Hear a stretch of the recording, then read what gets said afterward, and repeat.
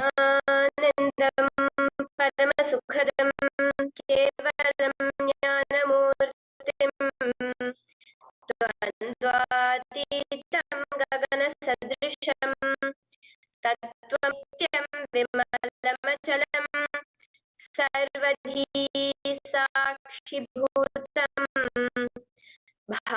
भावातीतं त्रिगुणरहितम्. Welcome to Nithyananda Yoga, where we dive deep into the source of our being, drawing from the original source of yoga itself, of a simple 308 asanas, the Dvitiya Vinyasa Krama, but in complex postures.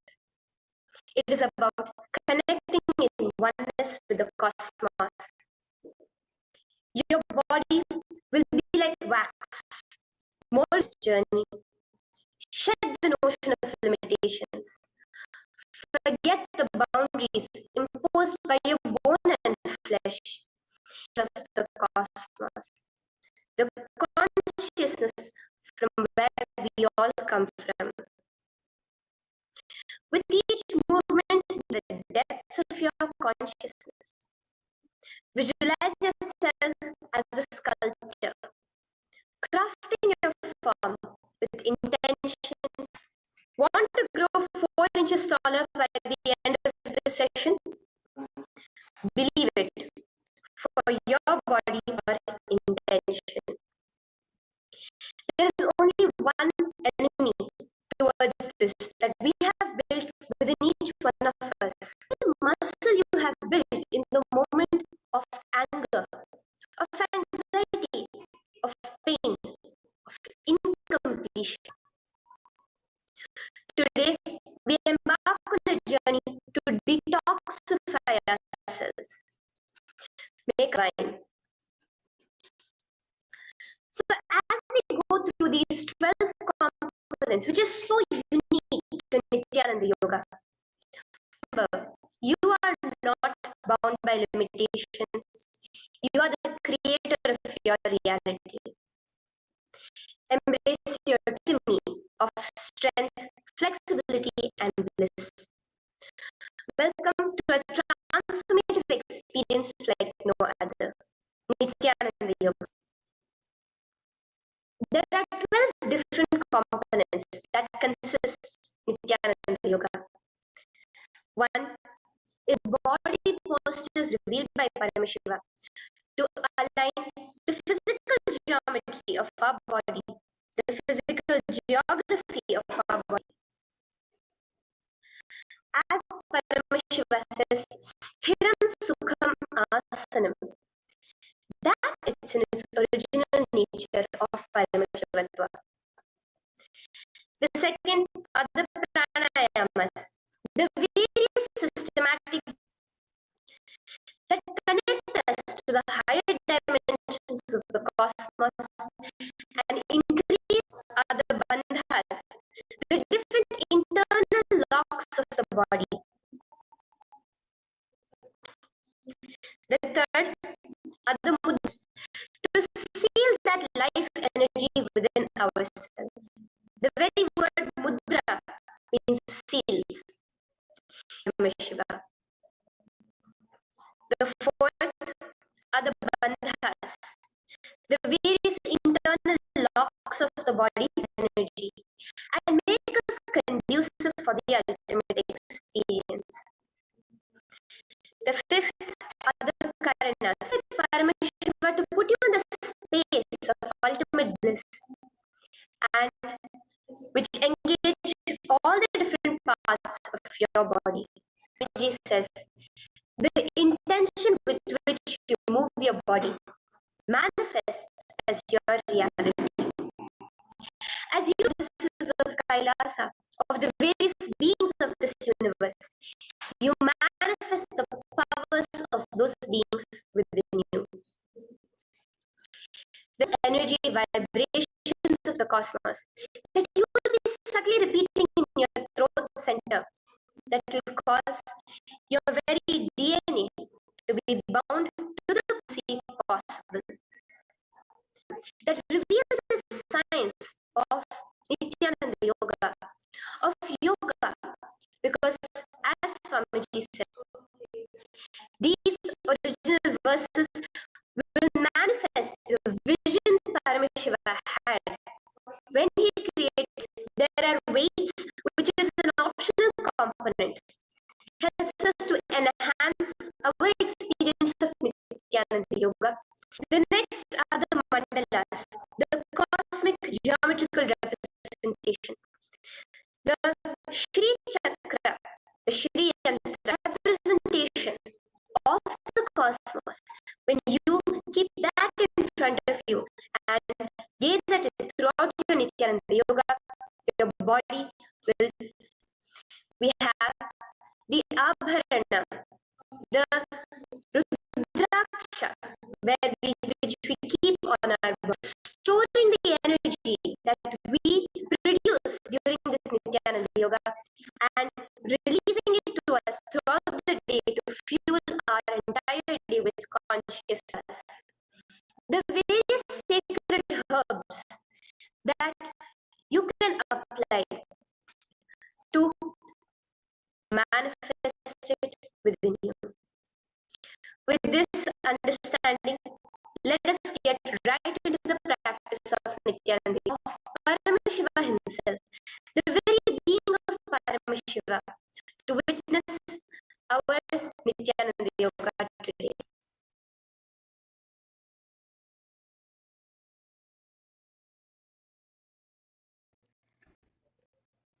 Let us now chant the Shiva Mula mantra 11 times. Om Ham Hom Shivaya Namaha. Om Ham Hom Shivaya Namaha. Om Ham Hom Shivaya Namaha. Om Ham Hom Shivaya Namaha. Om Ham Hom Shivam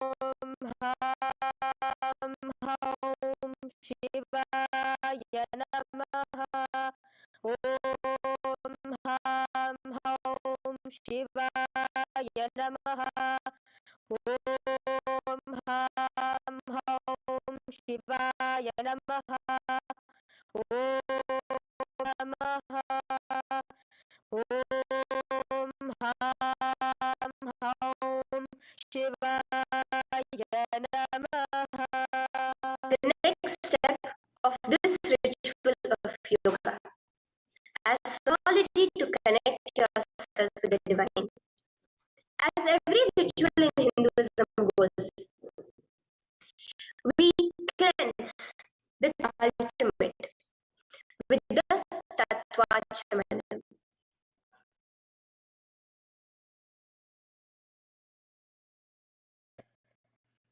The next is the Tattvachamanam.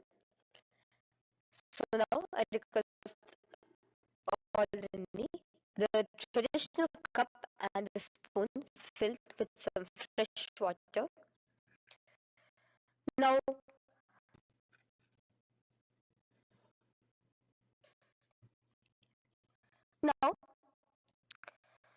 keeping your right hand, pour an udharani of water from the Panchapatram and chanting each of the following mantras internally.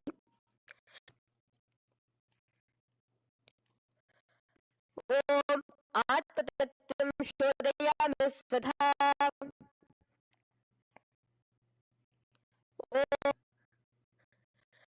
Om Shivatattvam Shodayami Svadha.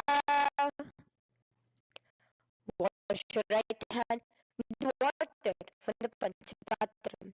Then the following mantra internally. Wipe the upper and lower lips twice using the base of the right hand thumb. Moving the hand from right palm, Hridayaya Namaha. Wash your right hand with water from the Panchapatram. Now, with the tips touch above the upper lips and below the lower lips.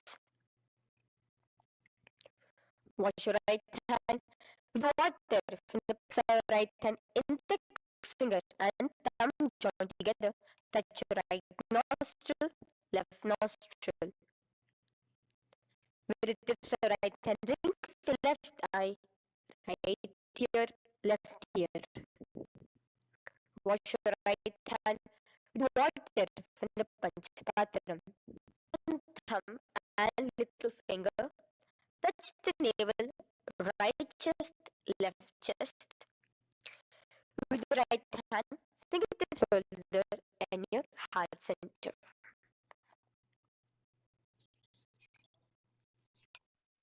With that, we have the sankalpa of our conscious intention. What is it today each one of us want to manifest through Nithyananda Yoga? Conscious intention, which directly happens with the blessings, with the grace of the Supreme Pontiff of Hinduism. Your intention manifesting as reality.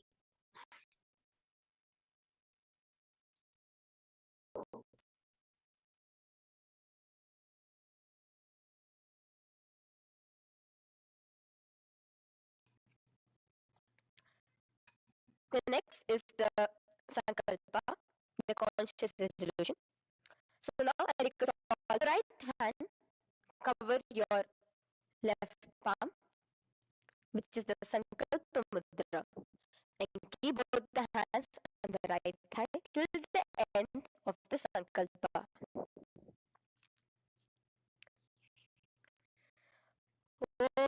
Om Mamopata Samasta Nithyananda Paramashiva Prityartham Shri Nithyanandeshwari Paramashiva Shakti Sameta Shri Nithyananda Shive Shobhane Muhurte Adha Brahmanaha Dvitiya Paradhe Shri Shvetavare अष्टाविंशतितमे नित्ययुगे प्रथमे पादे जम्बूद्वीपे भारतयोः दक्षिणे पार्श्वे शखाब्दे अस्मिन् वर्तमाने व्यवहारिके प्रभवादीनां षष्ठी शुभनाम संवत्सरे शुभायने शुभऋतौ शुभमासे शुभपक्षे शुभतिथौ शुभवासरयुक्ताय शुभकरण एवं गुणविशेषण विशिष्टायाम् अस्यां शुभतिथौ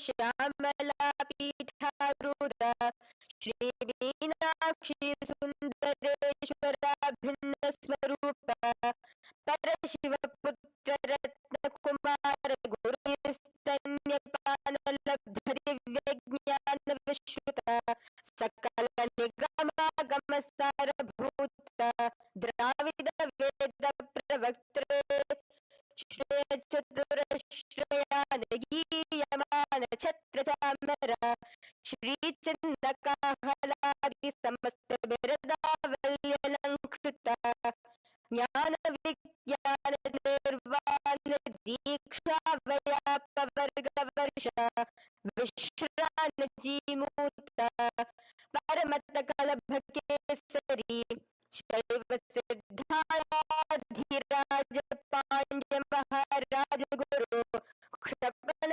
शाक्यादि महांधकार निवारण ज्ञान भानु विक श्रीमद वृषभध्वजस्थापक शैव समयकर्त्रे सर्वज्ञपीठारूढ श्रीजगद्गुरो श्रीज्ञानमाणिक्यवाचक स्वामिनाम् अवतारभूत श्री ज्ञान संबंध स्वामी पुनरुद्धृत्युत्तर द्विशततम गुरु महासन्निधान अरुणगिरि योगीश्वर परंपरागत अरुणाचल कैलास परंपरागत कांची कैलास सर्वज्ञ पीठ त्रयस्थम शुद्ध नित्योत्सव नित्य मंगल नित्य कल्याण नित्य Rajit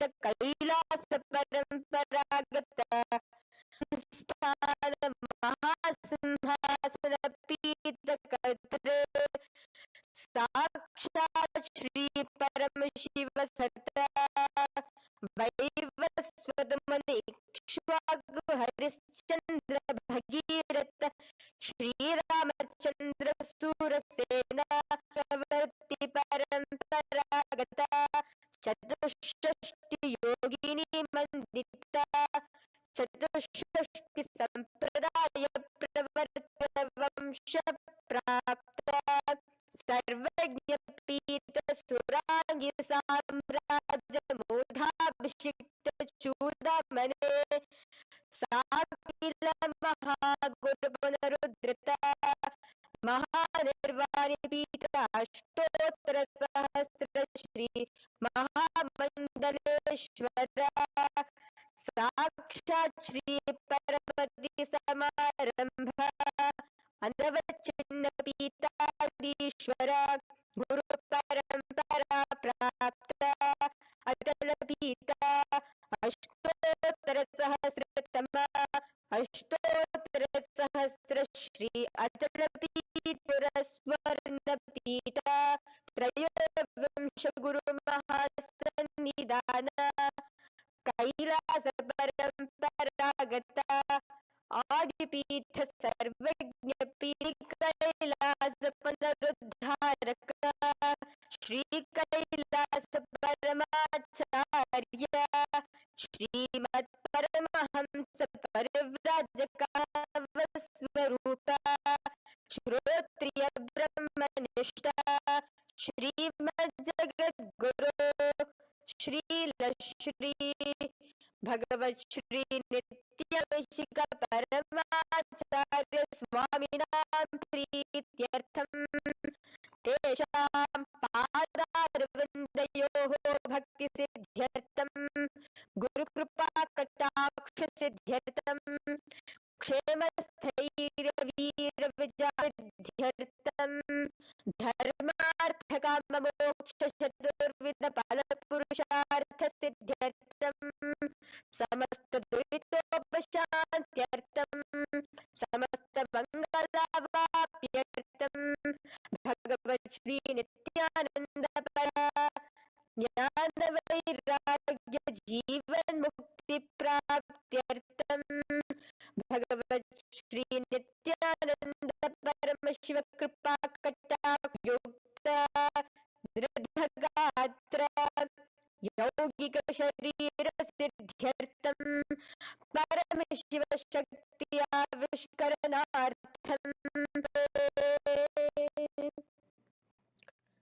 Now, what should I thank with water from the Panchapatram? Om Apaupas with the asanas. Okay? Sit first in a cross-legged position on the ground. Is into the Bindu Mudra with your thumbs and index fingers touching each other. Place it on top of your knees.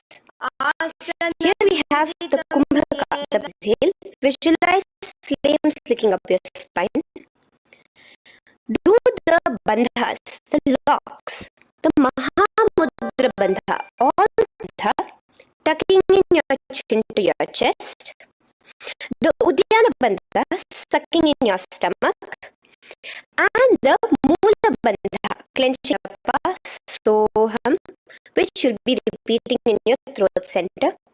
As you do Sukhasana, visualize Lord Shiva in your inner space. Now, from the seated position, bring both your feet to the opposite thighs. Clasp your hands together, raise it above your head. Keep your hands as straight as you can. Continue the Samana Kumbhaka and the Japa of Soham. Remain in Bandha. The sun, the stomach tucked in Udyana Bandha, and the clenched perineum in Mula Bandha. Here, the next asana is Hali Pavasana. Now slowly bring your feet together in front of your body as you stretch behind your back and clasp the left hand by your right. Lean forward, placing your forehead on the ground as you continue to engage all the three bandhas, the supreme pontiff of Hinduism, in your inner space. Now, in a similar position from Hali Pavasana, just in front of your body, place them on the ground, cupping your hands, making a hollow in Nagi Pavasana, the Japa, the Pranayama, and all three bandhas engaged. Now, raise up. This is Kokilasana. Mudra. Stretch your legs straight out and upwards. Cross it into Padmasana. Bring it to your opposite thighs. Lean forward and down on your stomach and clench the perineum in the Mahamudra Bandha. Visualize yourself as a bird in Kokilasana. Now, raise up again. Bring one ankle to the top of the opposite knee. Hold the elbows with your hands. Engage all the three bandhas and rotate your arms in a circular motion. Keep the spine completely straight. Supreme Pontiff of Hinduism in your inner space. Next is Gajasana. Press your hands onto the ground, up, your hips up high, lower your head and then chest, scooping your body forward, again into your stomach along with the Mula Bandha, clenching the perineum. Visualize yourself as an elephant. Now stop the movement slowly. In another dynamic asana, which is Rikshasana, you will while lifting the other heel up. Repeat this again and again. Now slowly come to a standing position. Stand tall on the tips of just your big toes. Keep your head, neck, straight legs and ring fingers to your heart in the Hridaya Mudra. Continue engaging the Udyana Bandha. Here we have a very interesting movement, which is the Karanas, the dance movements. So the first Karana is knee. So now stand in the Aramandi position, which is your heels touching together, the toes facing outwards, almost at a 45. Both your hands at your chest, elbows parallel to the ground. Twist one knee towards the center of your body. Raise it up, back across the body, back to the original position, your respective hand, up and across the body. Repeat this alternatively on both sides.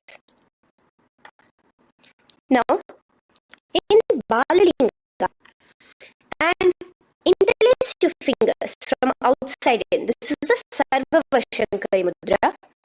Hold on to your knee, pulling it. Continue to keep your spine straight. Engage all the three bandhas, the Jalandhara bandha, the Udyana bandha, and the Mula bandha. Ekam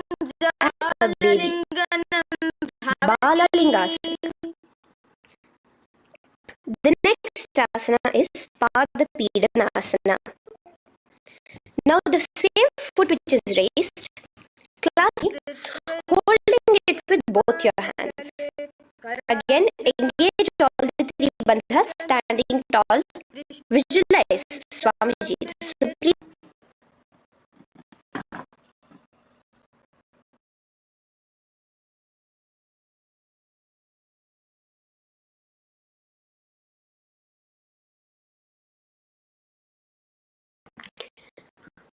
From here, let's enter into Natarajasana. Now, the same foot you're already holding behind your back, twist and pull the leg back. Extend the opposite hand forward with the index and thumbs together. Again, pull the foot back and up while leaning forward. In Natarajasana, hold your balance here. Here you will be engaging Nataraja, the Lord of Dance.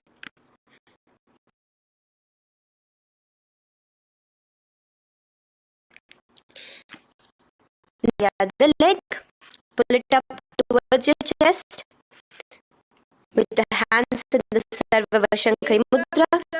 Engage all the three bandhas as you wish. Now pull your foot back into Padapidanasana. On the other side, remain with all the three bandhas engaged. Visualize and lean forward. Now, hands stretched in the Bindu Mudra into Natarajasana. Balance there as you visualize your. Now, come back to a standing position. Release your leg. Gain your balance as we enter into the Ardha Rechita Karana. Toes pointed outwards and knees bent. Now from this position, bring your right foot onto the tips of the toes behind the left heel. The heel to your chest, parallel to the ground again, and extend the right arm out and wide like a pendulum. Bring it back towards your chest. Now while your arm is the palm and then outwards.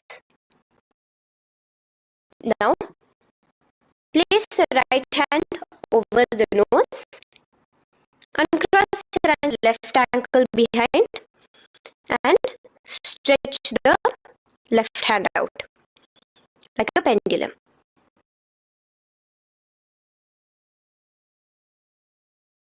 Bring it to your nose, uncross the ankles. Now let us enter into the skeleton dance. It's a very powerful meditation. It within your muscle memory can be completely wiped out through this skeleton dance. Just two simple steps. Now stand straight, visualize yourself as pure bones. There are no muscles, no veins, no nerves, tissues, organs, nothing. Check your body intensely.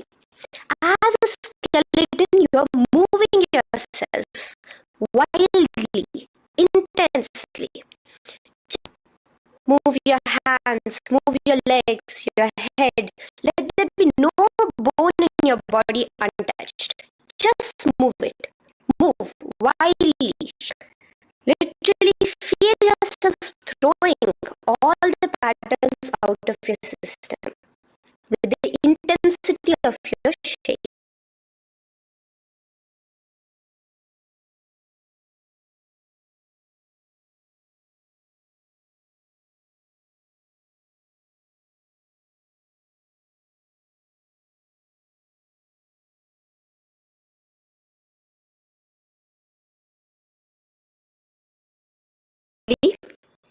calm down. Take a few steps, gain your breath back. That's a powerful meditation we did. Let us do the next. Do the Aramandi. Your toes outwards, knees bent with your feet together. Now here, raise your hands above your wrists with the palms facing forward and the back of the hands outward. Now from the crossed wrists, turn your hip towards the side. Turn by the waist sideways. Bring your hands back over the head and turn on the other. Let's twist out. Come back to the middle and twist out again. This is the Kati Chida Karana. Now stand tall. Raise your hands above, hands face each other, parallel to the ears. You're tall, pushing yourself, stretching yourself. Again, engage all the three bandhas. Tucking in your chest.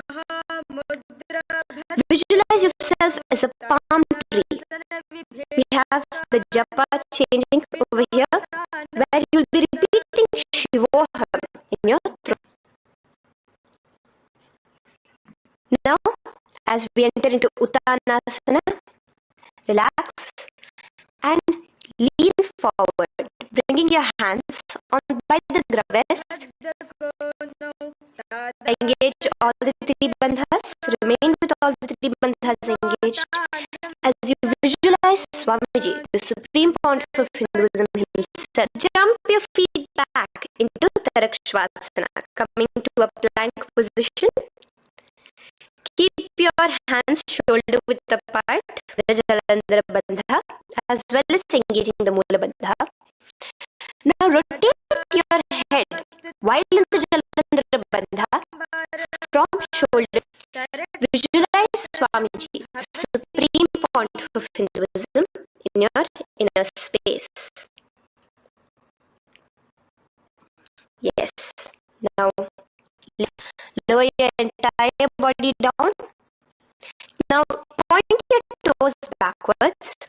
Keep your hands by the side of your chest and push yourself to hold yourself up. Open your mouth wide. Inhale through the hollow of your throat and exhale through your nose. You will visualize yourself as a cobra. Now come back into a plank position. So you can tuck in your in Shashasana, alternate bringing one knee towards your chest, back and forth. Repeat this again and again. Do the Sahaja Kumbhaka. Simple breathing in, breathing out. Visualize Swamiji, the Supreme Pontiff of Hinduism. Okay. Now place your legs back. Again, bring one foot between your hands and alternate jumping one foot back and bringing the other foot. Continue the Sahaja Kumbhaka and the Mula Bandha engaged as you visualize yourself as a chariot, a ratha. Now, into Virabhadrasana. Remain one leg in between your hands. So as you jump, one leg comes and raise yourself up into a standing position. So the front foot will be pointing forwards and the other leg, which is extended back, the foot will be pointed sideways at a 45-degree angle. Your ears. Do the Uddiyana Bandha along with the Mula Bandha, pulling in your stomach in. Gaze towards your third eye. Now relax down. Virabhadrasana on the other side. Stretch the Uddiyana Bandha and visualize yourself as Lord Virabhadra. Okay, bring your feet together now. Let them tall. Gain your balance here slowly. Bring one foot towards the inner thigh. Bring your palms together. Raise them up. Again, continue the Uddiyana Bandha. Sucking in your stomach. Gaze forward. Hold your balance. Visualize yourself Shasana. Now, slowly bring your hands down. Now, the foot which is in your inner thigh, bring it towards the opposite to the roots in the Namaskar Mudra in front of your heart center together. And visualize yourself here as Lord Garuda. This is Garudasana. Now let us repeat Vrikshasana on the other side. Slowly put your foot down. Bring the other foot to the inner thigh. Raise it and visualize yourself as a tree. Let's repeat Garudasana on the other side. Slowly bring the foot to the opposite thigh. Release the Uddiyana Bandha. Just engaging the Mula Bandha. Clenching your perineum. Visualize yourself as Lord Garuda. Okay, bring both your feet to the ground now and spread them far apart from each other. Now keep one leg toes stick sideways. Straighten your arms out parallel towards the ground. Bring your front arm down towards the front foot. Visualize yourself as a triangle in Trikonasana. Now raise up and let the position of your legs around and go forward. The other arm raised towards the sky. Visualize yourself. Now come back to a standing position. Bring your feet together. We are having another Karana. The Nikutaka Karana. Feet together, knees out wide. Here now bring your hands towards your chest, but keep both your palms parallel towards each other. Down to the toes with the heels up. And simultaneously bringing the right hand towards the top.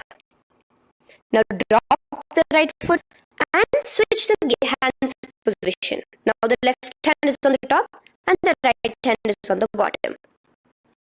Repeat and let us do this repeatedly. Position and sit down onto your toes.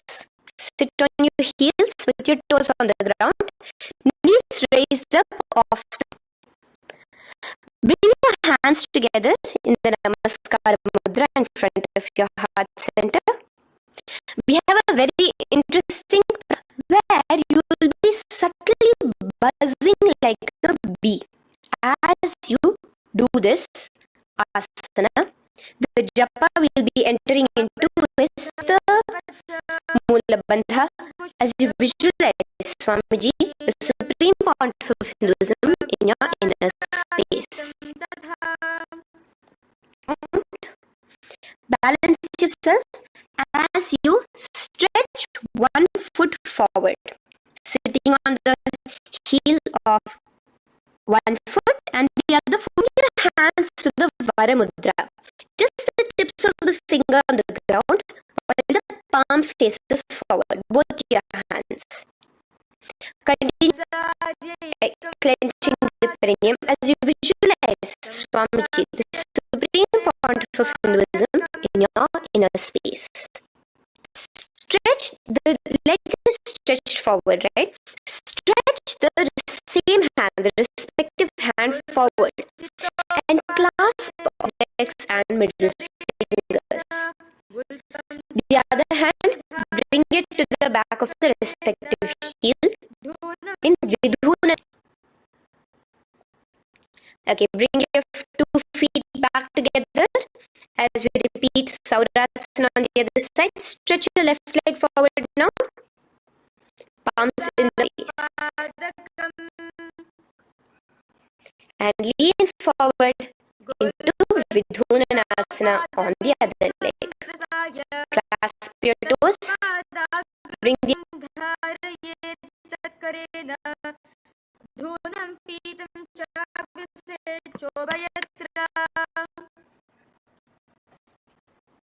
Now bring your 2 feet back together. As you continue to sit on the heel, bring your knees together in front of you. Now place your palms on top of the respective knees with the hands facing upwards, the palms facing upwards. Leave a slight gap between your engage the Jalandhara Bandha, tucking in your chin to your chest, and look between the gap between your hands. Brahma's Kapilasana. Now spread your knees wide and place them onto the ground. Keep your hands on the respective knees. Pull your stomach in as you visualize yourself as Mahakapila Muni, the first man that ever started thinking. In the same block of the stomach, but continue to clench your perineum in Mula Bandha as you switch your gaze to your third eye. So from your Supreme Pontiff of Hinduism in your inner space. Bhadra Gorakshasana. Next, just lift your knees off the ground, wide apart.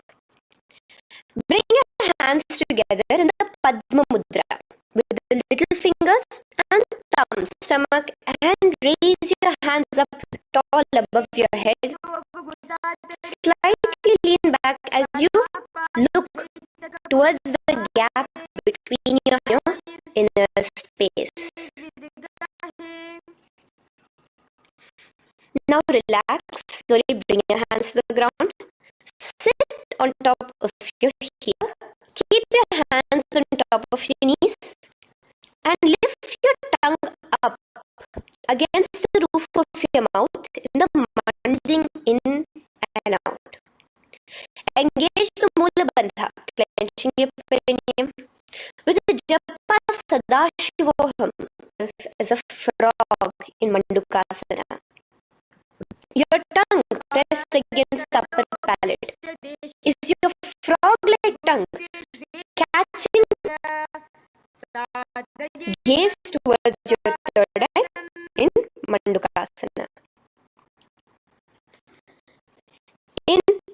Now from here itself, bring your hands to the opposite shoulders, remaining in the same seated position. Continue with the Uddiyana pressed against the top of your palate, visualizing yourself as a frog in Uttana Mandukasana. Slowly bring your slightly raise up and cross your ankles behind you. Sit on top of your crossed ankles. Keep your knees wide, hands. Open your mouth wide and stick out your tongue, exhaling forcefully. Gaze at the tip of your nose as a lion in Simhasana.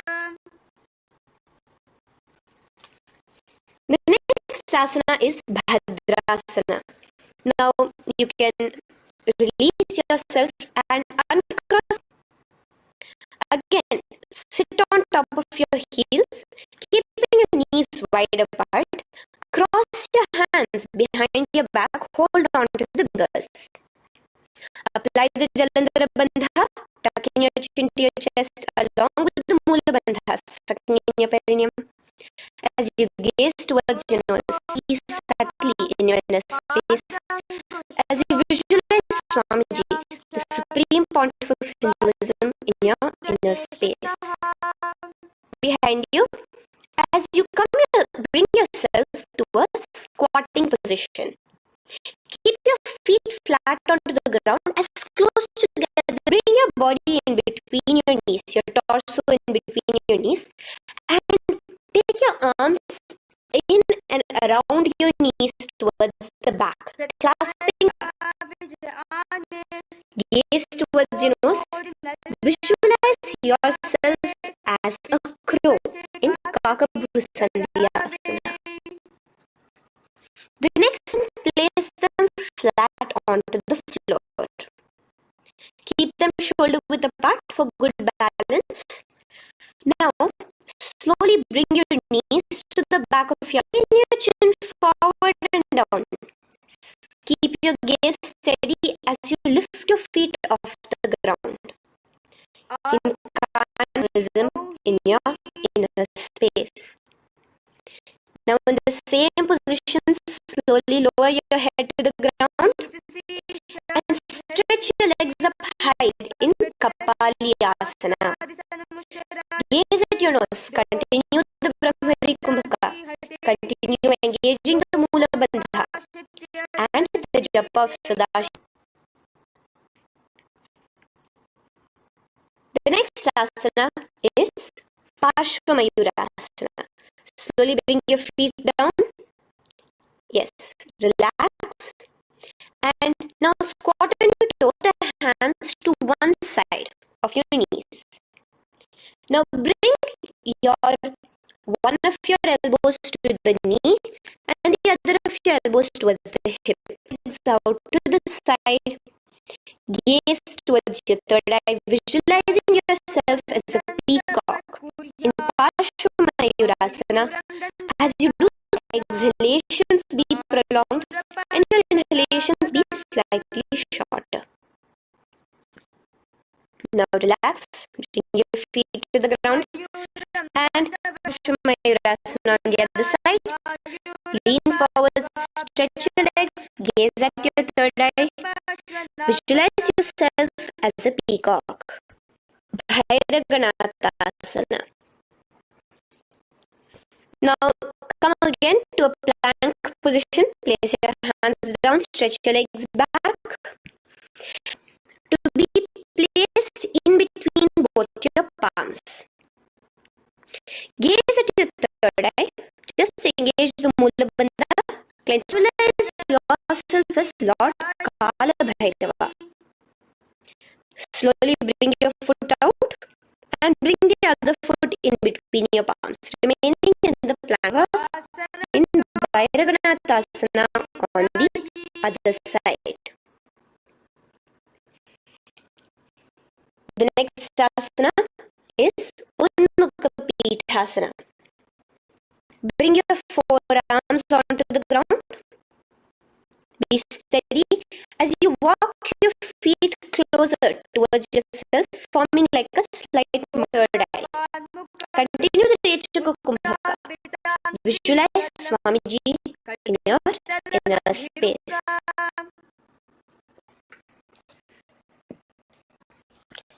The next, just raise yourself onto one of your hands. So release your forearms off the ground and raise yourself onto your right arm to the ground. As you raise your left arm straight above your head, visualize yourself as Rishi Vashishta.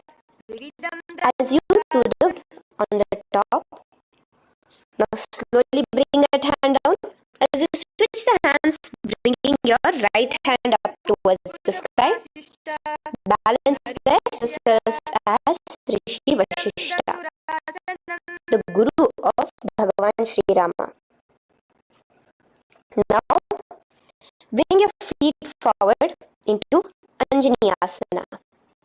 So here, with your legs pointed forward and sit on top of your hands. So keep your palms facing elbows into your body. Do the Rechaka Kumbhaka, continue the Rechaka Kumbhaka, engage the Jalandhara Bandha, tucking in your chin to your Hanuman in Anjaneyasana. Now, slowly release your hands from under your body as you lean forward into Paschimottanasana. Clasp your wrist. Lean forward and down. Bring your elbows to the ground, your forehead towards your knees. Engage all the three bandhas. The Mahamudra Bandha. As you with the new japa, Mahasadashivoham, starting here.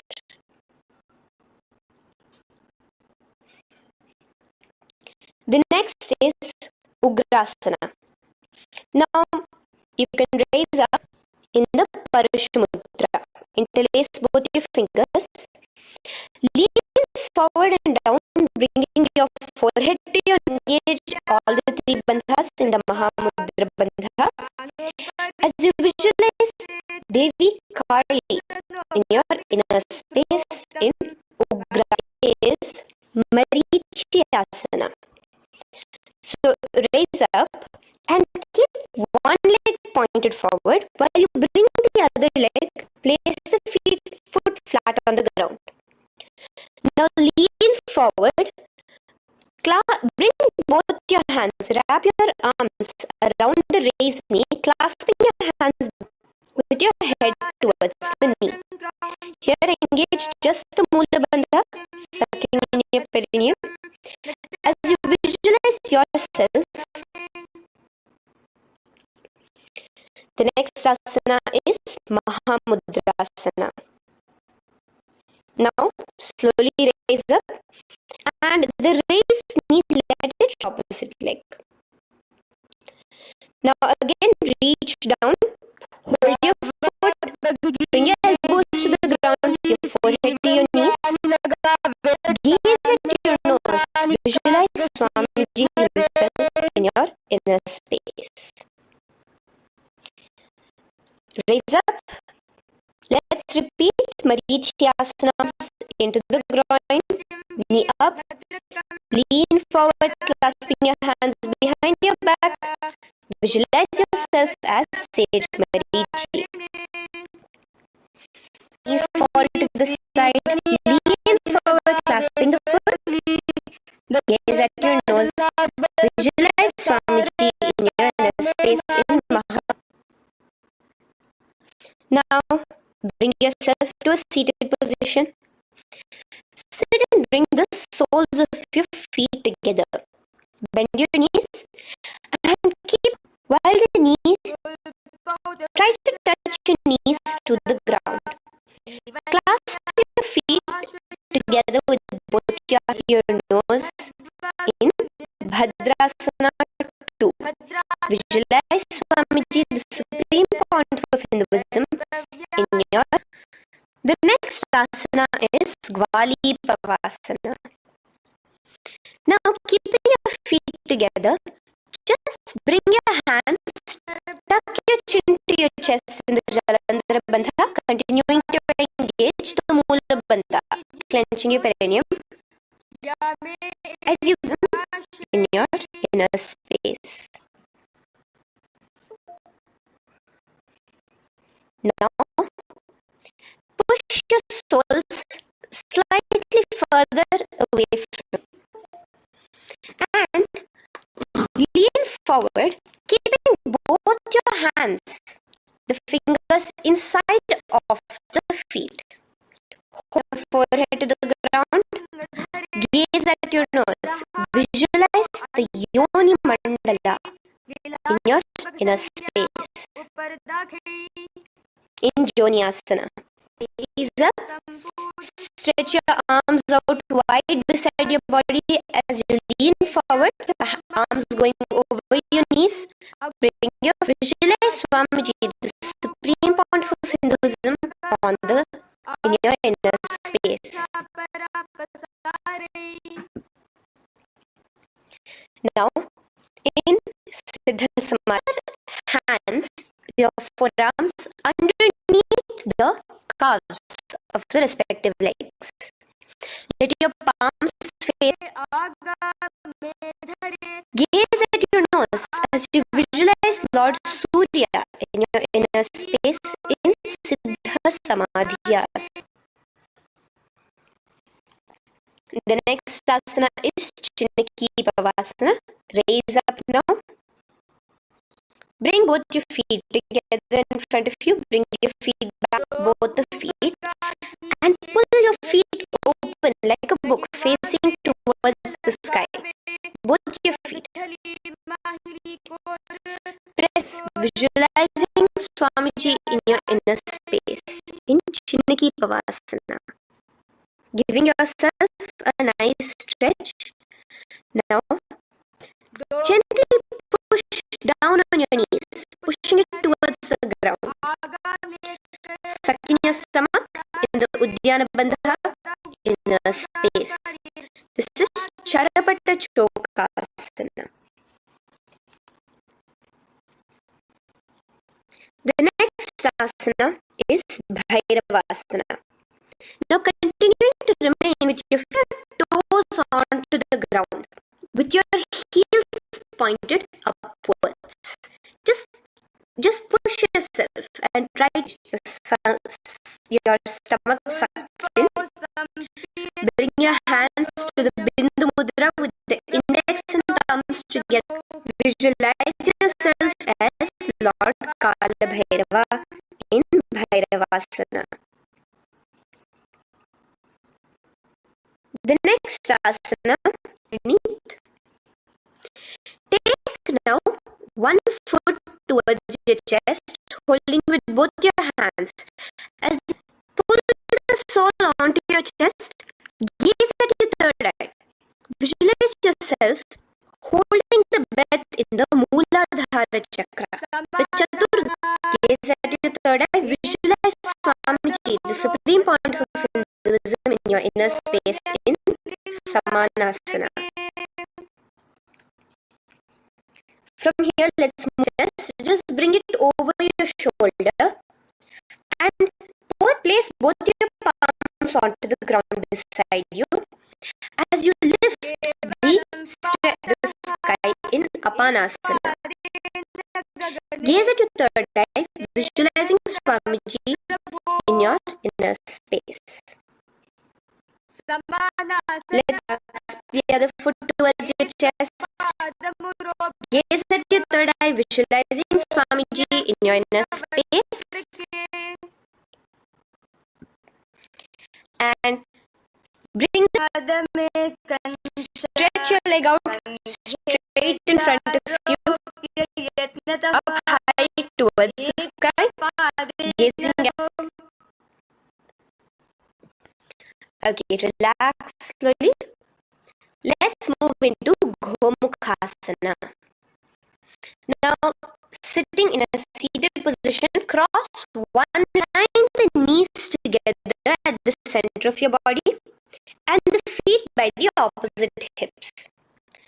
Place both your hands on top of the stack. Here we have a beautiful pranayama, a very cooling pranayama, which is the Sheetkari pranayama, where you will be inhaling and exhaling through your nose, creating a hissing sound. The japa will be for the neck.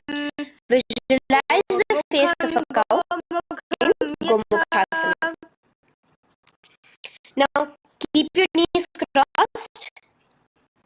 From the knees, bring your body, clasp the big toe in Prana Mudra, suck in your stomach in the Uddiyana Bandha. Visualize yourself. Now in Anusuyasana 2, just bring your hands behind your back, clasp together, interlace fingers, and nose to touch the ground in front of you. Just visualize yourself as Rishika Anusuya and gaze at you. Raise yourself up now. Now bring one foot towards the perineum, knee resting on the ground. Raise your other foot with the foot in front towards your chest. Place your hands on the respective knees. Keep your spine tall, just like the eagle vehicle Muddrasana 2. From here, moving into, keep both your hands, bring both your hands behind your neck and clasp them in the outward of the raised knee. Just keep your whole body outside of the raised knee. Gaze towards your third in your inner space. From Naradasana, let's enter into Matsya-Pitakasana. Wrap your respective arm across the knee, holding on to the opposite chin. Extend the opposite in Prana Mudra. Gaze towards your nose. Visualize Matsya Avatara, the fish form in Matsya Pitakasana.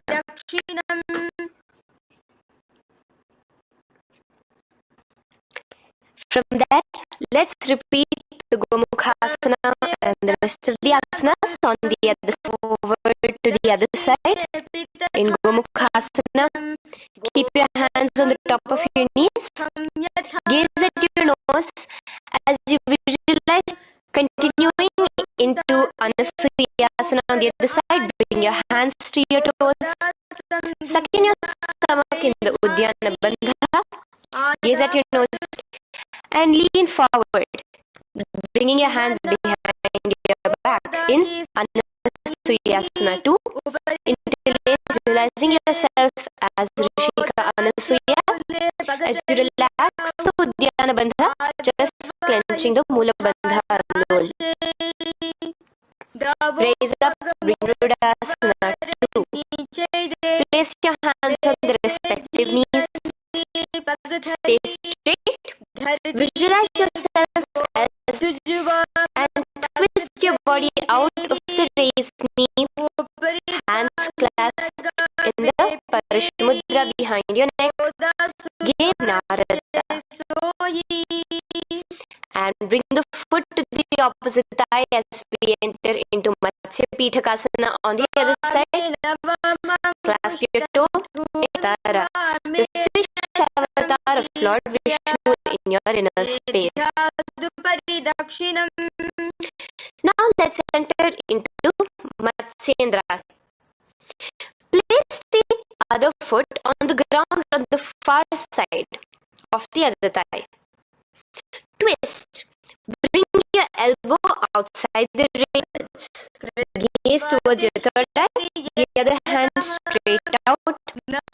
Visualize Matsyendranatha, the green space. Just switch your hands around. Straighten the hand that was originally bent. And visualize yourself as a camel. Continue to gaze at your third eye. Now, in the same position, continue to gaze at your third eye, visualizing Matsyendranatha, the master of Hatha Yoga in me. Take your foot off from the thigh. As we enter into Matsyendrasana on the other side, bring the other foot to the thigh. Elbows outside of the raised knee, hands on the head. The other hand stretched out back. Twist, gazing at your third eye. Switch the hands around as we enter into Kubhasana on the other side. Remember to visualize yourself with your hands out in Matsyendrasana 2 on the other side. Visualize Matsyendranatha in your mind with one leg on the thigh. Bring the other foot too to the opposite thigh in Padmasana. Engage all the three bandhas in the Mahamudra Bandha. Tucking your chin to your chest, sucking in your stomach and clenching your perineum. We have a new prana. Continue to inhale through the teeth without creating the hissing sound. And exhale through your nose. A new japa of gaze at your nose in Padmasana, visualizing yourself as Bhagavan Paramashiva. Now, keeping your legs in the clasping onto the toes with your index and middle fingers in the Prana Mudra. Gaze at your nose. Visualize yourself as Devi Parvati. Now, uncross your hands. Take your hands and insert it into the gap between your thighs and it out on the other side. As you balance on your hands, lifting your whole body off the ground, visualize yourself. Now relax. Take your hands out from inside your feet as we enter into Baddha Kekiasana. Please place your palms on the ground, fingers pointing towards the legs. Now keep your elbows together, pressing and extend your knees off the ground, visualizing Swamiji in your inner space. In the same position, visualize yourself as a peacock. Hold your balance. Relax. Now, yes. Lay down completely flat. Keep your feet pointing outwards, far away from each other. Place your forehead on the mat. Just relax, visualizing yourself as a crocodile. As we go back to the Sahaja Kumbhaka, the simple breathing engaged.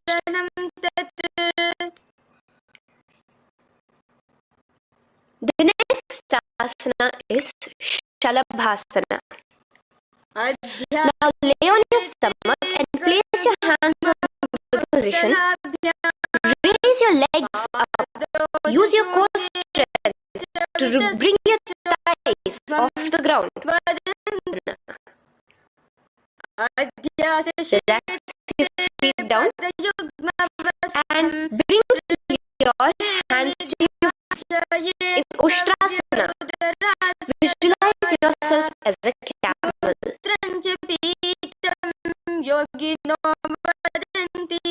Now is clasping your feet. Pull your feet towards the sky, lifting your chest and thighs off the. Visualize yourself as Paramashiva's bow. Relax slowly and come up to a sitting position. Both your knees with your head, neck and spine straight. Clench your perineum in the Moola Bandha. Place your hands on top of Swamiji, the Supreme Pontiff of Hinduism, in your inner space. From here we enter into Gohyasana. We have a couple of heads. Now place your forearms on the ground with your fingers interlocked. Ensure your elbows are at shoulder width, holding your head with your hands. Slowly walk your toes forward until your hips are slightly. Make sure not to lose your balance. Keep your knees bent together at your chest. Toes pointed upwards. From here, stretch your legs out into Shirasasana, continuing to hold the balance that space. Bring your feet to the ground. Relax slowly. The next asana is Podhyasana. So come to a seated position and your forehead to your knees. Visualize Swamiji in your inner space. Here we have a new quilling forcefully, making the sound of a bellows.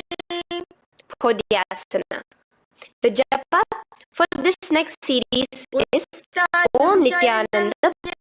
Relax yourself. Continue to remain balanced with your legs up. Just bring your hands to the opposite shoulders. as you gaze towards your third eye. Now relax. Keep your elbows and palms onto the ground. And now Kasana. Continuing to gaze towards your third eye. Remember to continue the Bhastrika Kumbhaka. Now, continuing to keep your balance. Just bring your hands to your feet towards the chest. Keep your spine upright. Gaze towards your nose, the most ferocious form of Paramashiva. Now lay on your back so you can remove your hands from underneath your feet and lay on your back pointed upwards. Now place your palms down. Just let your fingers touch the back of your heel. Do not clasp your feet. Lift your hips up high, pressing the feet onto the ground. Chin tucked to the chest, visualizing Swamiji in Unmukha Pithasana 2. Now lay onto the ground in Shavasana. Just lay completely with your body. Just unclutch from any movement happening within you. Swamiji is just liberating you.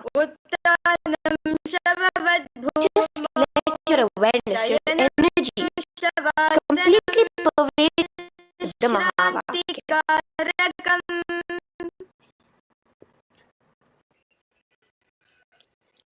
Roll over to one side and come to a seated position. In a seated position, let us get continued with the sequence. We have 200 asana. In Yathasana, Ishtasana, sit in any posture. You are completely Mudra with the thumbs and index touching. Start off with the Samana Kumbhaka, spine. Clench your perineum in the Mula Bandha with the Japa. Om Nithyananda Paramashivoham Swamiji in your inner space. From here, moving into Samasana, where you bring your hands on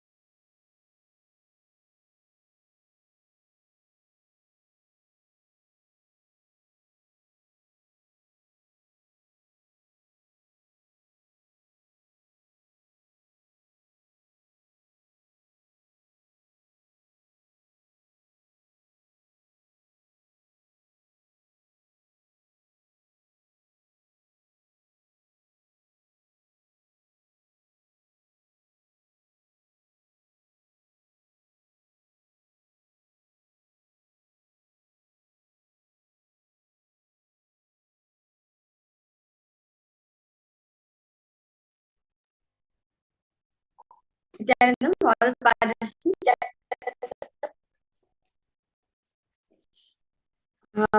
Mary, yes. Mazik's one, you.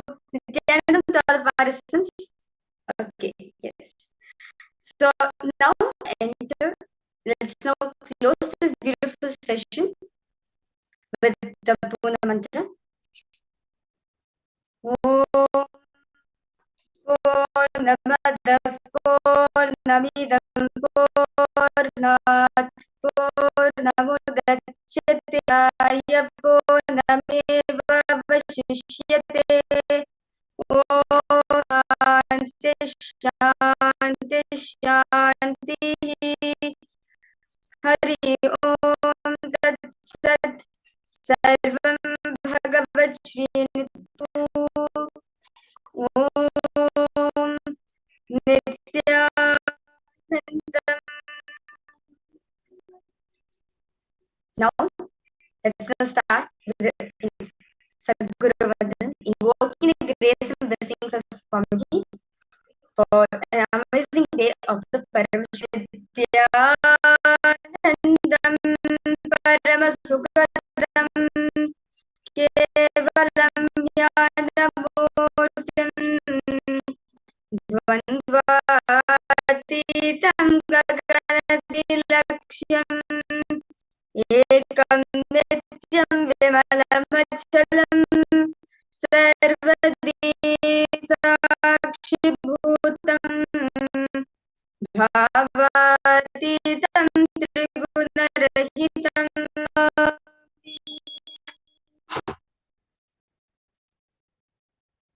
Nithyanandam, all participants. Okay. I would like to request all participants to post how was the Nithyananda Yoga for all of you program. I request all of you to post how was the Nithyananda Yoga. Like all of you are doing Nithyananda Yoga for almost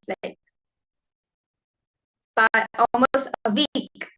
So where all of you beautifully did the Dvitiya Vinyasa, the Prathama Vinyasa Krama, the 108 sequences. Yes, I see Shanaya, you join you. Mazik's one, you, Nithyanandam. Yes, Nithyanandam. I request all participants to post how was the yoga for all of you. How was the Nithyananda Yoga?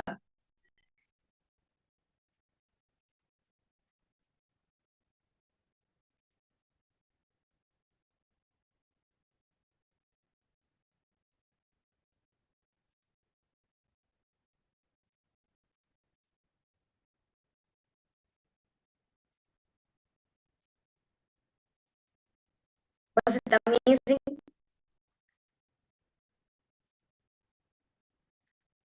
Okay, you just arrived, Ma'am Mary. Namaskar. Nithyananda, yes, nice to see you.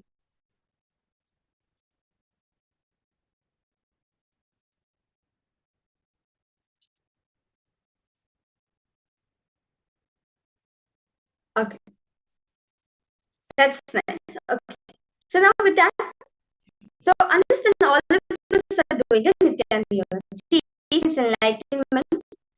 You only need two things. One, having a yogic body. Building your whole body with the yoga. Solutions which you are getting from the sessions. The powerful cognitions, the various clicks, revelations Swamiji is giving. All the principles Swamiji is giving. So understand all the participants. So when we are doing the Nithyananda Yoga, we are building up our whole body. For us to receive the enlightenment, Swamiji says, just by having yogic body, if you are having a yogic body, strong body, ability to hold fast, you need to prepare your body body with that energy, with the intense. At the end of the day, when all of us are sitting for darshan, you are receiving that darshan from Swamiji. Your body receives that energy, gets absorbed into us. In this Nithyananda yoga, we are now going to be having a power manifestation session. So request all participants now to please settle down with your eye bands.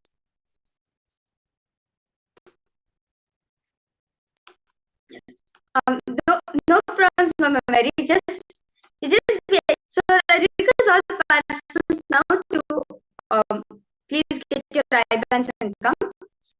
Or if you do not have an eye band, and you can use it as an eye band. So with that, so let's now listen to the Shastra Pramana, what Paramashivoham says. See, this is important as we always have to be in alignment to what Paramashiva is saying. So this important source scriptures. So Paramashiva reveals the Vijnana Bhairava Tantra, Sutra 34, Dharana 11. Paramashiva says, Kapalantanaha Kramena Manasodhardhyan Lakshaye Lakshamuttamam. The translation goes, by fixed and sitting stably without any movement, having the eyes closed in succession. By stability, third eye. One directly sees the ultimate goal, Laksham, by having the vision beyond the sight that reveals any object or place, attaining the space of oneness with the source and meaning. The meaning goes that when you're fixing the mind on the inner space within the crown center, very beautifully, all of us and learned about the mind on the inner space within the crown center. Meaning, when you put your awareness in the crown center and having the body in full restful awareness without any movements, and by that stability of the mind in inner space, once you put your awareness in your inner space, lots of awareness, peace, calm, stability, you bring into your inner space. And the power of the third. Understand? Going means what? Experiencing the oneness with everything. You're able to the third eye. You're able to see the colors, numbers, images, places, all the things you're able to do. You're able to see the space with Swamiji. And Shri Krishna also speaks about this power in the Bhagavad Gita, chapter 11, Shakti Drashtam Anenaiva Svachakshusha Divyam Dadamite Chakshuhu, that to Arjuna. The two physical eyes which you are having is limited. Does that have the ability to perform is beyond this visible range. It's beyond your eyesight itself. Radhamide Chakshu, Divya Chakshu is the third eye. So Krishna is initiating Arjuna for a third eye. Understand? In the 11th chapter of the Bhagavad Gita, which contains the detailed description of Sri Krishna's Krishna through the third eye. And Swamiji also manifests this power at the age of 12. Swamiji is sitting in a corridor all around above him. The whole 360-degree vision Swamiji is able to see. Not just that,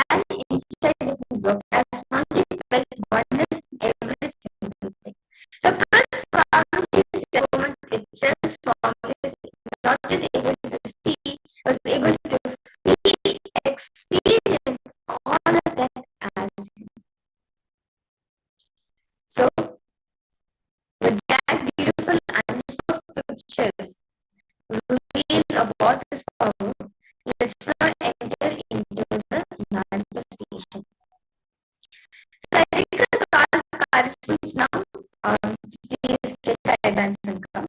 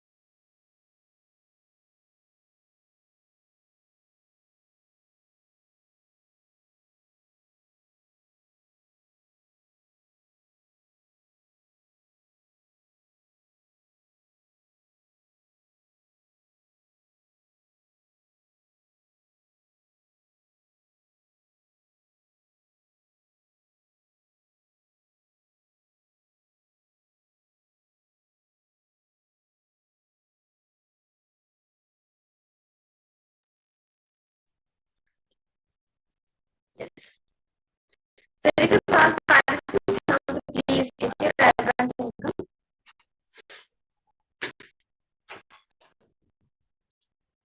Then, Mary, how are you, ma'am?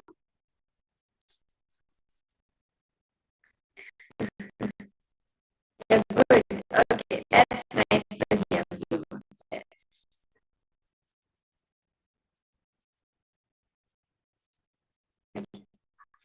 So now you, so now, I request all participants, please tie your eyes, close your eyes with the eye, and right.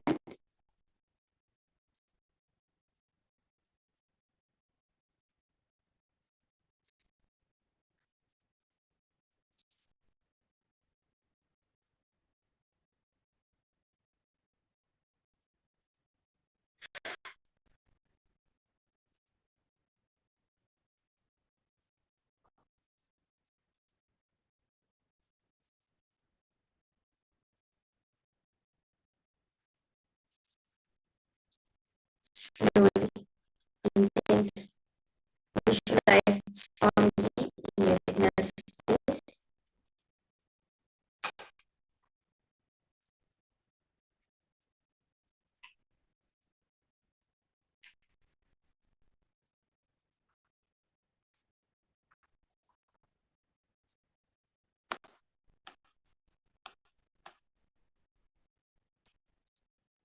Intense, start chanting the Mahavakya.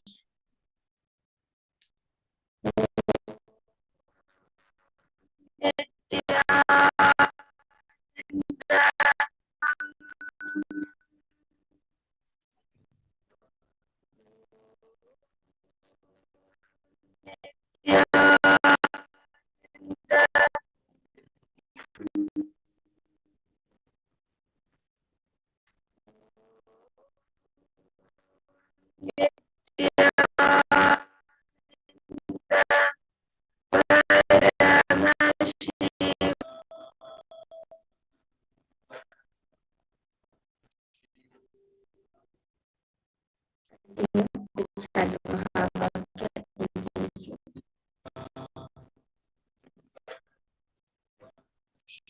Now, for all questions, I request all participants to ask Swamiji to reveal what is the number which is represented and what number is this. I request all participants to go in. In case they chant the Mahavakya, start conversing with Swamiji. Is going to reveal the answer in details. I request all participants start.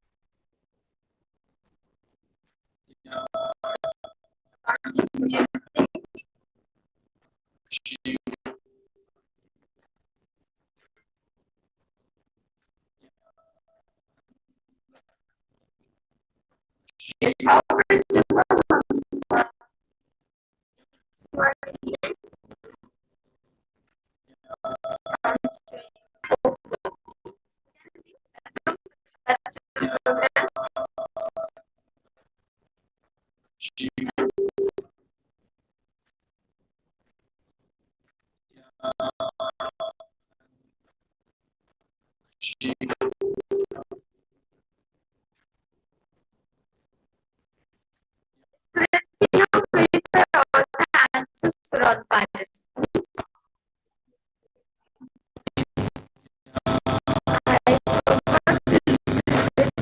Focusing on the number and enjoy your time with Swami. The more you speak time with him, the more and more he is revealing himself. Keep talking to Swami, synchronizing power and state. Especially whenever I just talk to Swamiji. I do this one. No, I just speak Swamiji. Swamiji again. I just have a full on conversation with Swamiji about this one.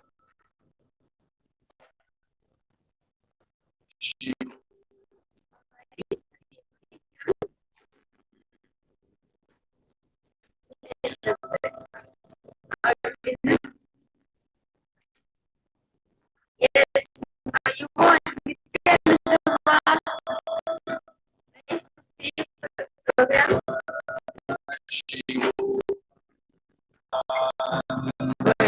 Okay. So, Mary, don't worry. Just formal manifestation. I talk to Swamiji only. I just talk to Swamiji speaking. Especially 9% for a project. I just talk to Swamiji. What is the part?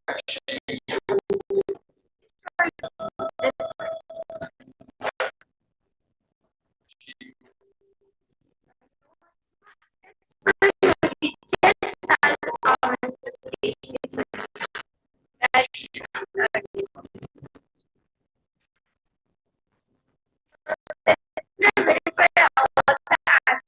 for all participants.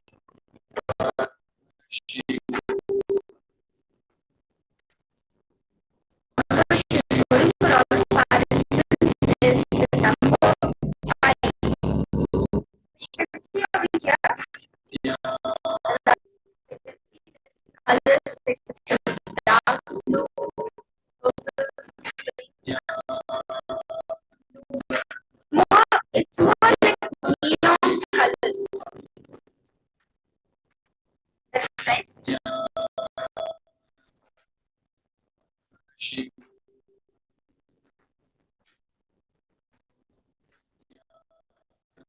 So now all the participants from Paramashivoham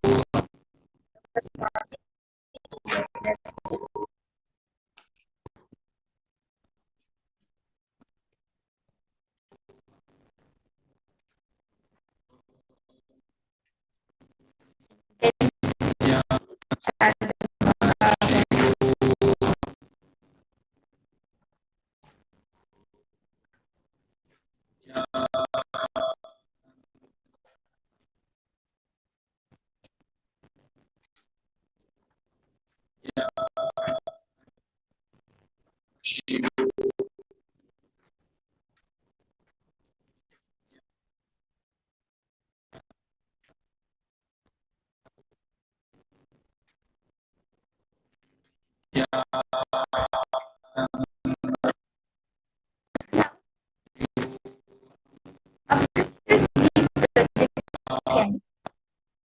What number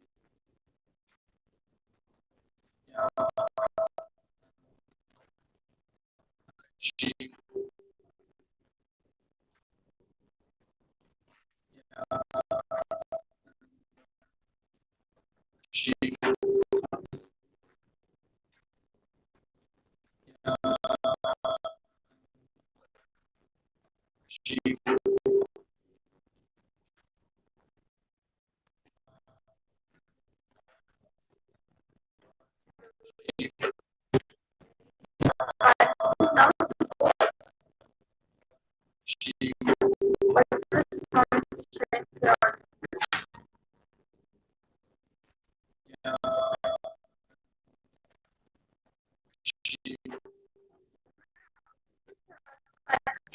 Is my sound here?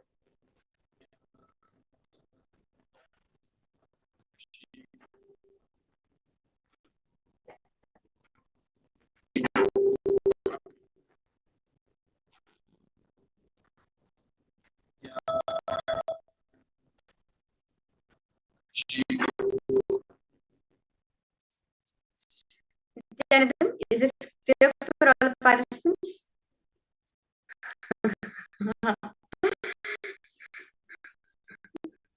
My yawning is like, whoa.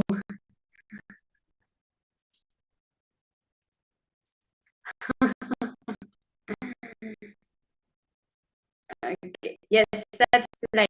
Okay, that's nice, ma. How about for you, mama? You want what is from to show you?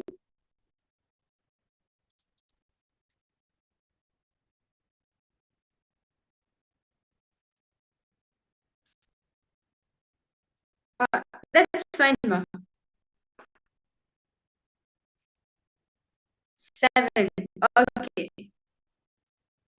How about for you, Shonaya and ma Zeke, on you?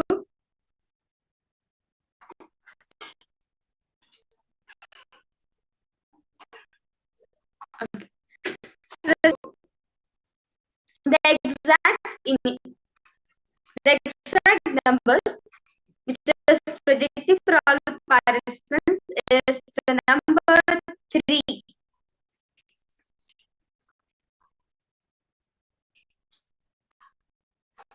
So you can see,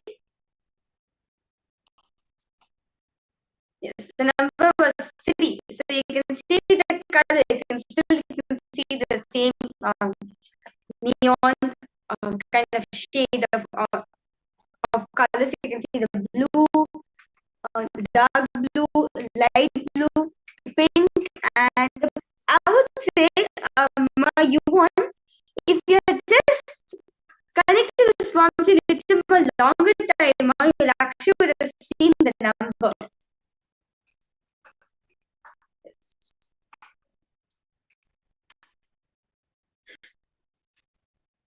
So again, at least you're able to see the colors blue.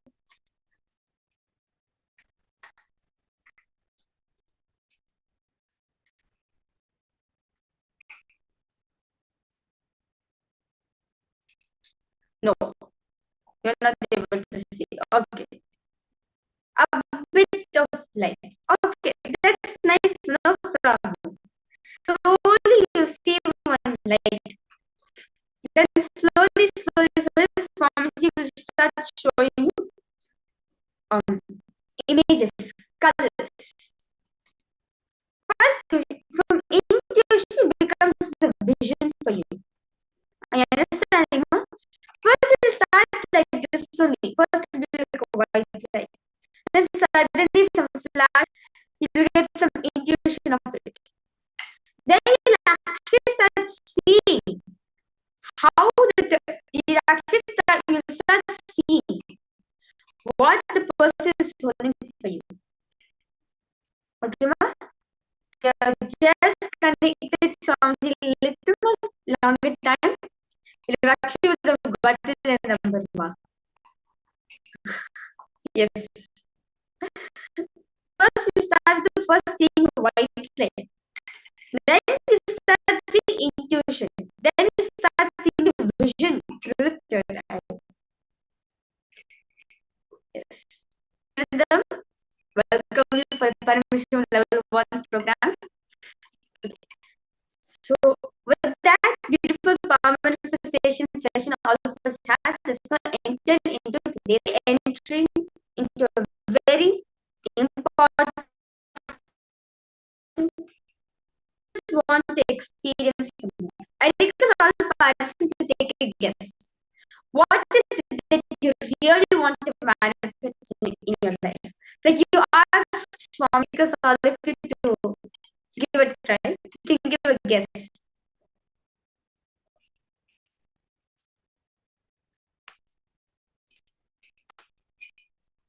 What's the topic we're going to learn today? It's the most amazing topic where if you have realized this state, you know how to manifest life. And Swamiji is in the state 24/7. And we ask Swamiji for this. What is it? I can see my Mary is thinking very intensely. What is the word? If you achieve this, you will get abundance naturally. Abundance will follow you.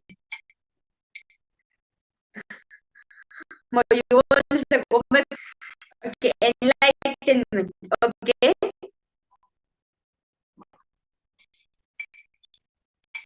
That's right. Mary, give it a try, ma. That's fine. You want to possess self-realization. Okay, but I think self-realization gives you something. The experience of that. What is it? Achieve this state. You will be liberated from everything. What is it? Can give you all the hints and clues for all of those. Through self-realization, you achieve the state, and by achieving the state, you experience liberation. Then what is it then? Swamiji is always in the state.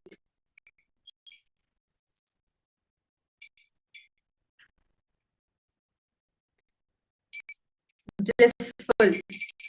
Nirvikalpa Samadhi. Okay? Participants, all of you are going to be learning about living enlightenment.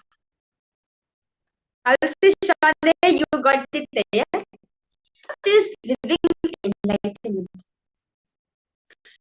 See, living enlightenment, Swamiji says, it's more than that. It's more than a state, more than a space. Swamiji says, God designed this world with only one purpose. To make you wants to bring the moon. Just like a lover wants to bring the moon and the stars for his beloved.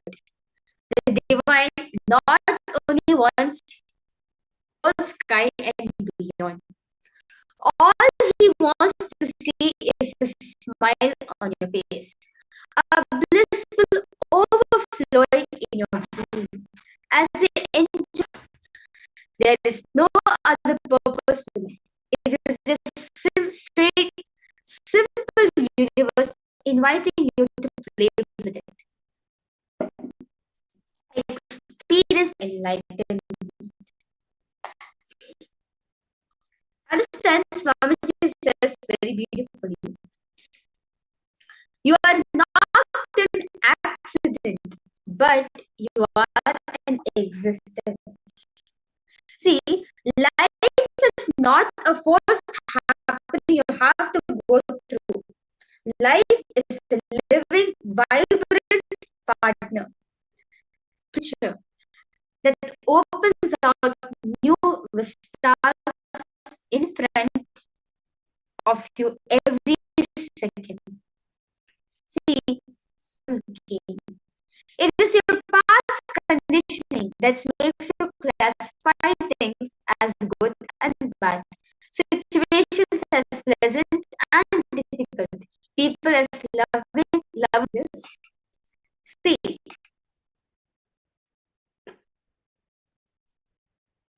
all of us are a unique manifestation of God. We need to understand. The first and fundamental thing all of us need to understand. And if you're attending the Paramashivoham program, if you're here right now, understand it is not an incident which made you to be here. So that you can experience what is the space. Whenever you think life is throwing surprises at you, life wants to understand you. Like how, see, most of the time it feels so difficult, especially when we're especially when you're facing difficulties in wealth, health. But understand and you more better. That's it. It is curious to know about you. Just like a mischievous. It just says, if I talk like this, what will you do? If I ask like this, what will you do? And all the manifestations in your life is nothing but a simple play by the cosmos. I would say it's a simple play in your life. I'll be go on testing. That's the way I relate with you. That's the way I'm testing.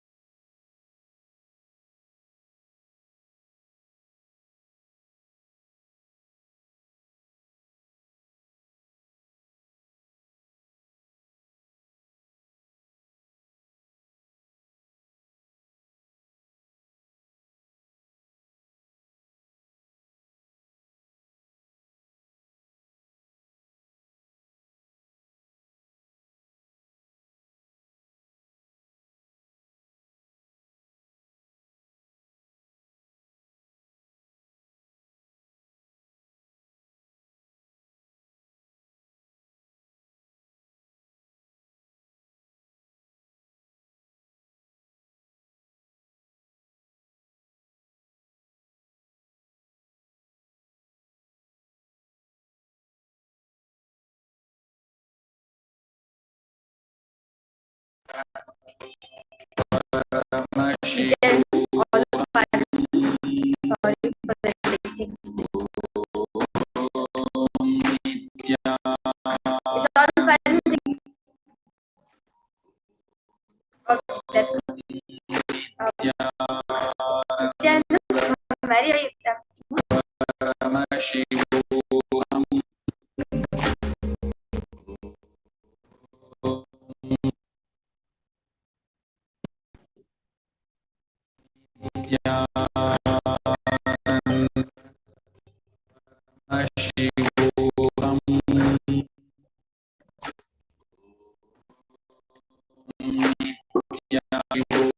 I request you.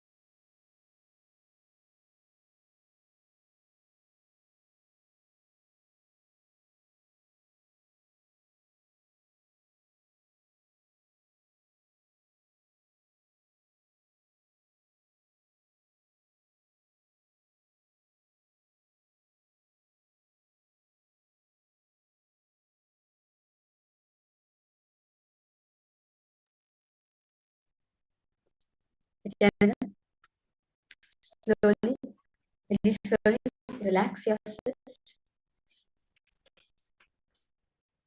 Understand all the participants.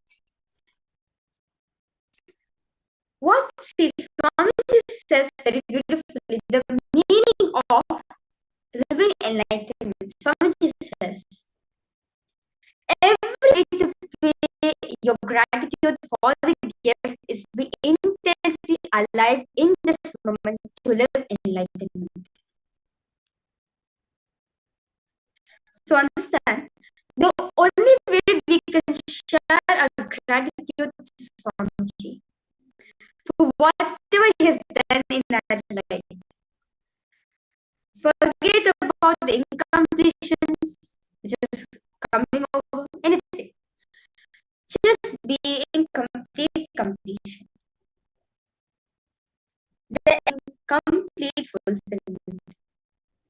Swamiji says that if you're experiencing complete fulfillment in your life, in every field, first, the first thing you experience is fulfillment, intense contentment within yourself. You are just overflowing within yourself. So, you're so full onto yourself. This is the state in which all enlightened masters live. This human being is designed to live. So all participants understand. I request all of you to pause if any questions, any doubts you have. Do feel free to post in the chat. This phase of fulfillment, complete fulfillment in every single time, in every single moment of life, is living in life. As Swamiji says that whether you give me I'm happy with it. I'm fulfilled with it.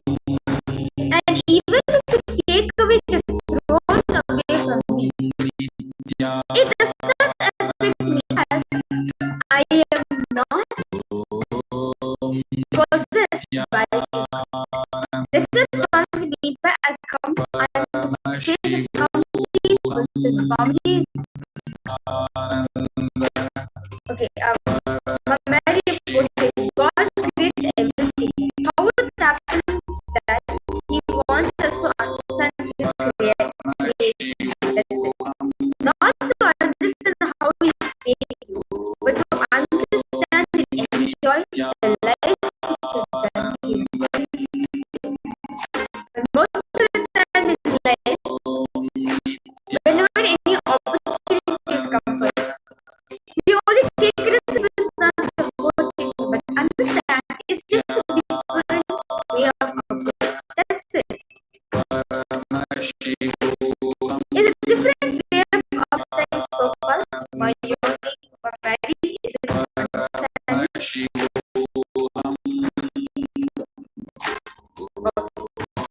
That's it.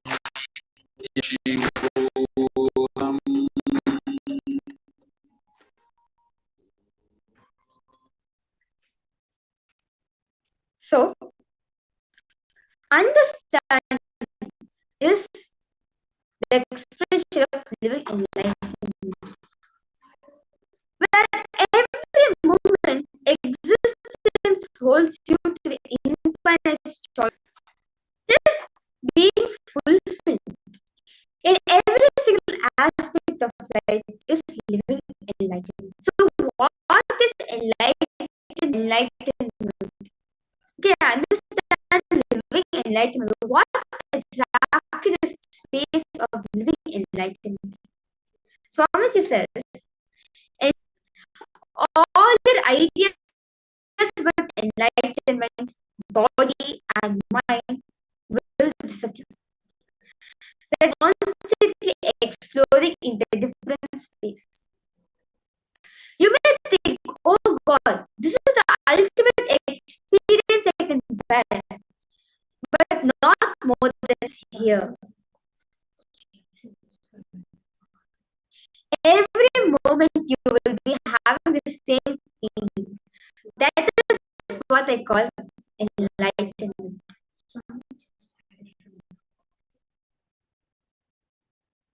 Concept to enlightenment. Constantly upgrading your cognitions is living enlightenment.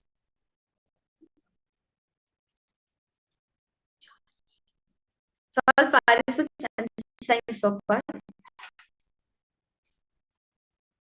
Constancy, Swamiji very beautifully says, what do you know about God is not God. What you do not know about God is only God. So understand, it is not the ultimate. What you do not know is ultimate. Seek for that. And that's the space of living enlightenment. The ultimate. Seeking the ultimate. Understanding what do you have and seeking more is enlightenment.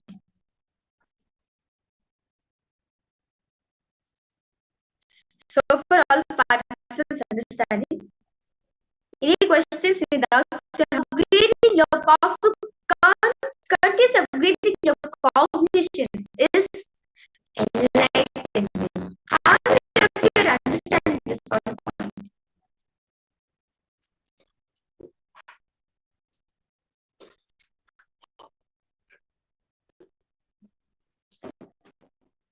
Yes, true, Mama Yoni. Yes. Ultimate, yes, ultimate fulfillment is enlightenment.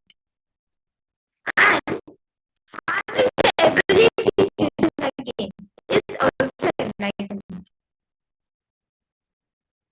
Okay, see, to give an example, okay, all of us have a particular understanding about Swamiji, right? Supreme Pontiff of Hinduism. He is the avatar of Paramashivoham. He has gone, his famous statement is, I am here to, I am not here to prove that I am God, I am here to prove that you are God. But what the understanding you have of Swamiji is not Swamiji. You have to go beyond that. You have to go on seeking. He is more than that. Yes, that's very important. Seeking for that is we call enlightenment. Mary, are you understanding more? Little bit you're understanding. Okay, you're understanding. Okay, that's good. So understand example. Okay, I give a normal example. Okay, all of, let's say you want to go in life to become a millionaire. Okay, so you work very hard. You become a millionaire. Once you become a millionaire right now, let me sit and relax myself. I've done all the hard work. Let me sit and relax right now, right? That's it, I've done in my life. Right? But you're not able to understand clearly. His sound is not good.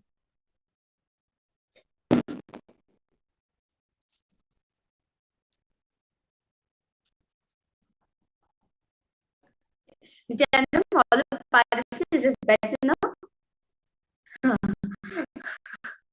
What you want?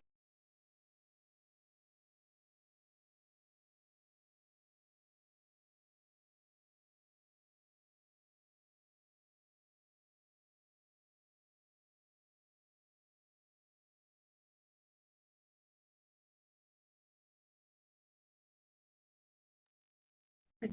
See, okay, understand. Okay, Mary, now all of us have a certain idea of becoming a millionaire. You feel becoming a millionaire is the ultimate. Once you become earned, that's a typical thing all of us will do, right? I've earned so much in my life. It's my time to sit and enjoy my life right now. But not the ultimate. Let's seek the next. This is what Swamiji meant by excellence, where you seek for more. Millionaire is nice. Once you become a billionaire, become a trillionaire, and going on to more and more and more. Are you understanding, ma? Continuous of your cognitions is enlightenment. So, the same perception you carry about Swamiji, it is not an understanding about Swamiji, it is not the ultimate. You have to rejuvenate your cognitions. That's it. That is what we call enlightenment. So, for all the participants understanding, then welcome you for the Paramashivoham program. Okay. So, Mary have asked, what is the exact meaning of Parama? Seeking the ultimate is Parama. Parama means ultimate, right? But seeking for more and more. What you cognize is ultimate, seek for more. That is Parama.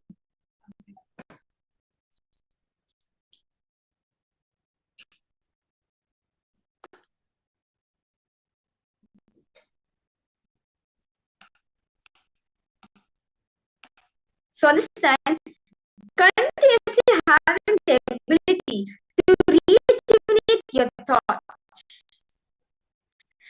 Living enlightenment is the exact definition Swamiji is giving for continuum.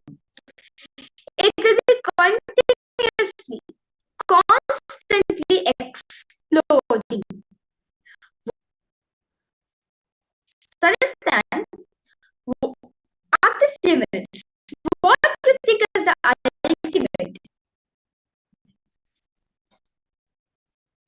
The limited continuum, the whole thing is changing continuously. It means that your idea about enlightenment is not enlightenment. Something which is much more than your cognitions is enlightenment. So now, what is living enlightenment? Now, what is Jivan Mukti? Living enlightenment.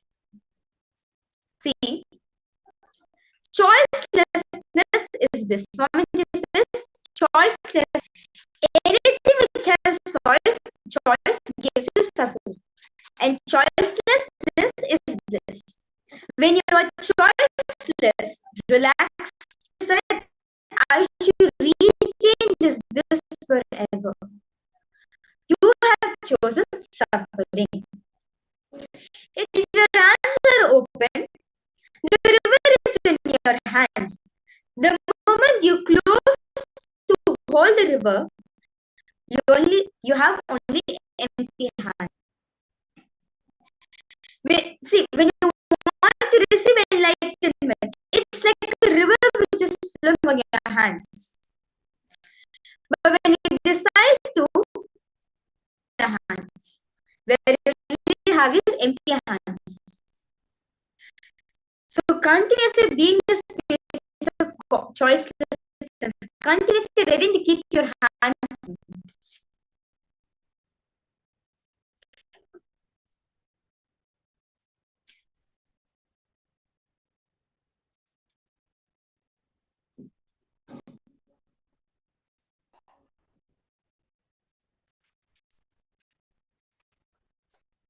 Understand all the participants.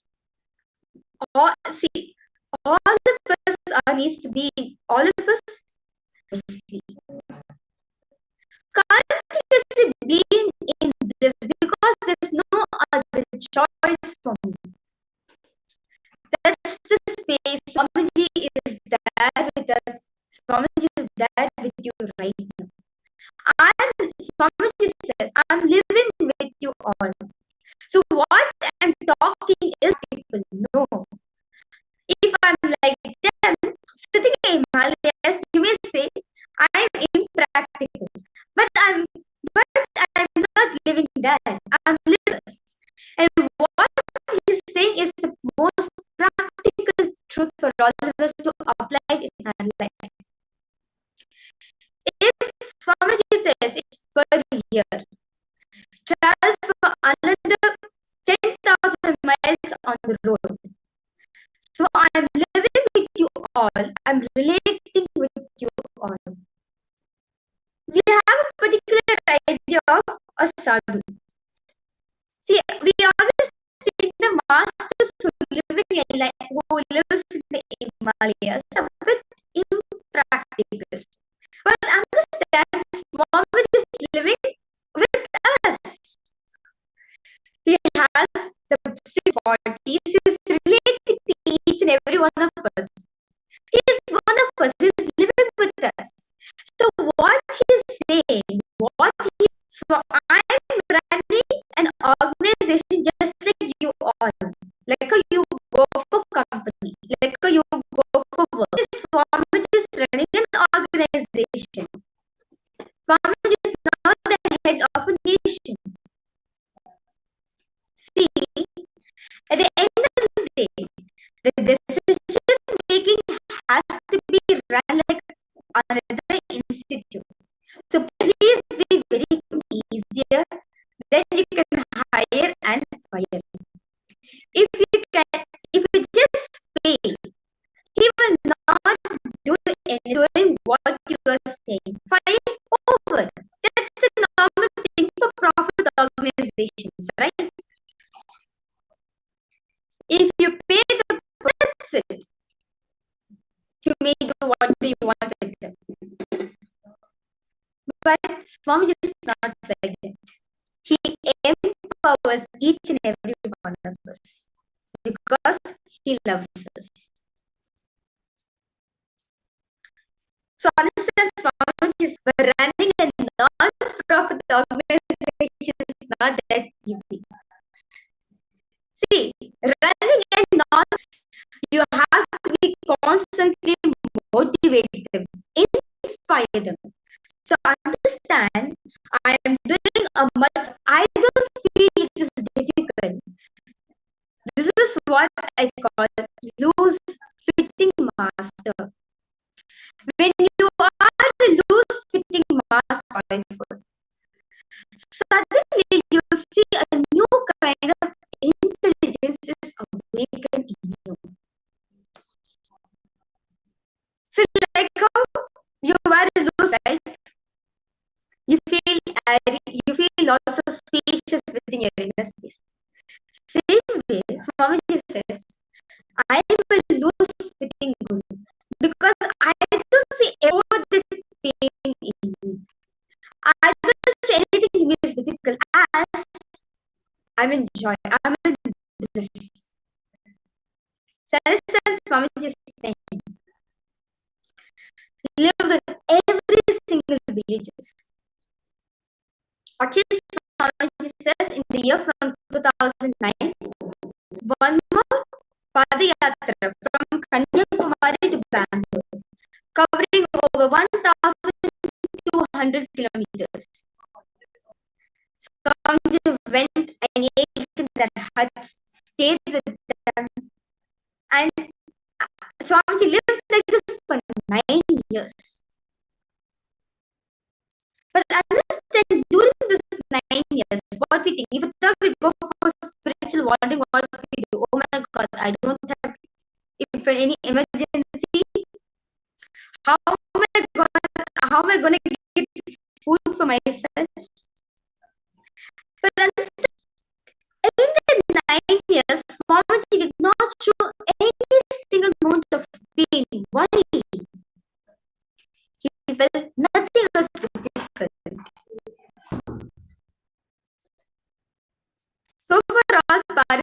understanding?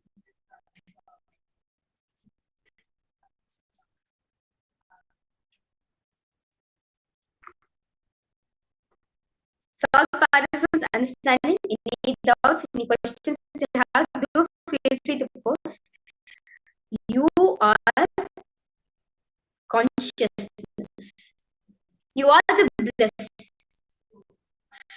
Feeling that you are the bliss from the context of life is just approaching you in a different way. That's it. That is living enlightenment. Okay, so we are going from consciousness to unconscious in this case, right? See, yeah, it is not about conscious, you are in bliss. Understand your consciousness is the thing. Meditation is just like a key for you to slip off to unconsciousness. But living enlightenment is nothing but establishing that space you are conscious joy. From the space of I can handle everything. Are you understanding? Yes, yeah. It is not about meditation. It's not about being conscious or unconscious. Right. From the space of joy, bliss, is living enlightenment.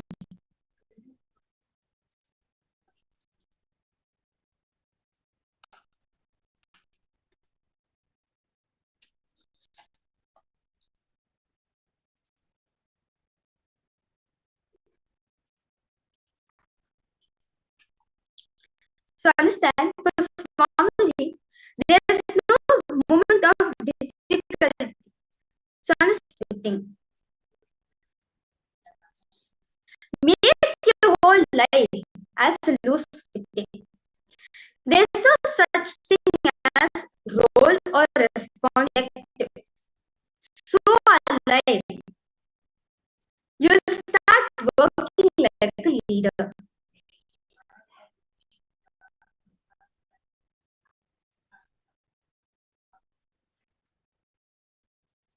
So all participants understanding.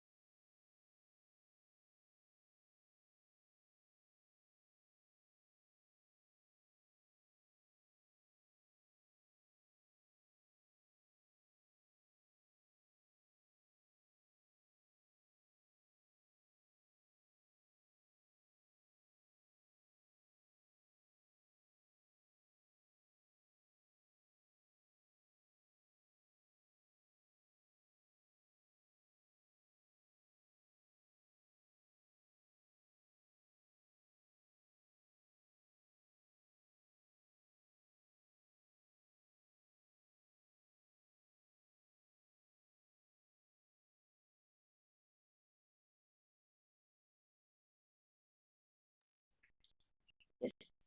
Nithyananda, all participants. Okay. So understand Swami is saying, make your life loose fitting. There's no such thing as role or response. So alive. You just start working like a leader. You will not be working like a follower. There is a bit not like a follower. See, leadership depends on your consciousness, not your status. But if you have not become a leader by state, you cannot be a true leader. So that is what Swami means by make your whole where you concentrate on the space of bliss, joy, happiness. You will see all this role or responsibility as nothing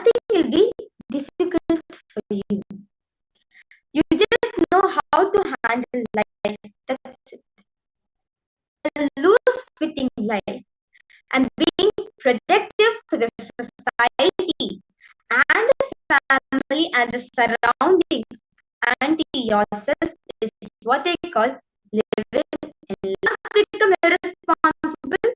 You will not become lazy. You will experience living enlightenment. Living a loose fitting life and being productive to the society and the family and the surroundings and to yourself is living enlightenment.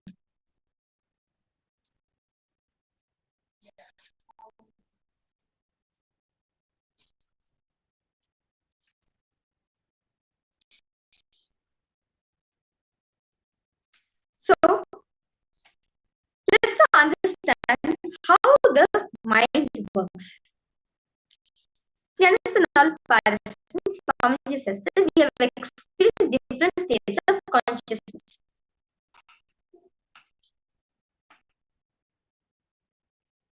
So understand we have many different states of consciousness. We have two states of our mind and two states, with thoughts or without thoughts. Now do you have thoughts? Yes. Most of you, at least in a deep sleep, do you have thoughts? All of us are having thoughts, right? Yes. Most of us are having right now. In the deep sleep, do you have any thoughts? While you're sleeping, do you have any thoughts? No. Thoughts.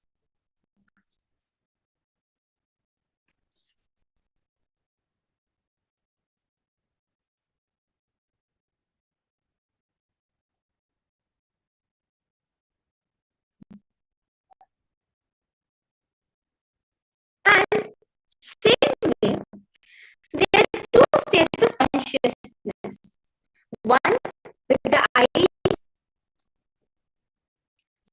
Now you have the idea of I, right? So you feel that you are the I. In a deep sleep state, you experience that I. No. So there are two states of consciousness. One is with distance.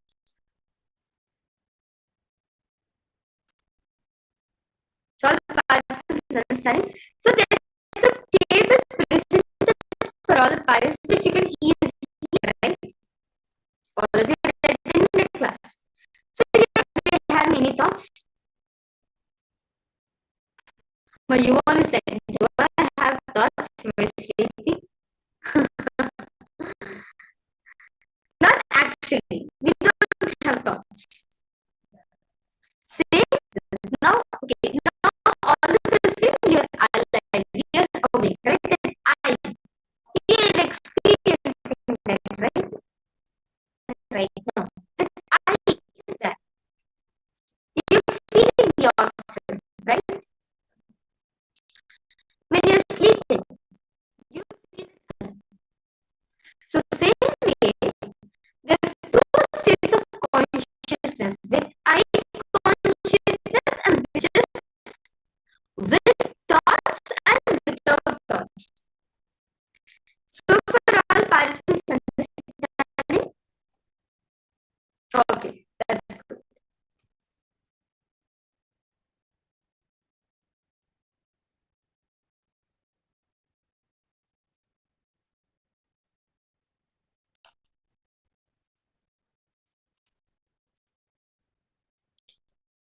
Now, when these two states of mind and we go through four different states.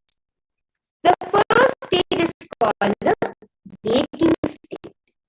In Sanskrit, it's called Jagra. The I consciousness, which all of are in right now, the waking state. You have thoughts and you're aware of yourself. That's the Jagra state, right? You're aware. That's the waking state. This is the state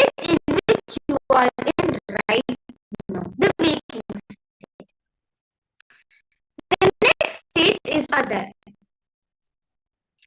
This is what we call as the dream state. So all the participants understand. So why you're dreaming? Thoughts are there, thoughts. But that I consciousness is not there.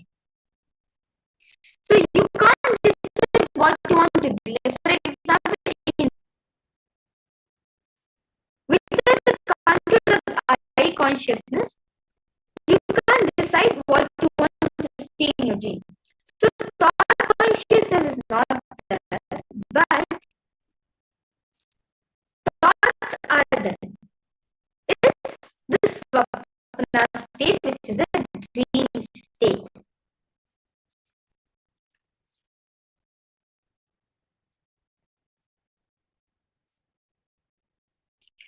So understand, so all the participants understand.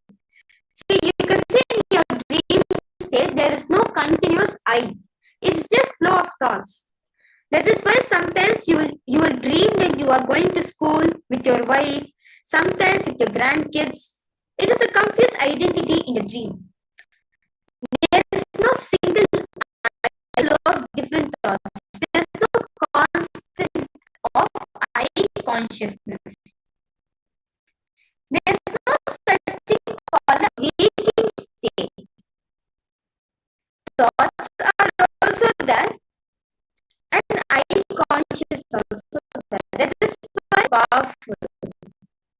In a dream state, there is no I, but thoughts are just overflowing.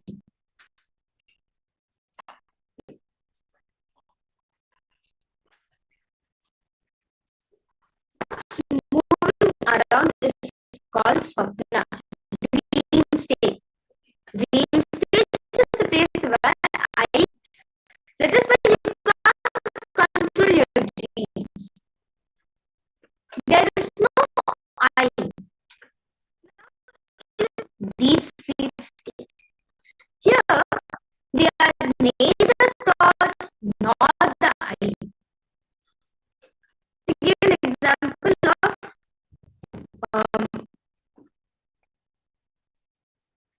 there's no I, there's no thoughts. Like, for example, you feel so drowsy and you take a power nap. When you're taking a power nap, you don't have I consciousness, you don't dream, and there's no deep sleep state. So Shukti is what's called in Sanskrit. So understand, these are three states that you usually dream state and deep sleep state every single day. Now, there's one more, there's something called as exists, but does not have any thoughts. I consciousness is there, but there's no the state where which don't experience usually, which experience only during certain when you do certain meditations.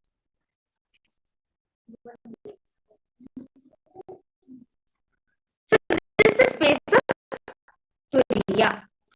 So for all participants, whenever you're living in the fourth state, you are living enlightenment. When you're out of the fourth state, understanding. The fourth state is the space where Swamiji is in. Where consciousness is there. That's the space of living enlightenment. We're able to handle so many situations at a time. Because thought, that is why Swamiji has no thoughts at all. Even if you measure Swamiji, when Swamiji was talking during initiations, that time they measured Swamiji's brain, there is no brain. The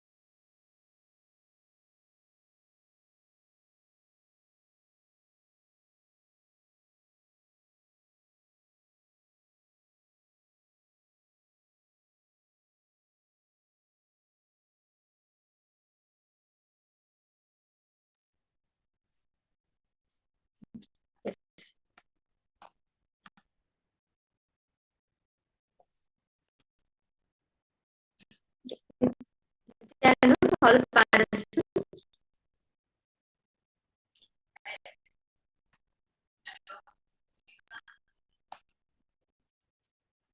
All of you able to? Yes. Feel free to post in the chat section. Okay, Mama Mary, you posted what's the fourth state? Okay. Fourth state is called Turiya. Turiya.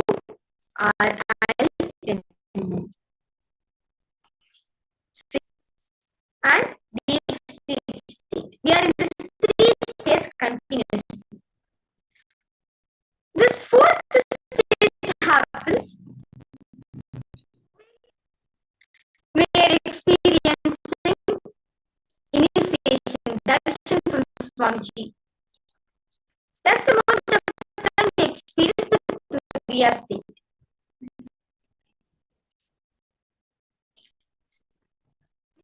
Experience the fourth state regularly in our life. So experience the fourth more and more is what I call as meditation. So are you understanding? See, there's no difference between consciousness and meditation. Space. I hope this answers your question, Sergey. Yeah? So all participants understand meditation distributes eye awareness is that eye consciousness is there, but thoughts are not running in you. Thoughts just technique or an act which you do to experience and feel more and more connected to the fourth state. Turiya is did not give any names. They just call it the fourth state. It represents freedom. Just like in the West, you have social freedom. So all Turiya, the fourth state, where you know that I consciousness is your thoughts are not there anymore. Your thoughts are just suppressed. Your thoughts just disappear. It is not like in a deep sleep, what we don't have. So in deep sleep state, the idea exists, but you don't have any thoughts. There will be no movements. It will be pure beyond form and formlessness. Ocean. You will naturally visualize a big sky, right? So this neither with form nor formlessness, it is beyond. So for ocean. See, when you close your eyes, visualize the ocean. Naturally, you see sky also, right? You visualize sky also. Is beyond form and formlessness. When you experience, you go beyond form and formlessness.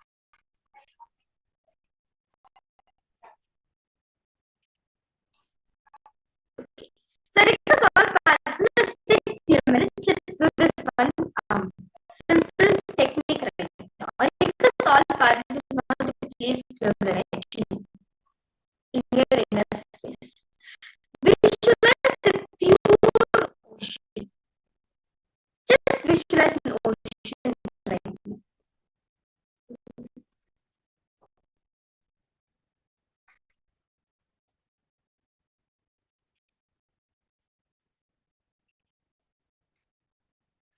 Yes. So yeah, I'll answer this question. So I request you now to do this. Now you close your eyes and the ocean in your inner space right now. For a few minutes, visualize yourself as vast as an ocean.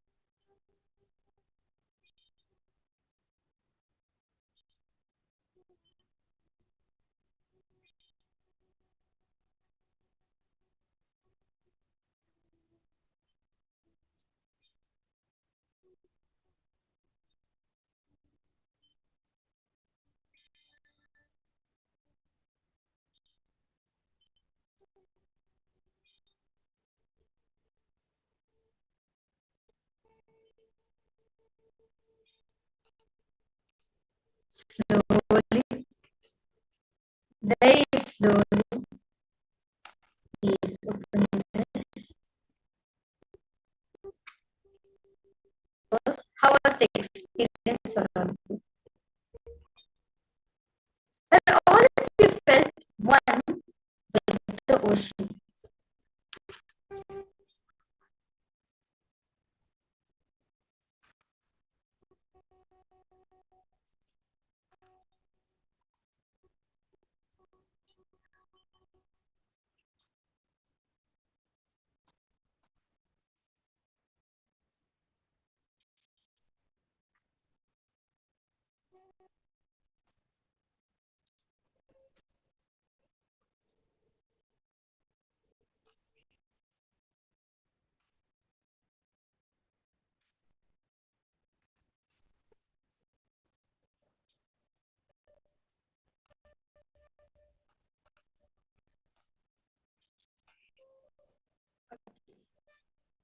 Kick off from the video with the ocean to real life, but I can't enter back.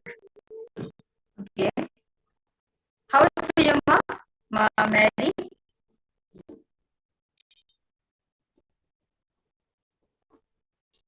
Okay, but you weren't using too many thoughts. Okay.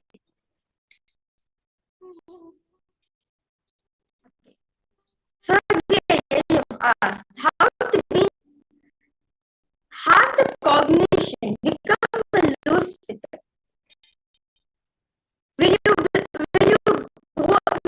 make your whole life as a loose fitting, it will be permanent in you. This is enlightenment. Any difficulties coming in life, not feeling it as is loose fitting. Continuously being radiating the space of pure joy, happiness, celebrating your existence is the only way to be stay permanently. Dance Brittany as a kid. I never think Victoria's State could be the same. See, Mom, Victoria's State is a space with pharmacy. Any income which you have, it just settles, it just dilutes. So, like how vast the ocean is. See the sky, right? The sky, which is sky to appears, right? So this is for all of us to understand formlessness. See, ocean is the form. Formlessness is the sky state. Is Turiya.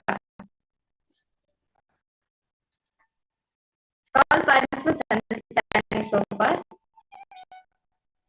Yes. So, with that beautiful understanding, with that beautiful session, all of us have today, all the participants, we will be now having a very powerful power meditation. So, I request all participants now to please set up your areas. So basically, sit on. I request make sure you're sitting in a soft cushion, mattress, or nice cushions around you. Make sure you're comfortable and spacious.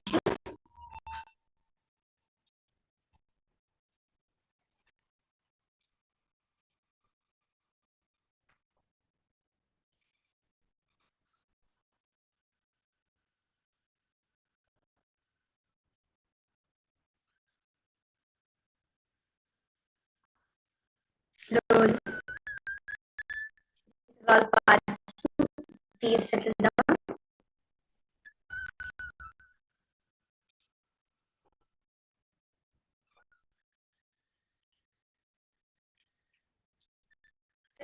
With your head, make a spine straight.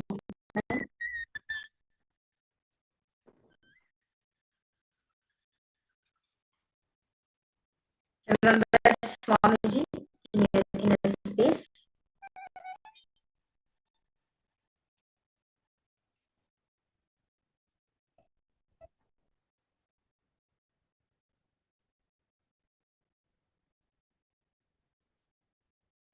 Intense chant the Mahavakya.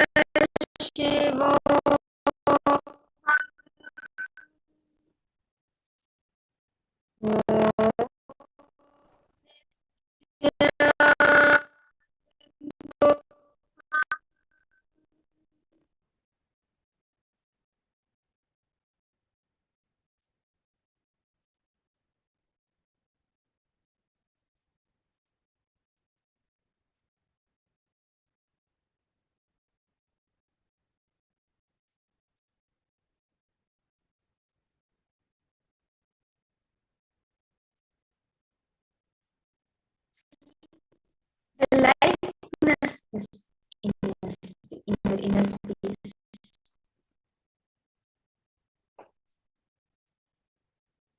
Intensely chant the Mahavakya as you command the body to levitate itself.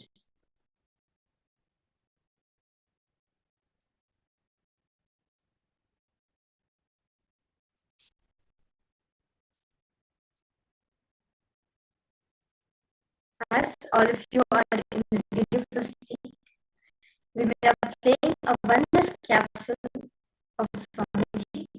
Just Swamiji. Just be in the oneness space with him as we enjoy this beautiful darshan with Swamiji.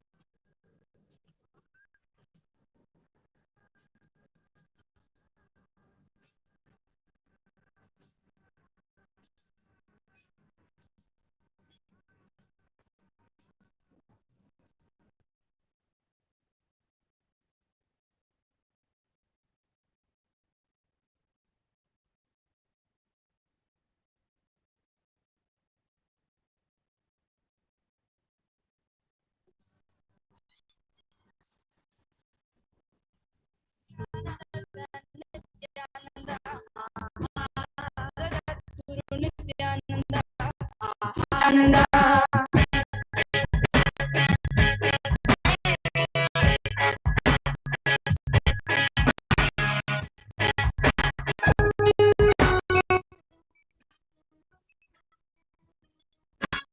Om Namo Nithyananda, Namo Namo Nithyananda. Om Namo Nithyananda, Namo Namo Nithyananda. Om Namo Nithyananda, Shiva Mahadeva Nithyananda, Gun Jate Mudi Misai. You am Shak Hados Mind and more. Nithyananda Shiva Mahadeva Nithyananda, Gun Jate Mudi Misai. Say Shiva Mahadeva, watch him come while you listen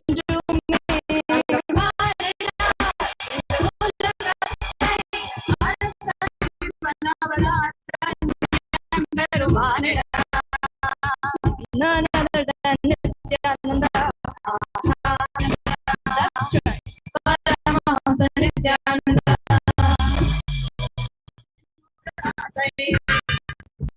Let's sing it once. Jadaguna Jadamudi Misai. You and my heart goes. Marayana Kumuna Yanora.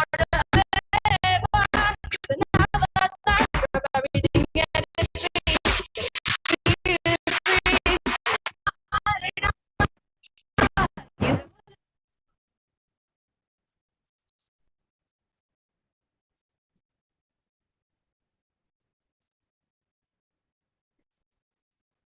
Slowly, very slowly, relax yourself. Because all participants suppose how was this calm, lightness in your inner space.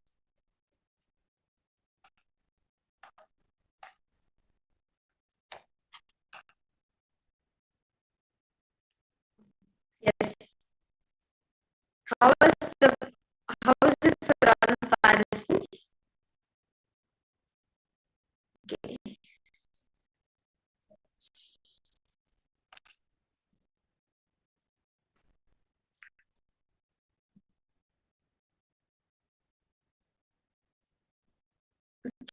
Um, so okay, you have a headache. Do not worry. Um, Sean, your post is great. Mary saying peace and joy. My own saying feel like dance. Yes. So now with that beautiful session, we were entering into this is this session for all of us to understand what is enlightenment, what is living energy, and what exactly is the state of enlightenment, and how can we be in a state of enlightenment? How can we listen to the truth of Swamiji himself?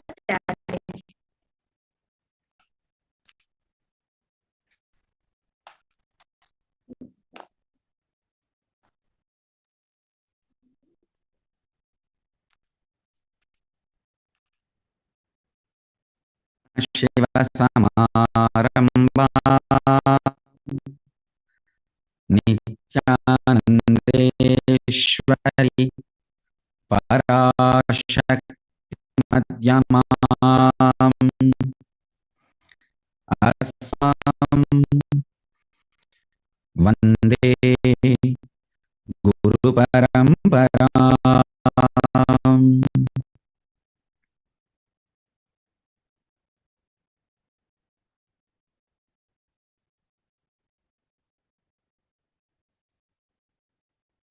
I welcome you all with my love and respect.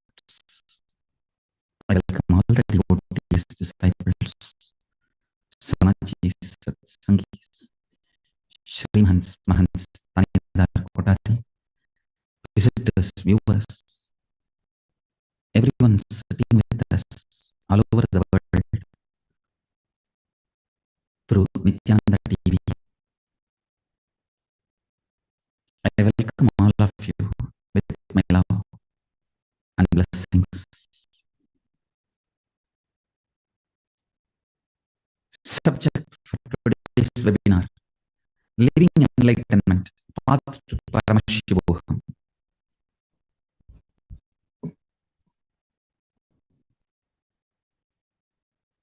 I'll start from the basics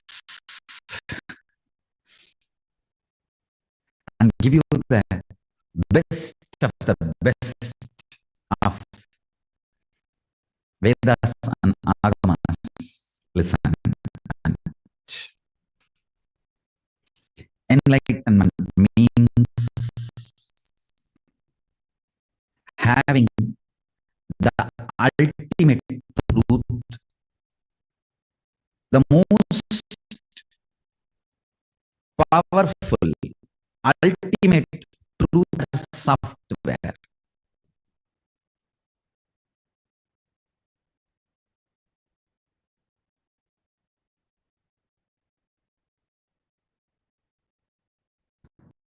I'll repeat.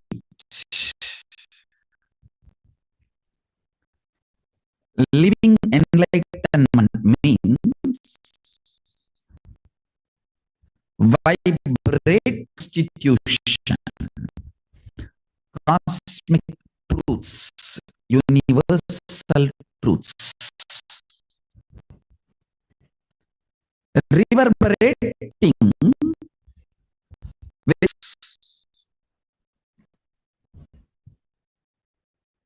you need to understand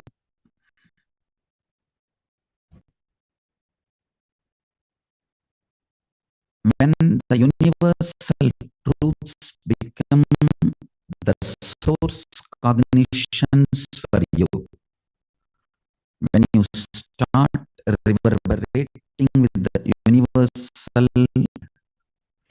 the ultimate cognitions, Paramasatyas,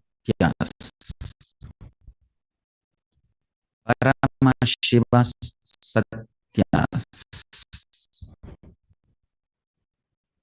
it is lit.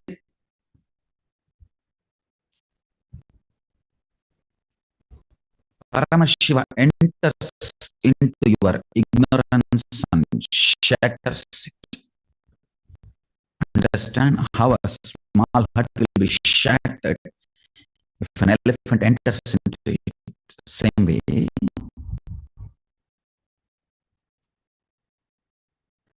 when Paramashiva cognitions, the way you operate, cognition means whatever you cognize as a life, good, bad, right, wrong, goal, obstacle, do all these cognitions you have.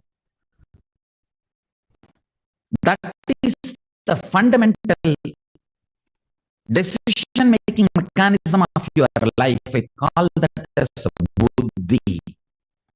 Understand? To get up early morning in Brahma Muhurta and do yoga, but you are not able to do. You are failing again and again. In this, whatever cognition creates the tiredness and laziness and yoga in Brahma Muhurta, that is what is your buddhi as on now. Buddhi is the cognition with which your cognitions are infused into it. And I tell you one good news. Whenever a powerful cognition comes, the way you will find the way to detoxify your body. Listen.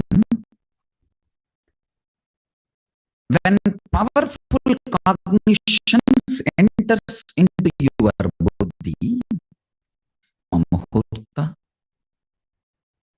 in Brahma Muhurta, and do the yoga, when you decide that powerful cognition, listen carefully.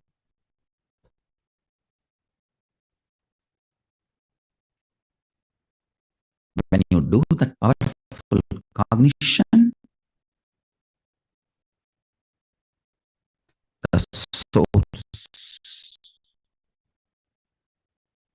the buddhi in you attracts right, easy, simple, doable methods. Classified, mind gets complete, and morning waking up during Brahma Muhurta becomes your simple lifestyle. Anything which happens as a natural flow, spontaneous flow in your life is powerful cognition never struggles, That is the law of life. If there is a struggle, full cognition, whether you want to manifest wealth, health, life, beautiful relationships, enlightened want. If you manifest powerful cognitions,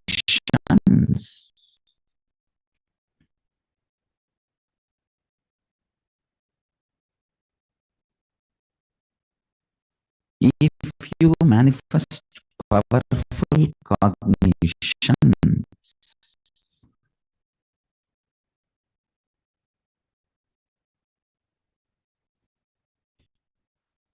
one of the most fundamental thing will happen to your life is a free flow expression, dharma, law,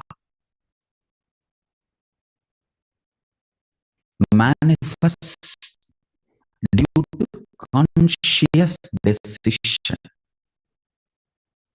Listen carefully. In you, about you,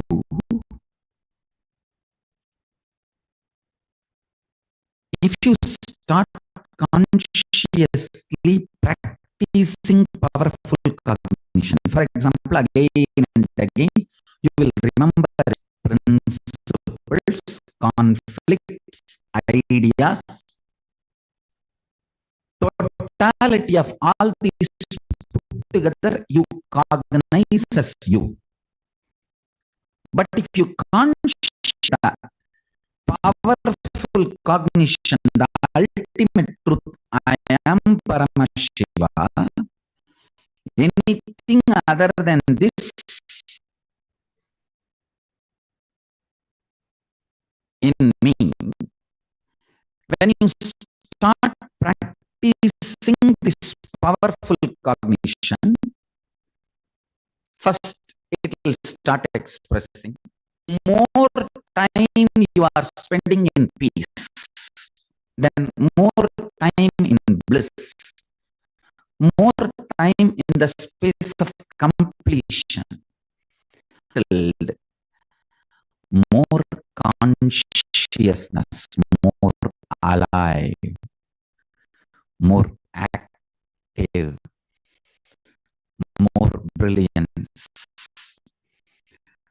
You will naturally manifest in your biology, in your chemistry, in your physiology, and you will automatically inspire this whose people around you, a natural, organic, enriching, natural, organic, enriching always happens just by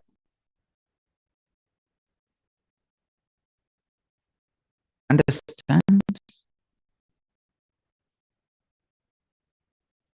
Natural, organic, enriching means the kind of the powerful cognitions you carry, due to its power, you attract, all enjoy that. The Kailasa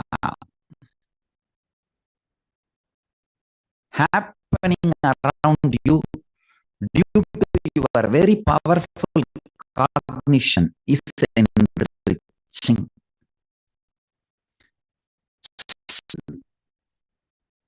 Is enriching. Understand? I'm back to basics. In Living Enlightenment, there is nothing more than back to basics. It is methods using multiple words till you catch it tirelessly. tirelessly. Understand? So now, I give you one example. Again and again and again, infusing the ultimate cognition, I am Paramashiva, into your body. Every possible way you can cognizing it.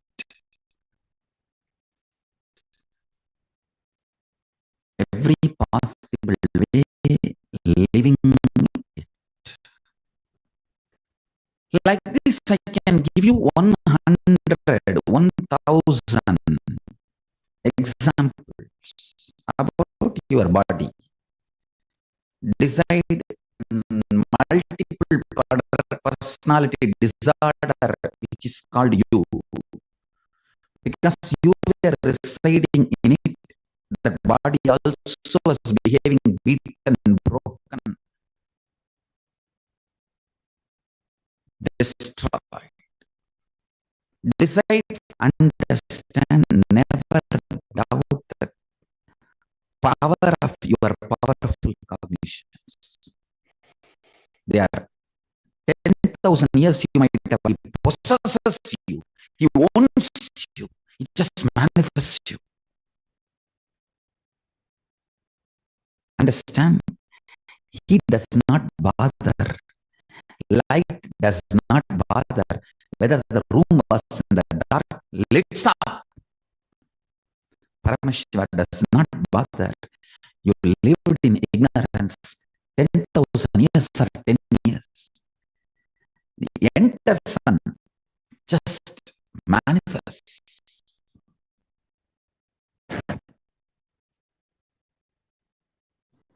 Image of Paramashiva's powerful cognition is not dependent on the longevity, quality of ability to cognize. It depends on will persistence.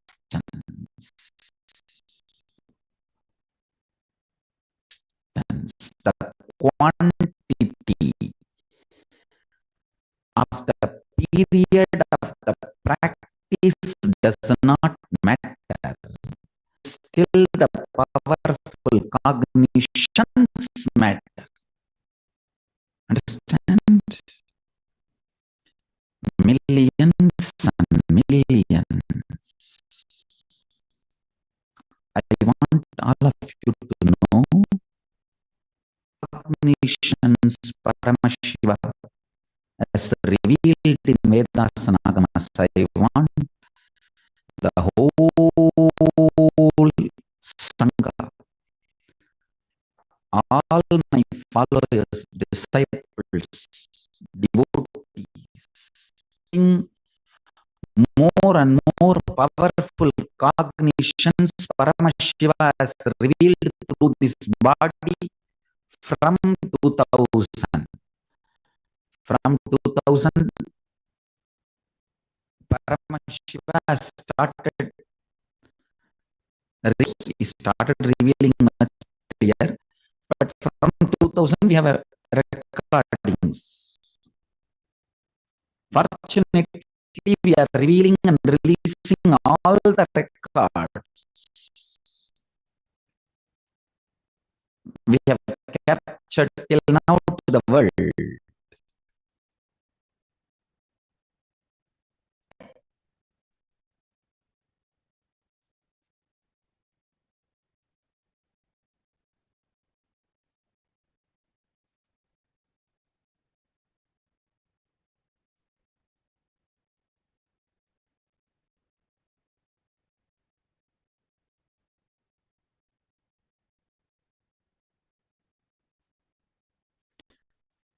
Start collecting more and more powerful cognitions, that is spiritual asset, spiritual currency. the cosmic currency. It doesn't go waste. That is why Krishna says in Gita, Swalpamapyasya dharmasya trayate mahato by removes so much of fears. Swalpamapyasya dharmasya trayate mahato bayat. Revival of the Kailas.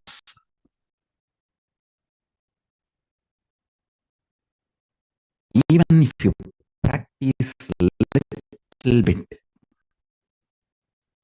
powerful cognitions are such, even practicing little bit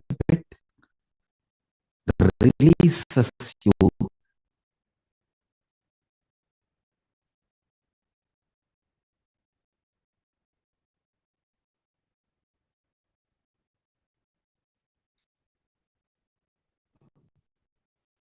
Understand?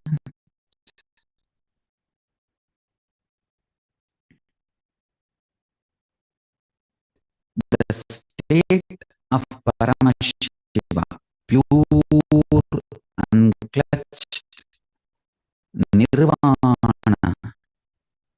sharira, turyatita state, pure enlightened space.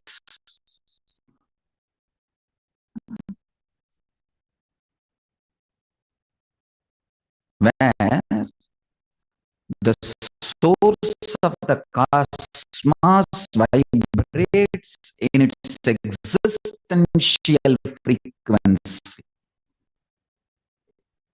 The space of Paramashiva means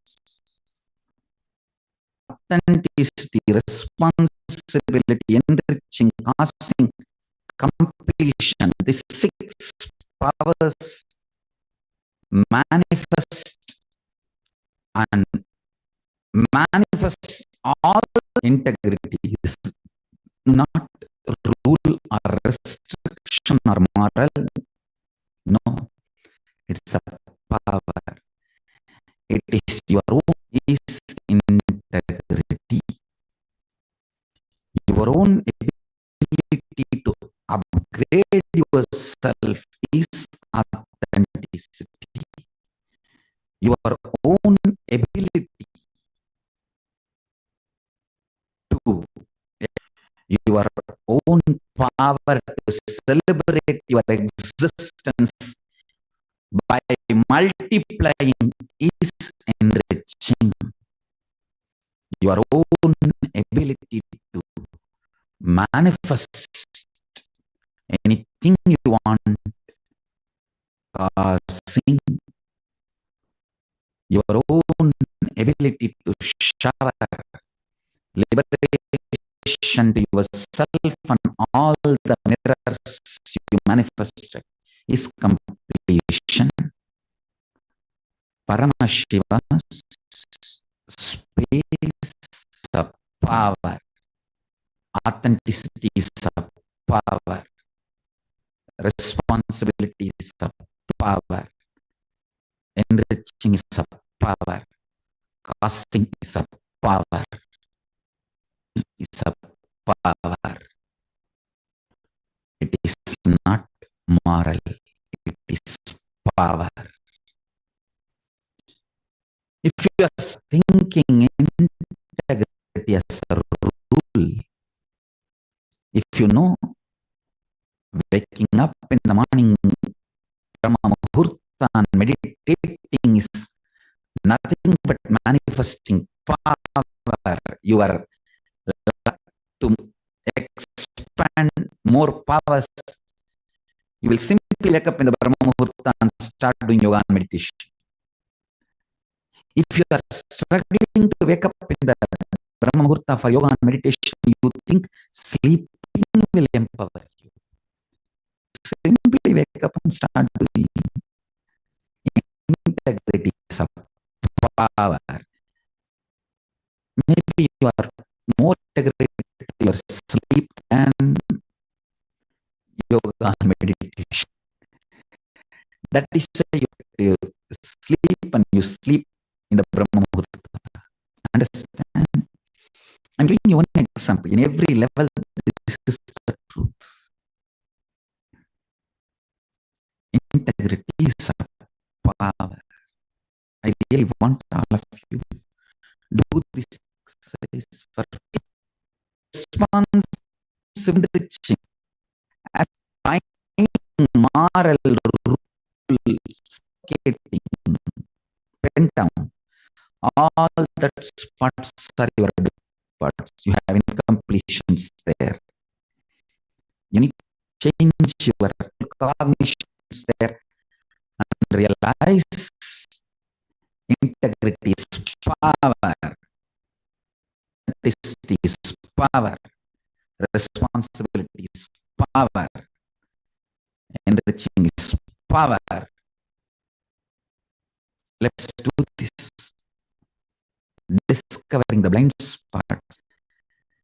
Look into your life and see where all you feel integrity, authenticity, responsibility, enriching, completion, like a binding, rule, moral, suffocate, list them and see to manifest to make you understand integrity is power, responsibility is power, authenticity is power, and enriching is power. As I give this example, if you feel it will empower you, that if you recognize powerfully, meditation yoga will empower you more than sleep. Simply you will wake up in the morning and be integrated to yoga and meditation. Changing powerful cognitions is completion. Realizing your integrity, authenticity, responsibility, enriching is power, not bondage. Is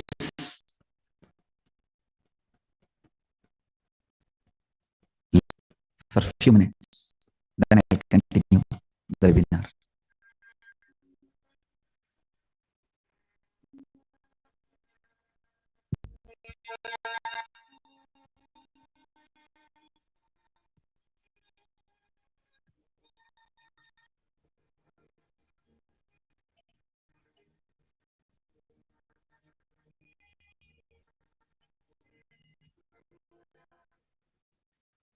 Listen.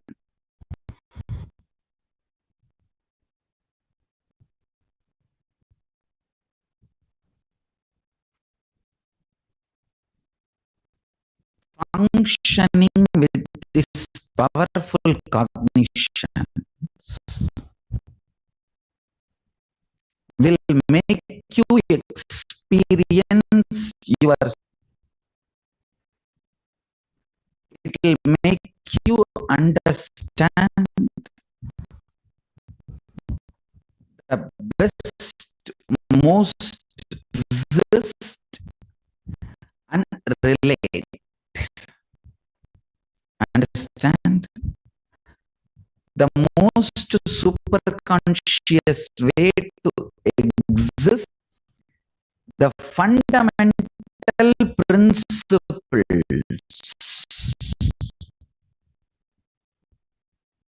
fundamental super conscious way to exist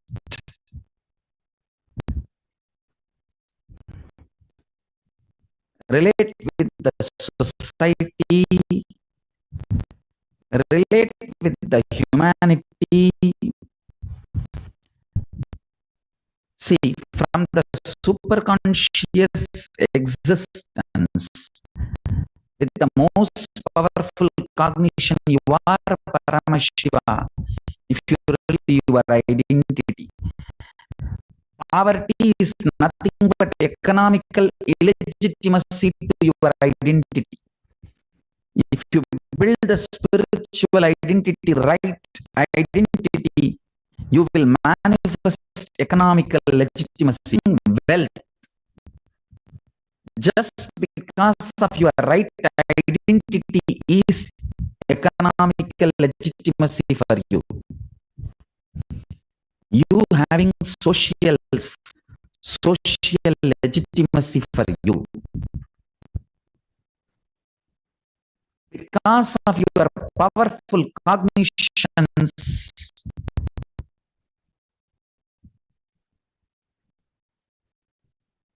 the way you carry yourself is accepted by everyone. The way you live becomes a culture, is cultural legitimacy for you.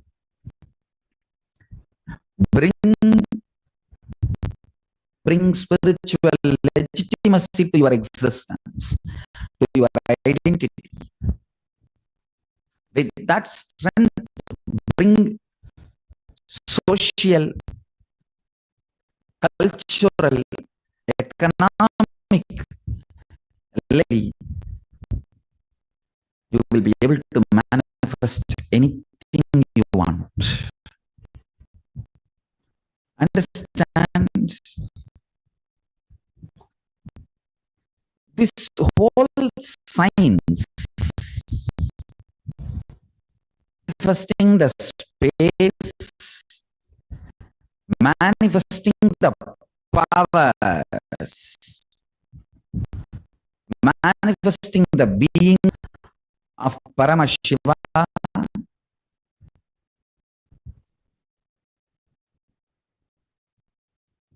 listen. If you bring spiritual, social, cultural,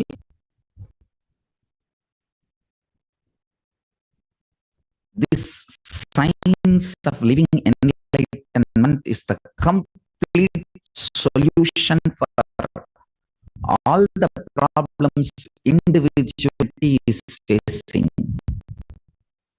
Then you will understand all the problems of the modern day humanity. Sanatana Hindu Dharma is solution, change. Natural calamities are man-made calamities.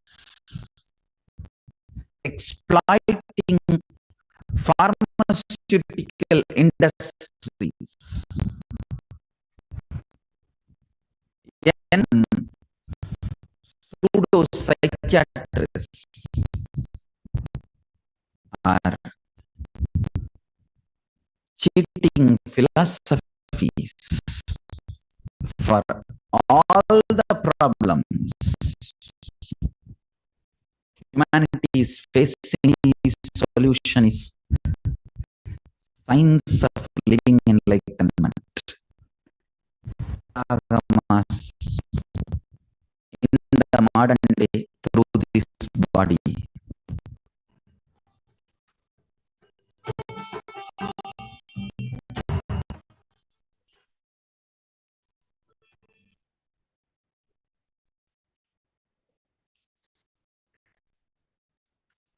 Nithyananda, to all the participants, once again experience.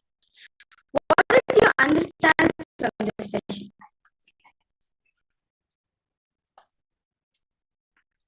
I would like to ask all the participants whether if you're able to hear me clearly, please post the yes in the chat. Okay, that's good. Thank you so much.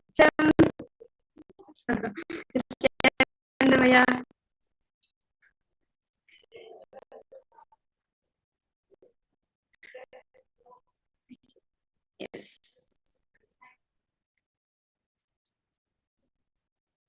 Yes. Nice to see you for Paramashivoham program. Actually, the jump between Paramashivoham level and you. Okay. Okay. So I request all the participants to post your understanding on this beautiful session. experiencing it.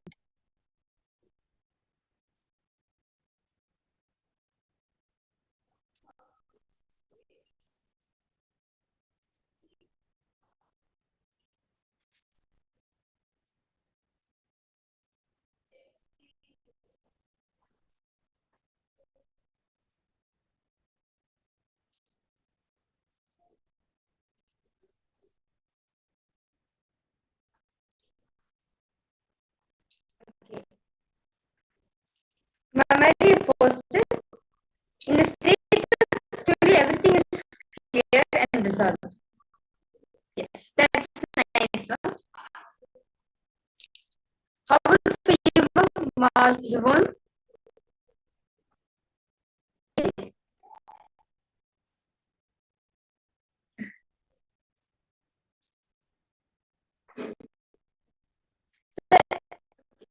So I think it's all participants now to understand this one. See what experiencing the joy this continuously in you. We always feel that enlightenment is something which cannot be achieved, something which is an experience. Or some philosophy which all the great masters are just saying about, so they can earn what they have, much more than this. It's the space of pure oneness with the ultimate. Experiencing that you are the ultimate, and from the space of bliss, able to manifest any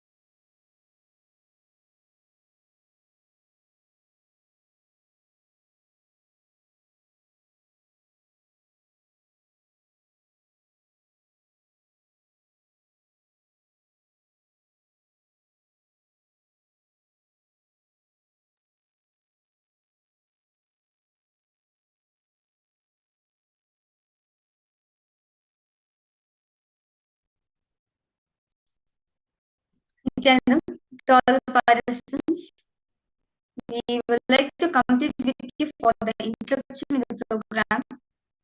Or there was no yes. Nithyanandam, Yvonne, Everaya, Mary.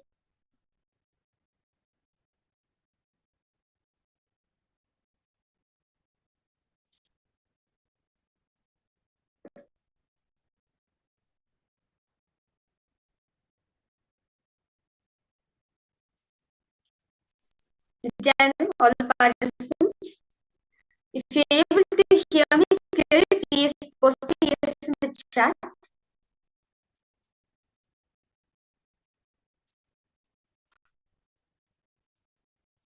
Okay, yes, that's good. Thanks. Yes, thank you so much. Now, to please post your understandings on enlightenment. What exactly did you understand from this?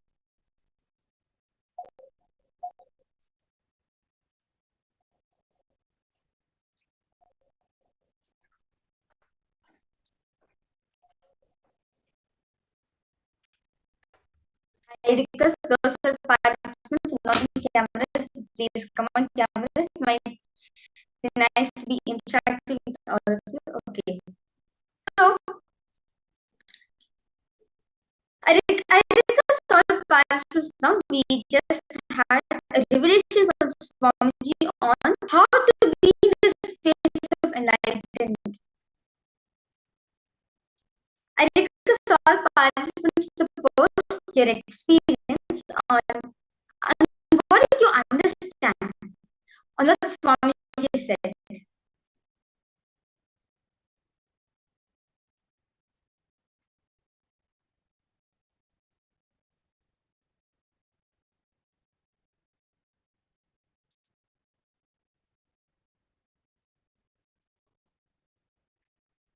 Okay, very okay. Okay, so we have a list of questions into the program will be understanding. Okay, yes, how about you, Mama? You want?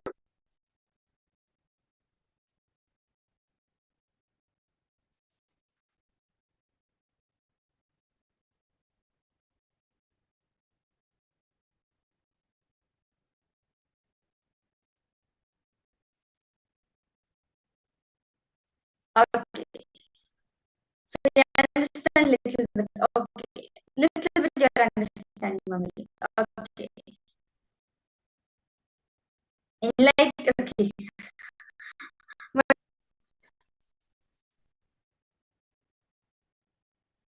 Sean, yes, posted radiating enough bliss to supply the whole cosmos and beyond this, like that. Enlightenment is not just a status, it is a state established. So, all the parents understand. It is a state which all of us need to experience. You are the source for everything. You are one with everything. Like how, to give you an example, ocean. Okay. Now we'll take a little bit of ocean water. My water is therefore I'm disconnected. Can the ocean say that? No. Or what if I say, I take flowers from up way, you're no more part of me. Can a plant say that? No. Or how about let's say when the sun, can the sun say just because you're taking the sun's rays, I'm no more the sun? Can the sun say that? No, it's one and part of every single thing. Experiencing yourself are the source for everything. Are you understanding, Mama? Are you fine, Mama? Okay, you're good. Okay. So, enlightenment is not where you understand that you are one with the source. You're not separate from it, you are one with it. Swamiji is sitting in the Kodral hillock called the Pavlip Kundral in Tiruvannamalai. Swamiji was sitting and he was meditating on Swamiji was seeking the truths of life opened up in him. Swamiji felt something opened up in him. And at that point of time, Swamiji could see and feel everything around him. Degradation happened. And immediately next moment, Swamiji felt himself, his presence in every single time. Or the hill, Arunachala hill, or the skin, the stone on which Swamiji was sitting. Everything around Swamiji could feel his presence. Everything. You are one with the source. You are the source where every single manifestation in life is enlightenment. Having that bliss, that light bliss in you, that energy in you, and feeling that you. So understand, this is a state to be achieved, not a status. And understand, you're seeking. Just by keeping the seeking alive, you can actually experience enlightenment itself. So, all participants understanding, do feel free to post in the chat section. See, very beautifully Swamiji says that before enlightenment, you will see a mount, you will see a masjid as a masjid and a mountain. You will see that the mountain is like a masjid like a mountain. After enlightenment, masjid will be a masjid, mountain is a mountain. So understand as it is. Through a clear angle, this is for enlightened masters. They do not get affected by anything happening of bliss. Swamiji says that the first thing Swamiji got enlightened, the first thing which happened in Swamiji, first word which Swamiji came up from Swamiji is Ananda Magi Irangal. In Tamil, this means be blissful. So understand, he experiences handling every single thing in life, not bound by it, not binded by it, is enlightenment. All of us can see this quality is mostly affected by anything. Whether you, like, if you want, the only way to please them is through the devotion. It is for the space of pure gratitude, always the space of causeless bliss. That is why they transmit the same energy to you. That's why whenever you see Swamiji, you just feel like smiling. Why? Because state. So living enlightenment means what? Radiating the causeless bliss in you 24/7. With the cognitions of with the cognitions of ultimate is enlightenment. So all participants understanding so far?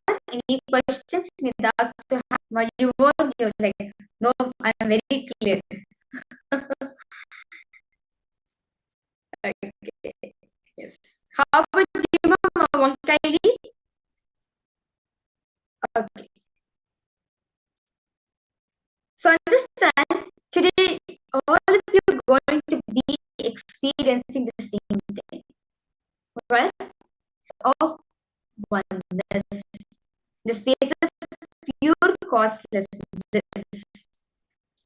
And in that space, anything which approaches in your life, you are going to fall to the situation from the space of pure oneness. Actually, all Swamiji said in the previous session, having the idea of lose things, what will happen? You will say everything will not affect you as long as if you feel that you are bound, you are this one person. You are not going to feel anything. See, I want to feel the water. Only if I open my hands, I can feel the water, right? But if I close my hand, can I feel the water? No, I can only feel my hand. No, you won't feel water. You only feel your hand maximum, the wet hands. That's it, nothing else. So, be in space of completion. Always need to remember, instead of being closed, you have to be open. Experience the space of enlightenment. That energy, the bliss energy will start working on you. In that space, you'll be able to take maturity in life, you'll have clarity. All these things you'll be able to experience. This is what is enlightenment. Yes. So now, with this, we will now enter into the power manifestation. So request all participants now to please set up area, make sure you're comfortable. Make sure you're sitting in an area where it's quite spacious.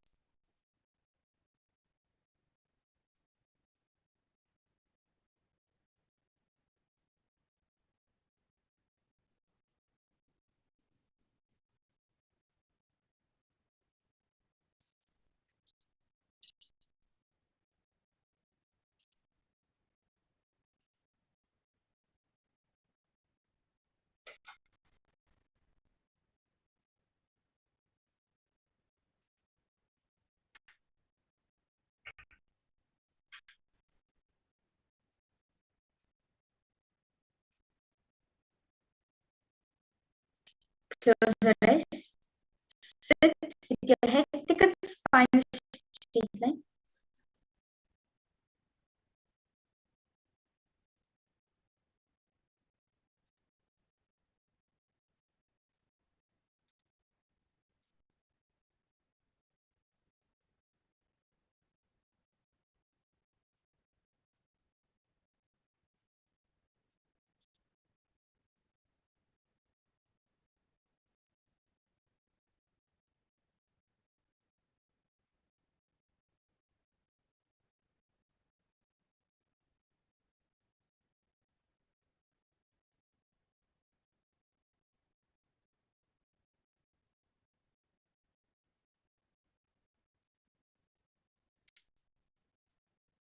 Visualize Swamiji in your inner space.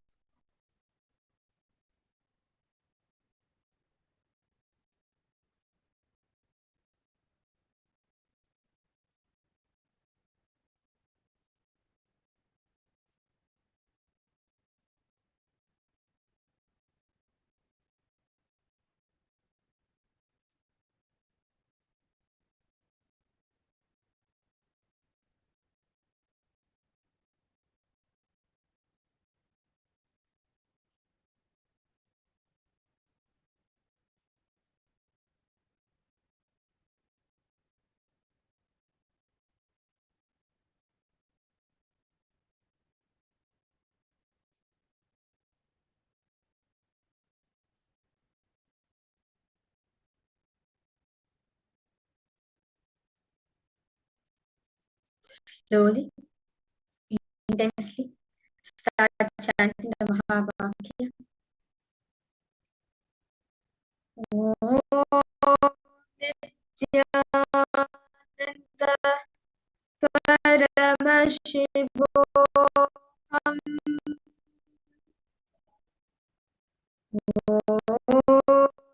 Nithyananda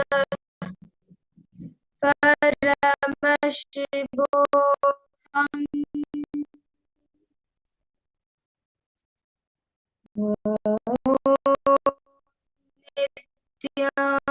Nithyananda Paramash.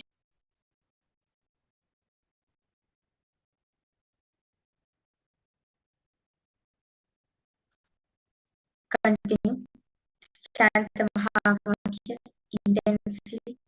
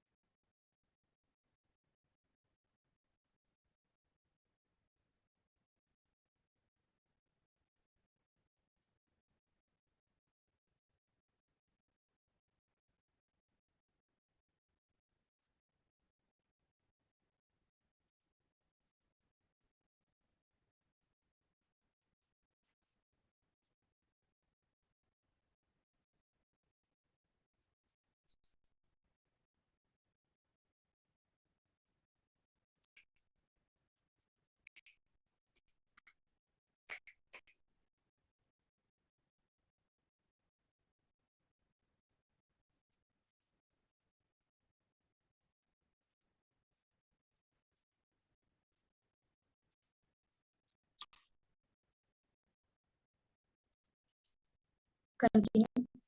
Chant the Mahavakya intensely.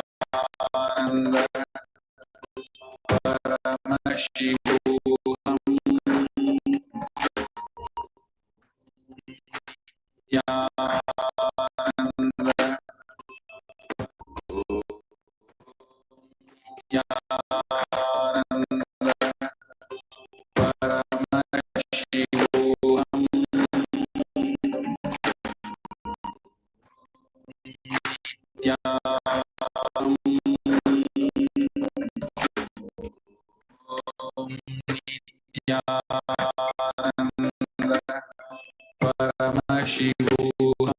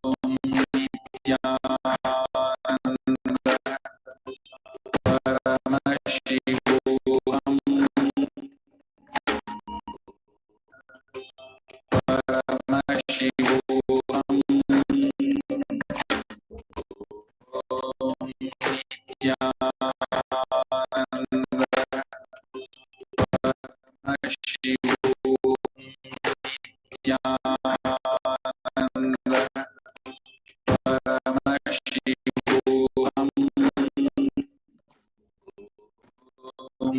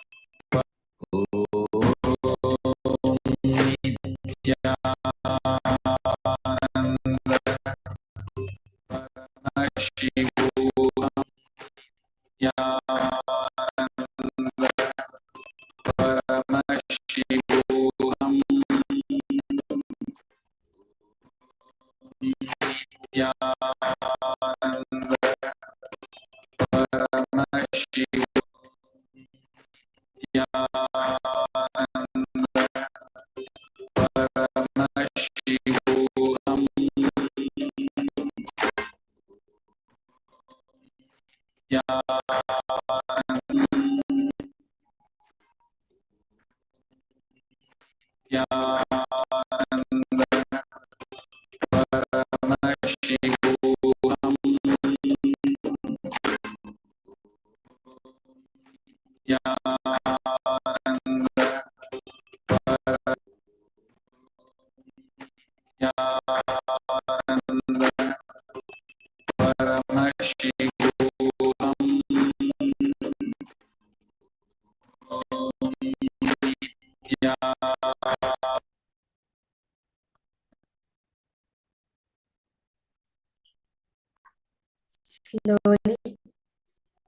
very slowly. Pause. How was the experience for all of you?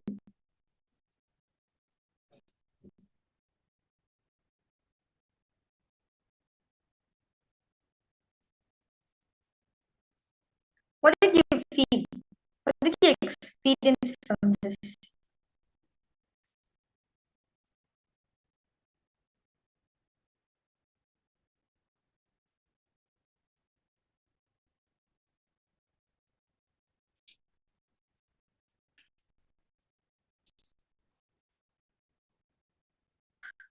Well, if you can go ahead and share your experience.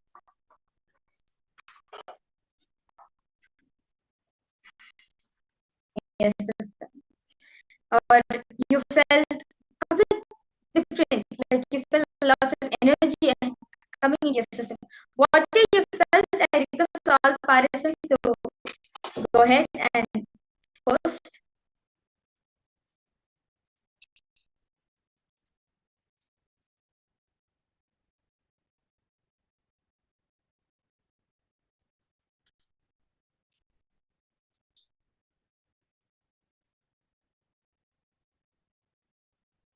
Yes.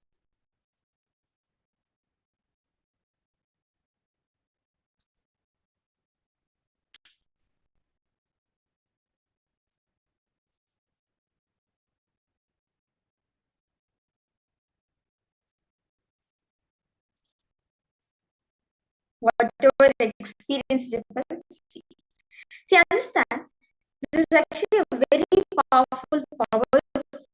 Swamiji says that only when you feel, experience that you drop, only when you drop what you're experiencing inside of you, that the heaviness which you carry inside of you.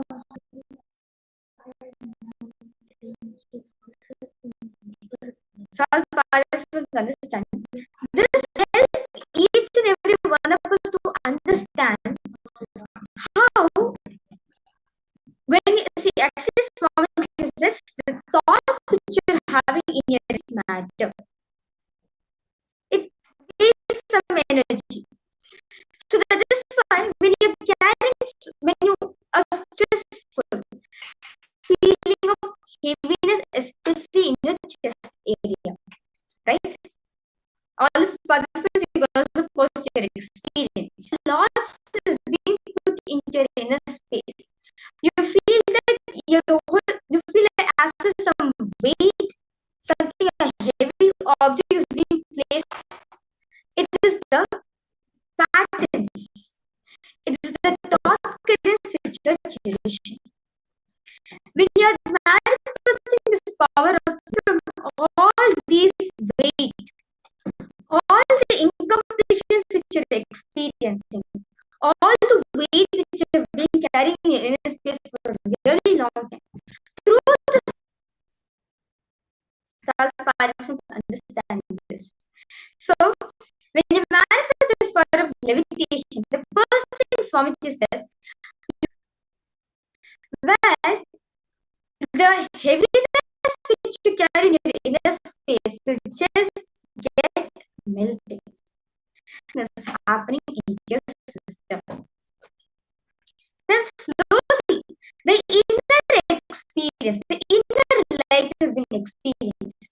Then your body starts living. Then you feel like your body is like, does not carry any weight. It will be like a feather. In that space, slowly, vision happens. This power happens when you're completely unclutched from all the incompletion, conditions, when you complete with all incompletion without critic, there established a space of unclutching, simply this power of levitation simply happens. And that is what is the power village in the space of lightness, completion, where there is no heaviness in your inner space. I know that all the participants, all of you want to know the previous sessions, as Swamiji revealed a lot on the previous session.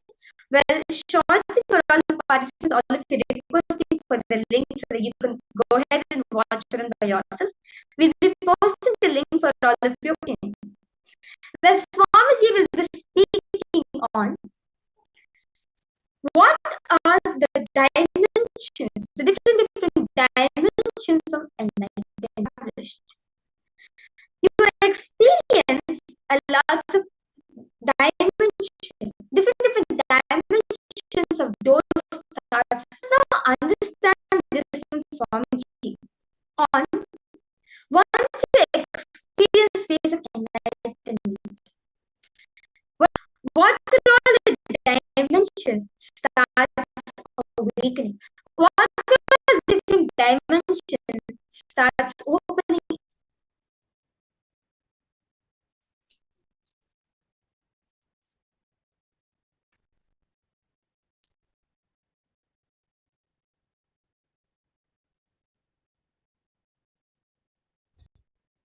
सदाशिवसमारम्भां शङ्कराचार्यमध्यमाम् अस्मद्वन्दे गुरुपरम्पराम्.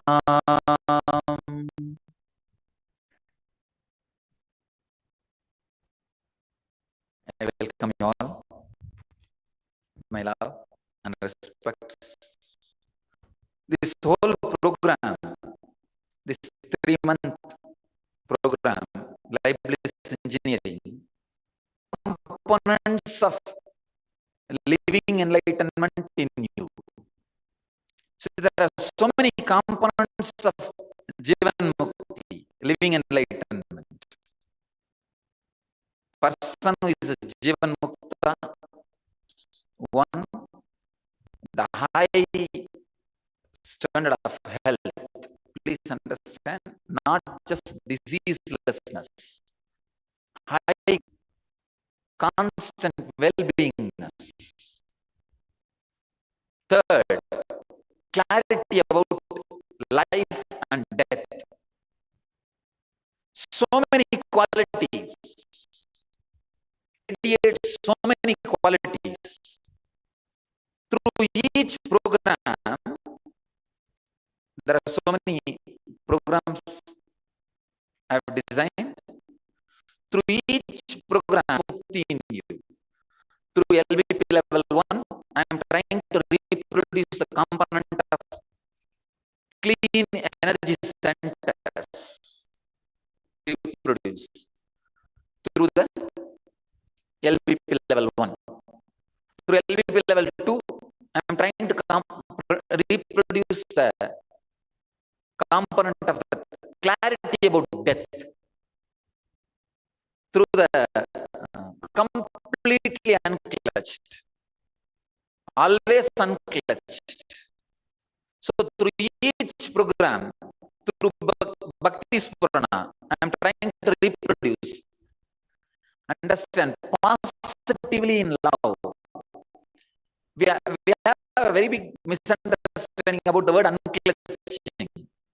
If your hand is not insensitive, it is emotionally balanced, but very deeply positively connecting with the life. That is what I call bhav. With the whole life being in samadhi, being one with the whole life. So through Bhakti Spurana, I am trying to reproduce the component of the bhav, passionately in love with the cosmos, with the life. Through the healer's initiation, I'm putting people to live in the Jivan Mukti continuously. Comes and coming back to that center again and again and again.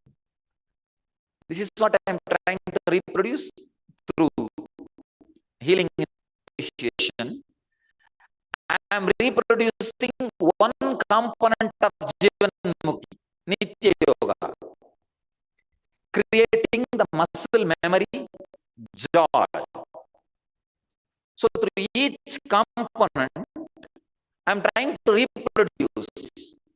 Through each program, I am trying to reproduce 1 months. Not only I am trying, I have decided I will reproduce all components of Jivan Mukti in you all.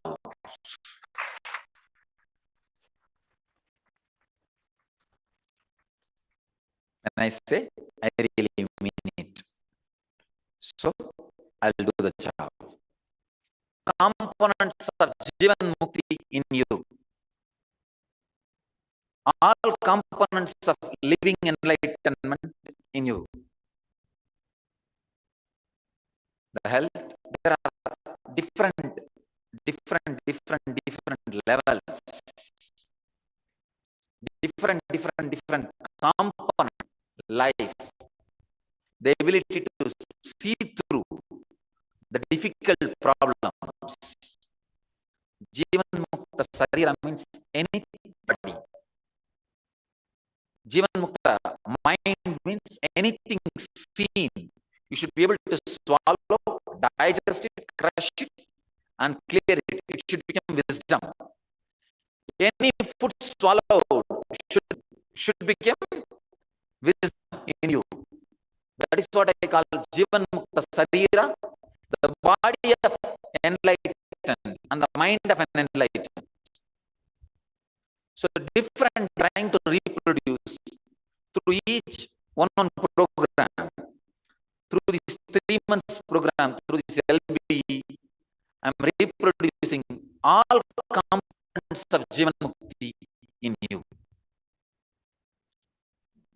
Sit back and enjoy the flight.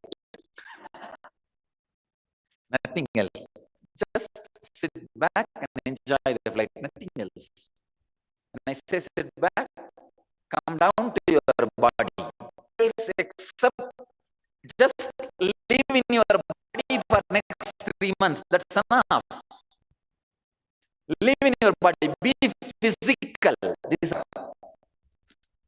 even if you have forgotten everything else, you will remember this one word. First thing Swamiji told me, be physical. Just be physical.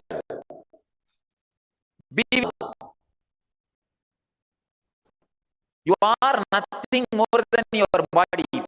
Please be very clear. This is the first lesson I am teaching you. Do not call you are Brahma, you are Parabrahma, you are Atma, you are Brahman. Relax. You are the body which you are carrying. Start with that. Maybe when you start working on these truths, when your experience expands, that time realize you are Atman, you are soul. Not before that. Your assumed theory stops me working with you. It just stops me working with you. If you have assumed theories, you are Atman. See, if you think you are a man, you are an illusion. If you think you are God, you are in the same level of illusion. In a right space, you are Jivan Mukta. You are living enlightened. You are living enlightenment. So I am telling you, you thinking you both are delusions in different angles. So do not think you are God. Relax. Do not think you are a man. Same way, relax. Just let us start from here. Let us start from where we are really standing. Let us know starting point. So as of now, all you know is your body. Stop with that. Be physical. Be inhale and exhale through all the 21 points. See, that 5 this hand, 5 this hand, 5 Sahasrara.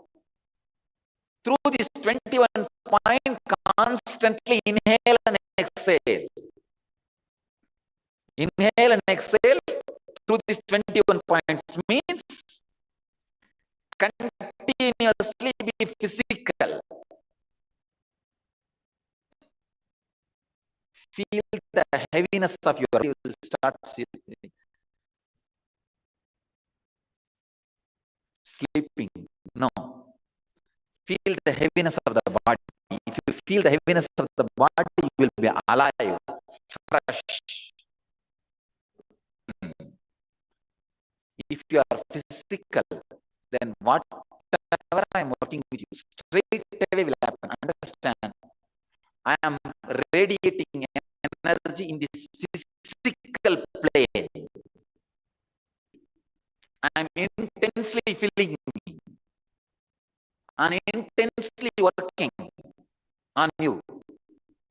Just raising your consciousness and purifying you.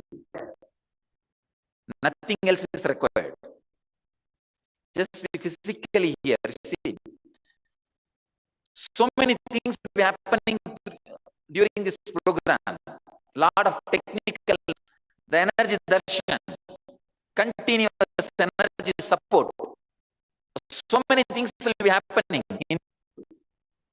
All these things will start working on you only if you are physical.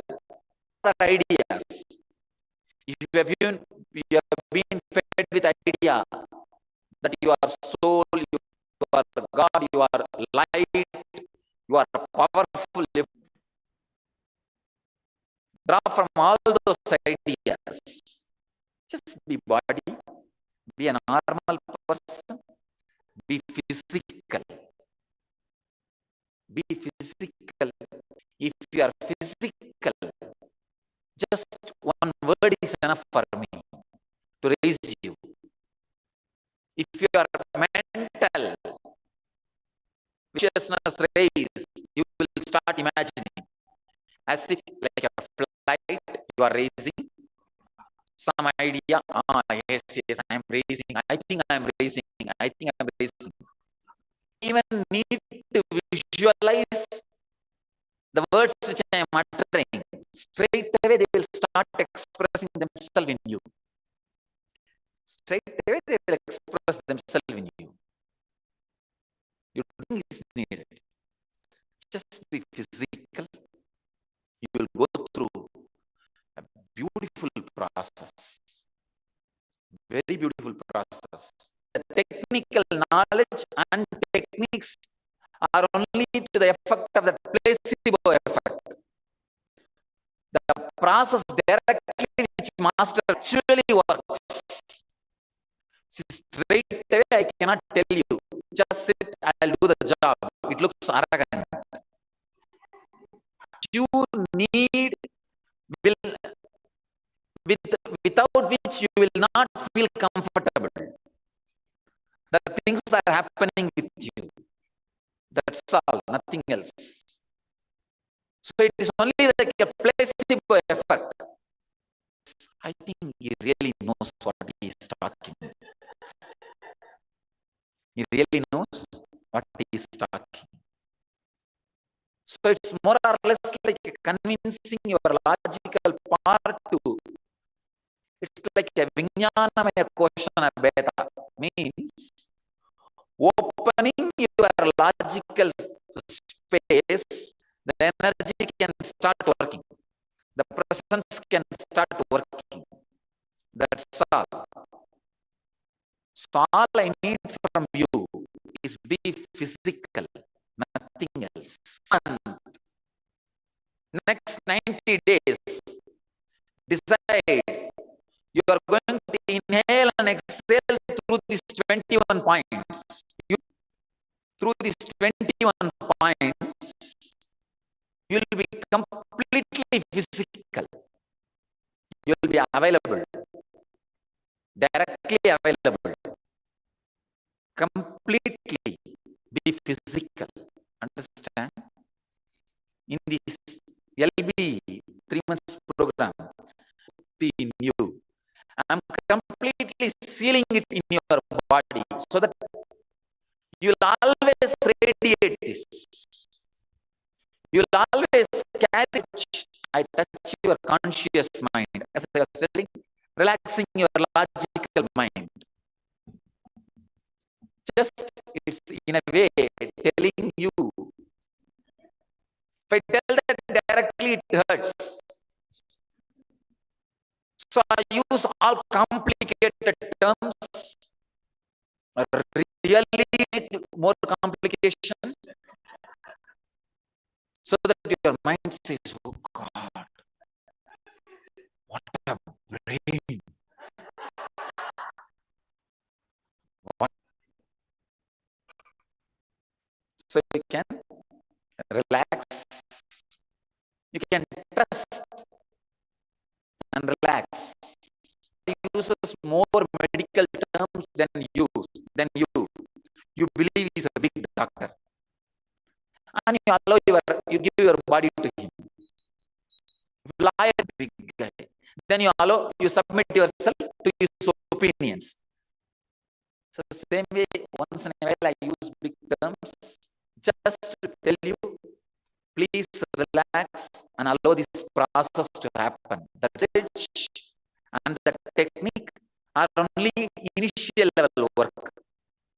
The technical knowledge works on your conscious mind. Techniques work on your unconscious mind. The mind which you carry during the deep sleep, during the dream state. Usually whatever junk you swallow, so the little deeper layer, that will be cleansed by the technique. That changes your very brain. Please understand, I'm not saying mind, brain. Your brain develops, radiate the enlightenment energy. So the very brain transforms, not just mind. If it is just psychological, it will fade. What I am doing is here is not just psychological, creating physiological changes, mutation of the very body, mutation of very body. I did 2 scientific study. Now we want to do complete further studies. Just by the initiation, I'm not talking about mind. The brain develops subtle grooves. The subtle system to, I am working on your very body, on your very physical body, working on your muscle memory, the mind. See, working on mind does not need actually my physical presence. YouTube is enough. If you want just psychological experience, YouTube is enough. 600 you are going to hear from me. Everything is already put in YouTube. You don't need to be here physically at all. Just have your computer and YouTube discourse is enough. But here I am not creating just psychological effect. I am creating physiological effect. You will radiate this whole thing physically. Physically, you will radiate. So understand, if it is just psychological effect, there can be some conflict, this, that, so many things. Memory, you just radiate. So please understand, whole next 90 days,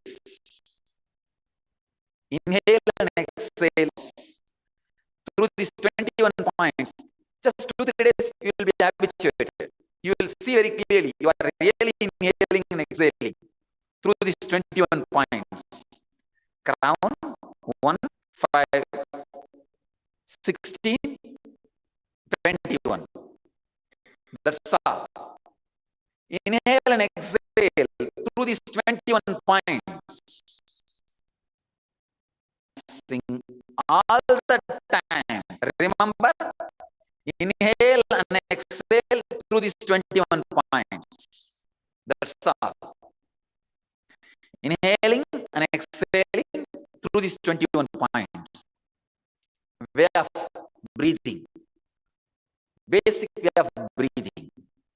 You will see whatever I am talking, whatever I am saying, when I say be physical, and the process can be intense. The process can be so beautiful. Please understand, it is from bliss, no pain, no suffering. If you think you are going through some low mood, you are responsible. Process is not responsible. Be very clear. So do not make any of your suffering sacred by associating that feeling is suffering. All suffering is suffering. Understand?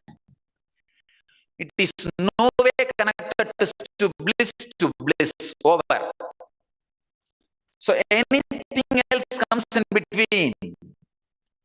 Be very clear, it is simple stupidity. Nothing else.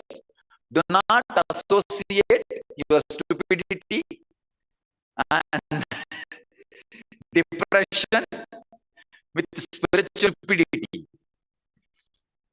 And that is the first thing. See, when you give sanctity to your stupidity, it can never be clear. I have seen people giving sanctity to Kundalini process. That is why I am in low mood. No Kundalini process will bring low mood. No Kundalini process will make you shout at others. No Kundalini process will give you any negativity. So all process, our system, our tradition, everything is foolproof, time-tested, eternal, and from the oldest living spiritual civilization, bliss to bliss to bliss to bliss. That's all. From joy to joy to joy to joy. Over. Even if you miss all those things, if you catch this one instruction, that's enough. Be physical. That's enough. Nothing else is required. I'll be able to do what I want to do. Understand? This biomemory, this body is completely right in Jivan Mukti, in living enlightenment. So this body does not carry any more qualities of the matter. It radiates body touches. This body touches, that body becomes healthy. Understand? This is the science of healing, nothing else. This is a science of radiating energy which does not carry any percentage of matter in it. When it touches another body,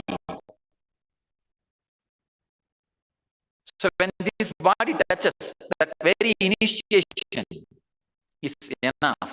Please understand, when I am neither exaggerating nor trying to be humble.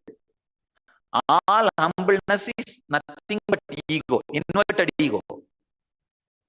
Getting attention is nothing but getting your attention in a different direction, from a different angle. A cunning ego is humbleness. Ego,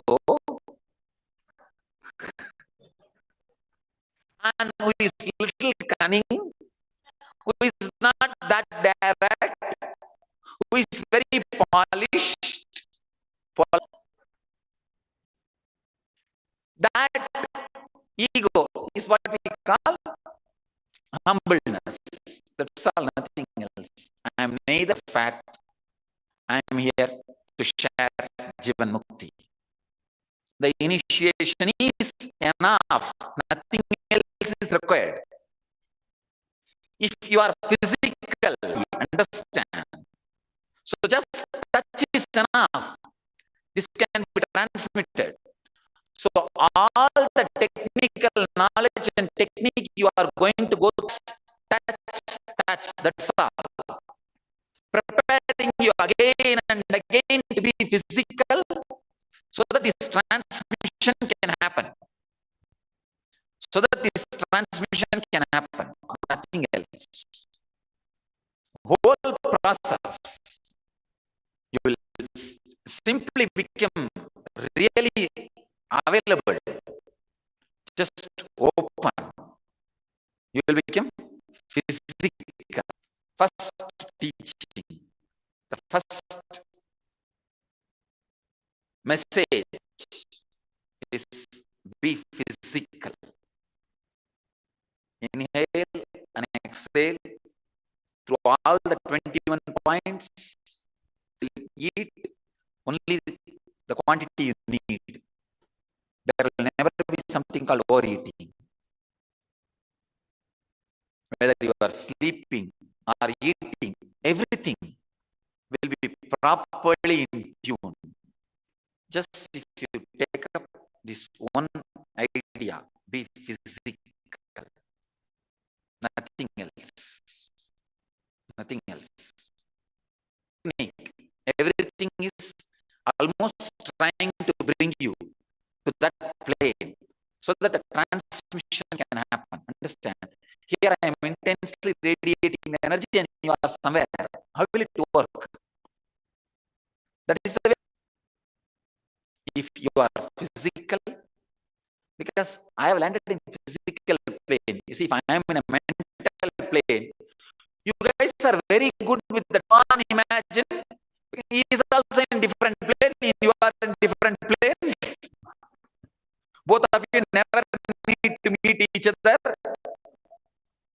Just he is somewhere and you are somewhere. Both of you are happy. People come and tell me, Swamiji, can you, what should I follow my teachings for me, for my spiritual growth? Directly I am telling, some old palm leaf which is written 10,000 years ago, which is not even clear now, which you can neither read or not.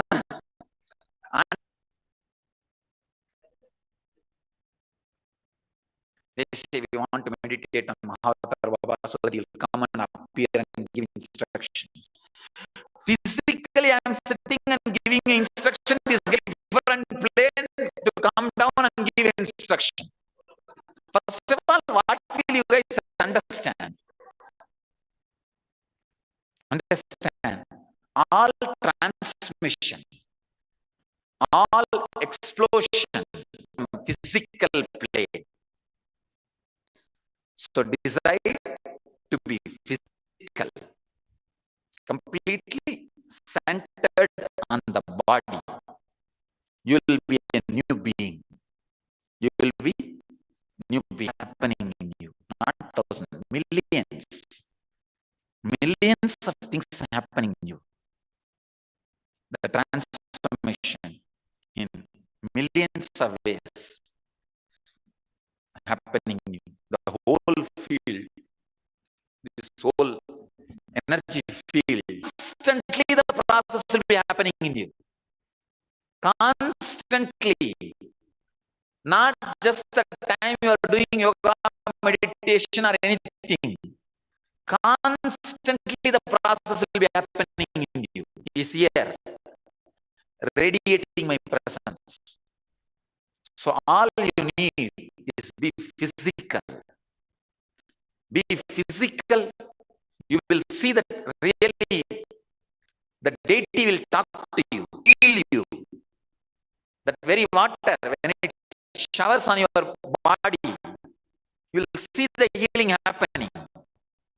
So be physical. You will see. Do not be imagining. Do not be visualizing. Do not be fantasizing. There is no difference between parents and the light. It's all one and the same. Fantasy and visualization all one and the same. Just be physical. You will see the real process happen. I wanted you to carry all the different components of Jivan Mukti in you. The health, mental wellness, joy, cause, and the clarity, intelligence to know answers for all the questions to grasp us. Whether it is life or death, anything comes in front of your mind, you must be able to simply see and know. Any food put in inside your body should become energy. Anything brought in front of your mind should become wisdom. Should be reproduced in you. Just be physical. You will see all components of Jivan Mukti is reproduced in you. Otherwise, because this program every day is introduction to the program. I can say this program is introduction to the program. I can't, this is the introduction. I cannot give you the preview. Preview means important scenes. To give you the slide is important. I can't cut few slides and show you preview. The program is so important.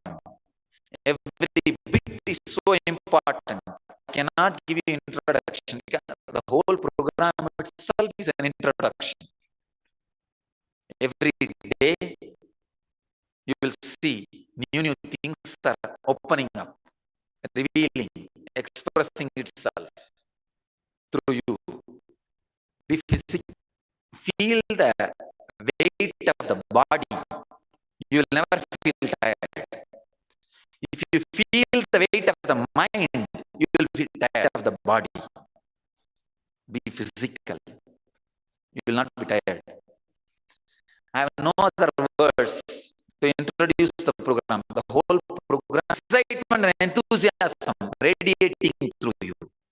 You will be just excited for no reason. Just be physical. That's all. Do not bother about age in these 3 months in you. I wanted all of you to remember you are in an orthodox, traditional, Vedic monastery tradition, living spiritual tradition. So enjoy every bit. Enjoy every bit. I have put so much, every introduction of this monastery, this ashram. This is enlightenment epicenter, EC. Enlightenment epicenter. Just mix around. You will develop so much of that sacred feeling, that sanctity to whatever is existing here. Whatever exists here. I do not want just an introduction and miss the program. I have seen many people being lost in they see the preview. Preview spoils you that directly enjoying the movie. I have seen many times the preview shows the way you enjoy the whole movie. Because when you see the trailer, you'll be just waiting only for those scenes. Only those things will attract mind. And you miss. I do not want to give you any trailer about the program.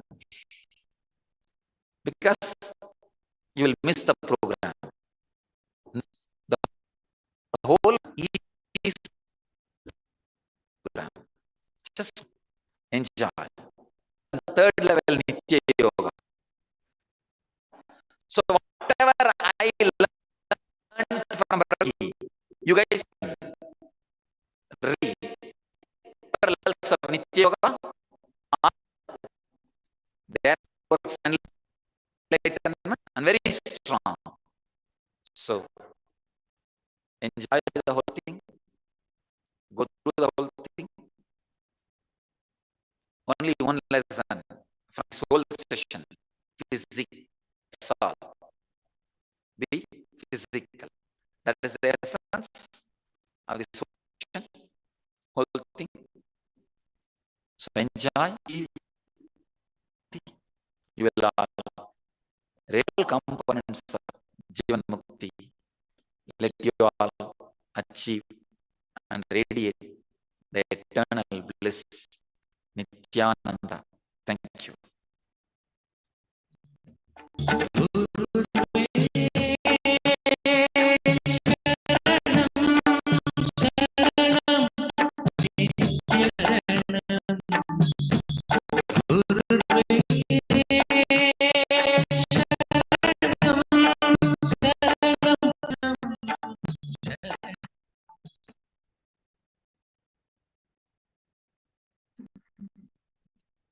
Nithyananda, to all the participants. That was a very beautiful session. Swamiji spoke on the different dimensions when you establish enlightenment. What are the different dimensions starts opening up in you? I request all participants to post your understanding. What do you understand by this?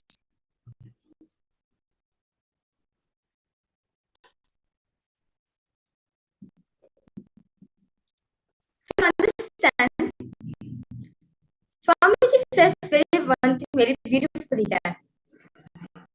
When you're established in the space of enlightenment, all understood everything. Any intention you have starts manifesting as a reality. Any intention which you want to manifest, it starts that. Swamiji says very beautifully, all the desires which you are having, everything which you are experiencing needs to be aligned. See, Swamiji, we have two many things which we want to manifest as a reality. One is the desires, one is our wants. The desires which we believe the most. So understand, so there's two different things. So all of us need to understand. One is the desires and one is the wants. See, desires are what? The desires, as in, like, for example, you have a desire of becoming a millionaire. You have a desire of becoming a doctor, or you want to. Okay, you desire that you want to be Srikanta or Yajman, or you want to contribute to Kailasa, whatever. The desires that you want to manifest. Yes, also. In desires, there's two things. The desires which you want to manifest. All the fantasies which you want to manifest. And some thing called the borrowed desires. Wishing around you. You decide the kind of desires which you want to manifest. Like, for example, you look at your friend and he has the same car. So you have the desire that I also want to have the same car as my friend. We look at the surrounding around us. We look at every experiences. How come he alone can have that? If, for example, if your cousins or if your best friend comes or an iPhone watch or an Apple watch or an iPad, anything which is latest in the market, they get it in the car and they show, look, I got new. And at the end of the day, you also feel like, no, how come he can have it? I also want to have this. I also want to experience the same thing. I also want to have. I also want to have an Apple Watch. All these are called borrowed desires, where you see the other person around you. Actually, it's not a real desire. Because that person is having, I want to have. That's only cognition. Wanting are the things which you really want to manifest. Like, for example, money. When we feel that we really need money to manifest our realities, right? Or want medicine. It is a one thing that you have to take care of your body, right? So understand, like, there's so many things that survive your life. You cannot sustain your life. All these are your wanting things that you really want to manifest. You will for it, but you're waiting for it to manifest. Thought process understanding. There is something called wanting, desires, and borrowed desires. Three different types. You have a borrowed desire which you want to manifest. You have a desire which you want to manifest. And at the same time, you have a wanting which you want to manifest. You manifest the reality. That is one of the dimensions of enlightenment. So you understand, a person's experience, a person or any wants. The only thing he has is, how can I transfer the same experience? How can I give the same experience to the other person's experience? Make the whole humanity experience this great science. That's the only cognition which is having, and that is his mission. Whatever visions he carried, he made it part of his mission. That is why he is able to manifest it. So, and human beings, we have different things. We have wants, we have desires, and we have borrowed desires. Only when all these three align, you manifest reality. See, if you really want to have a nice screen, that wanting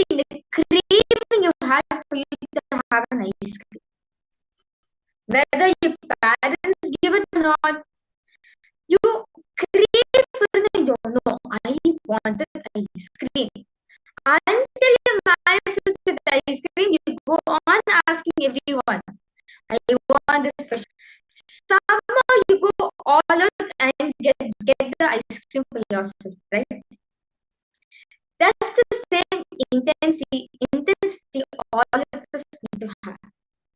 When you have intensity on how to manifest it, you need to have the intensity for you to manifest these wantings. As to how intelligent you need to understand that you need to have the same intensity to manifest that reality for you.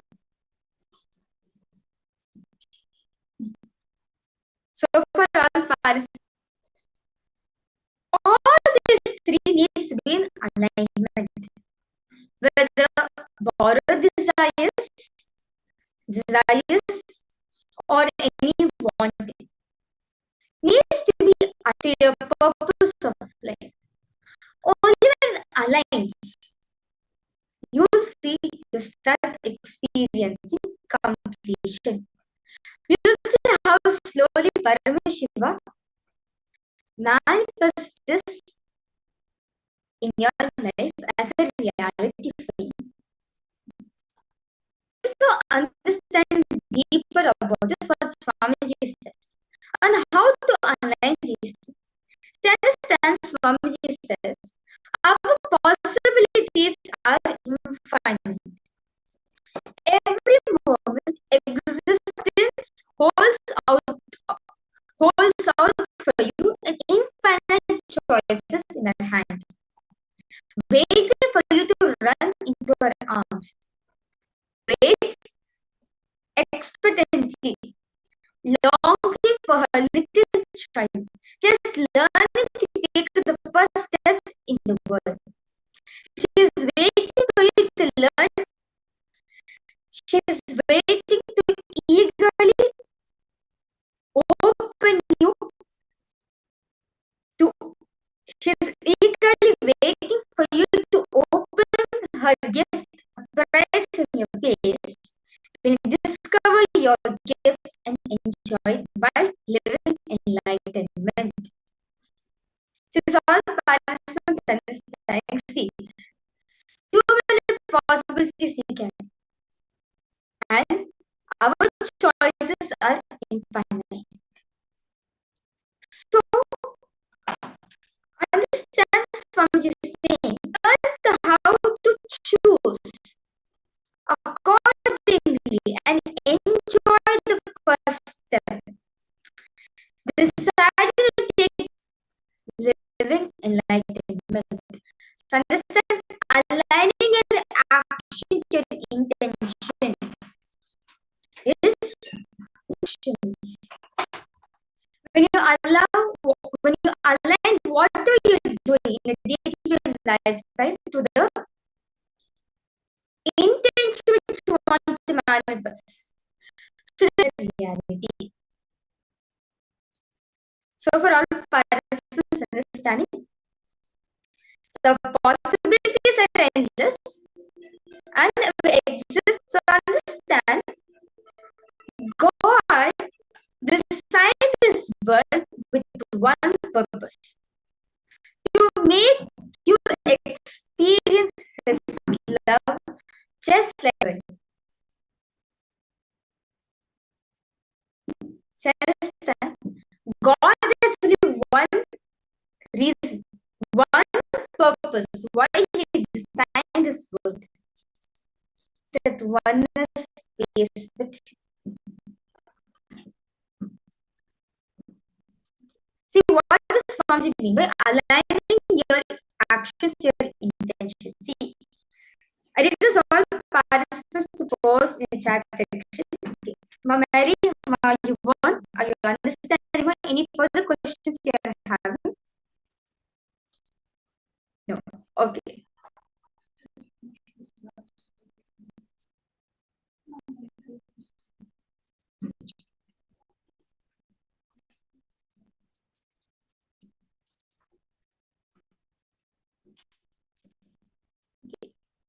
Master Celia. Nithyananda, welcome you for the Paramashivoham program. See, aligning your actions to your intentions. See, for example, you want to be a you want to become a doctor. Yes, you want to become a millionaire. But the actions which you're taking for it, it's not matching. There's a big gap, right? Your intention is actions which you're taking is you're going for a normal 9 to 5 job and just earning some $1,000 and coming back. Is this anyway aligned to the intention? No. Intention is so strong, your actions also aligns for it. See, if you want to become a power manifestor, or you want to become a natural, your actions also will start based. Naturally, the actions which you're taking also will be based on that. See, if you want, I want to plant a mango tree. So I need to know the steps, right? I need to know the steps needed for me to plant. Once I get the seed, I need to place the seed in the soil. Once I have to pour water for it, put some insecticides, pesticides for the insects not to come and destroy the sap. Feed water until it grows big. Once it becomes big, once in a while you can pour water. Pluck the fruits which is giving. And the intention is I want to plant the banyan tree. But instead of taking the seed, I decide to do something else. Well, let me plant the pomegranate tree and you continue. Is there any way related to the action which you want to do, the intention which you want to do? And a banyan tree, you're planting a pomegranate tree. So there's no way relation, no way in relation. They are no way in sync. So I know because all participants now depend on. First, depend on what are the intentions. It can be anything. You want to become a power manifestor. You want to live your life with Swamiji. Or you want to become a doctor. Write down all the intentions which you want to manifest.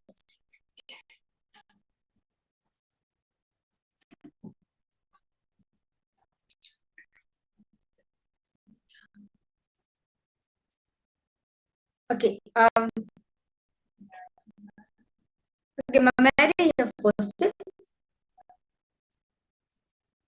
Okay, you're not understanding the desires, which is the borrowed desire and the wanting.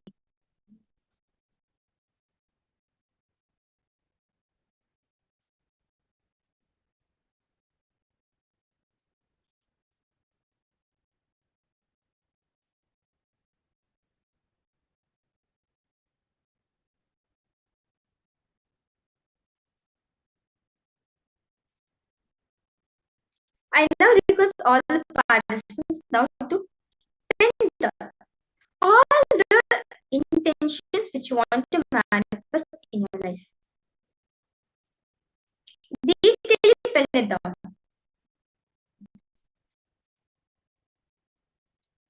Okay. Okay. Mary, I request you to write down what is it that you want to manifest.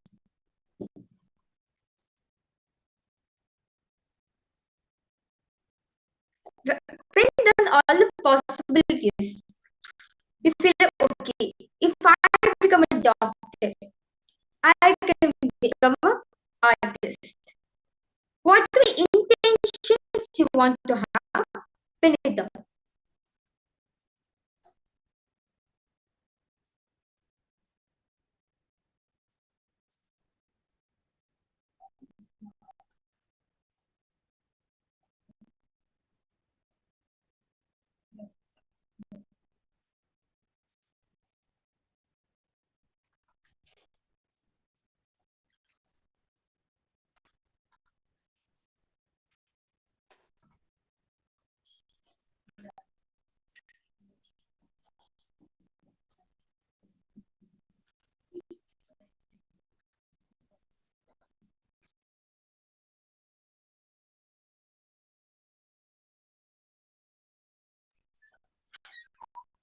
Well, that's fine, Mark.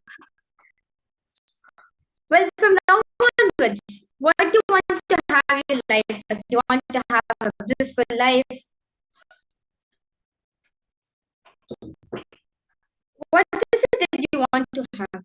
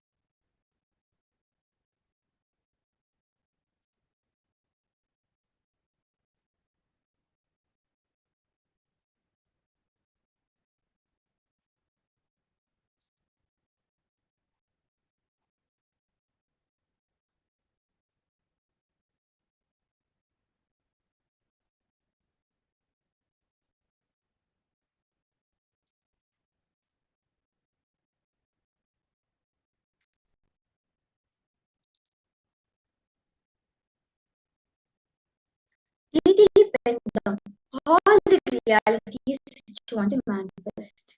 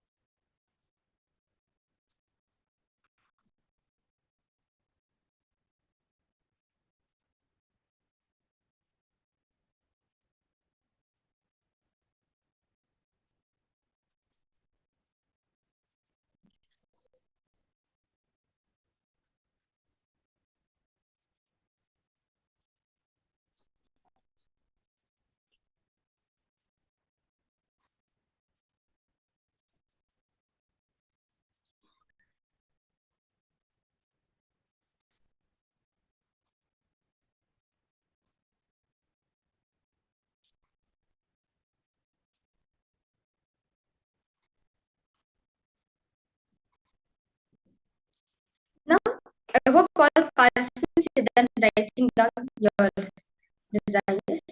Okay. Now, I request all participants now.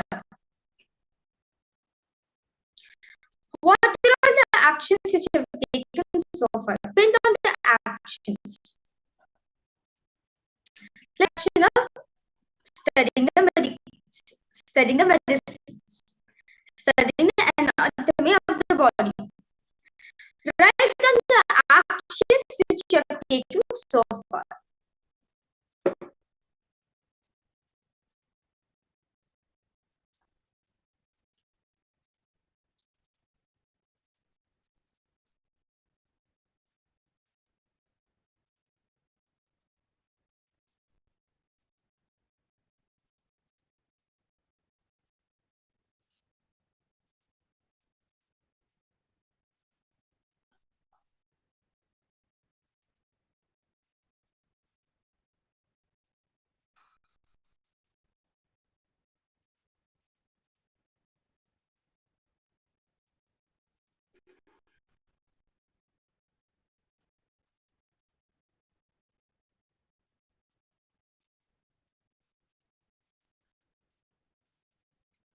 Then detail all the steps, all the actions which you've taken so far that wanting in you.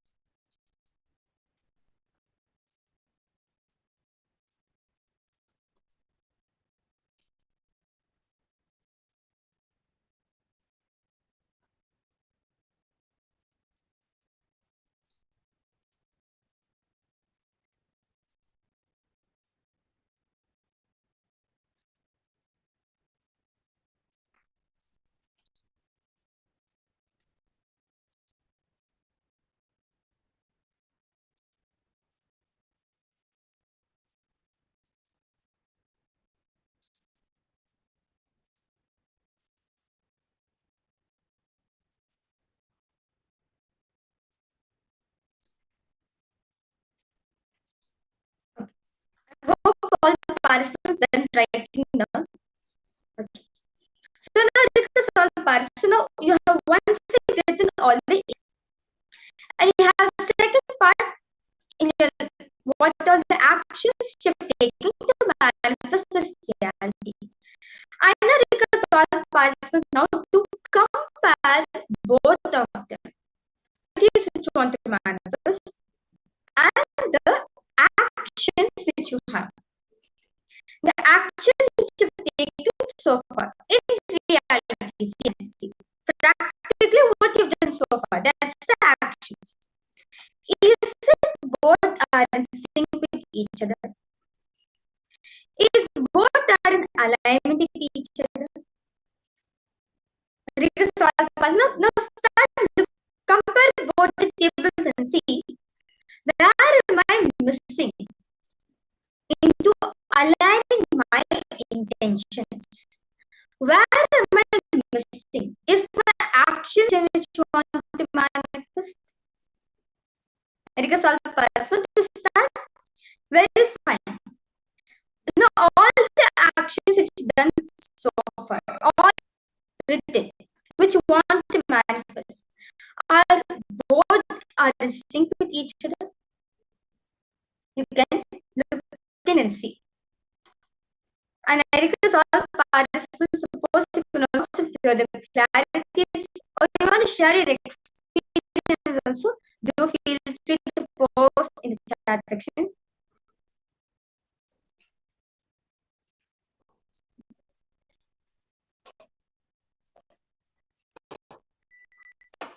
I understand, ma'am, you want? Okay.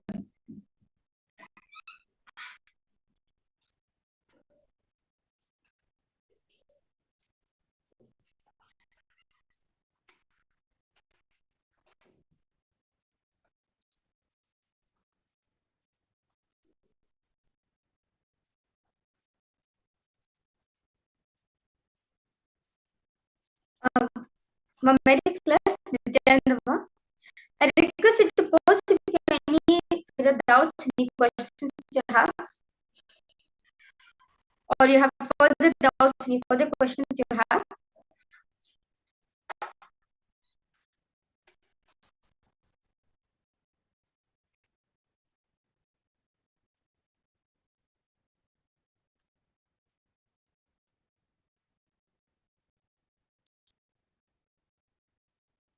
Yes, okay.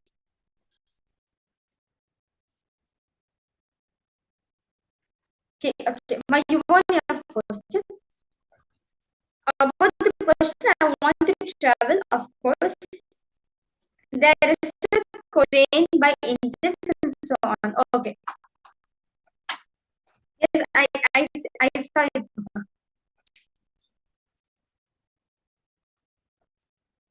Okay. See, okay. Okay. So you only feel like you only have resentments and bad old pattern. Your intention is you want to manifest a good life, right? You want to manifest a happy life, a blissful retirement for you. With what you want to have? No, they are not.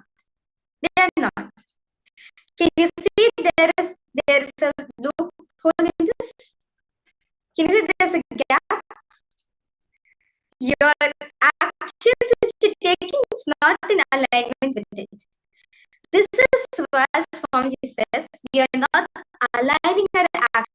What we actually want to manifest, the craving, the intention we have is completely different from the actions which we are taking. See, you need to respond to your office.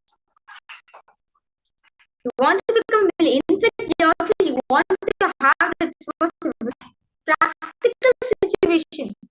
You're going for your job, but you're not able to answer simple questions asked by your manager. So, our intention is different, our actions are different. So, now what do we need to do? Why you was the kids almost not. What do you need to do to align these two? Decide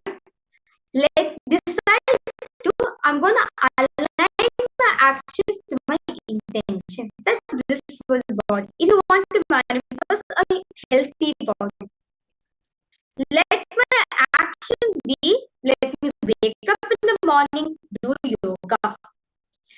Let me eat, let me do exercise, workout, and help myself.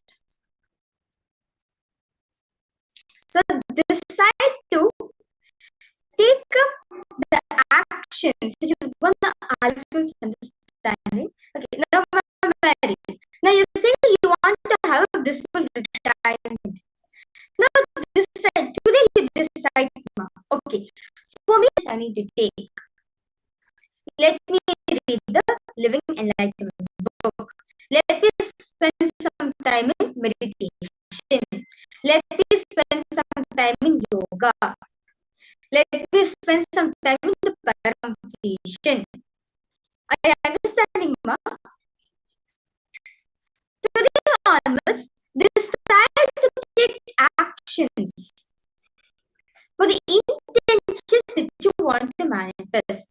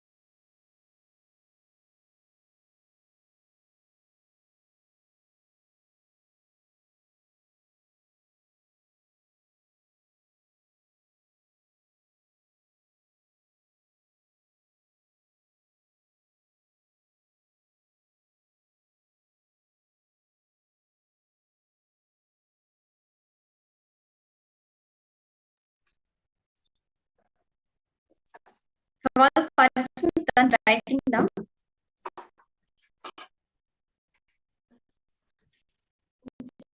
Janam, I'm audible for all the participants, for all of you now? Okay, it's good. Okay. Thank you so much for that. We are just facing some technical issues and just fix it. I have all the participants written down all the steps in life. Anyone can give an example of any intention which you want to manifest. Maybe you want to give an example. Which of the Siliyama, Nithyananda, are you able to hear me more? Okay, that's good. It's great. That's nice. Thank you so much. Okay, let's go Prisma.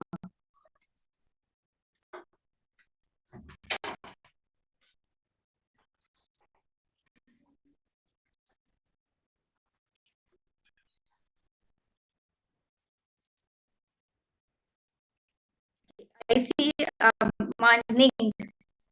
If you have come here for a program, Nithyananda, morning. Yes, Nithyananda, to achieve fulfillment. Okay. Now, decide to take the steps which makes it to be fulfilled. Like for example, it says very beautifully that first thing you need to carry inner fulfillment. If you have inner fulfillment, if you have got it, naturally outward fulfillment also you will get it. Let me get clarity, peace within myself. Mary, are you fine, ma? You can have good. You can have some water and come down yourself. Okay. So what you want? So you want to manifest fulfillment. First, decide that okay, let me align to all the action name is some of what fulfillment you want to have. Like you want to have a yogic body, healthy body. You want to manifest.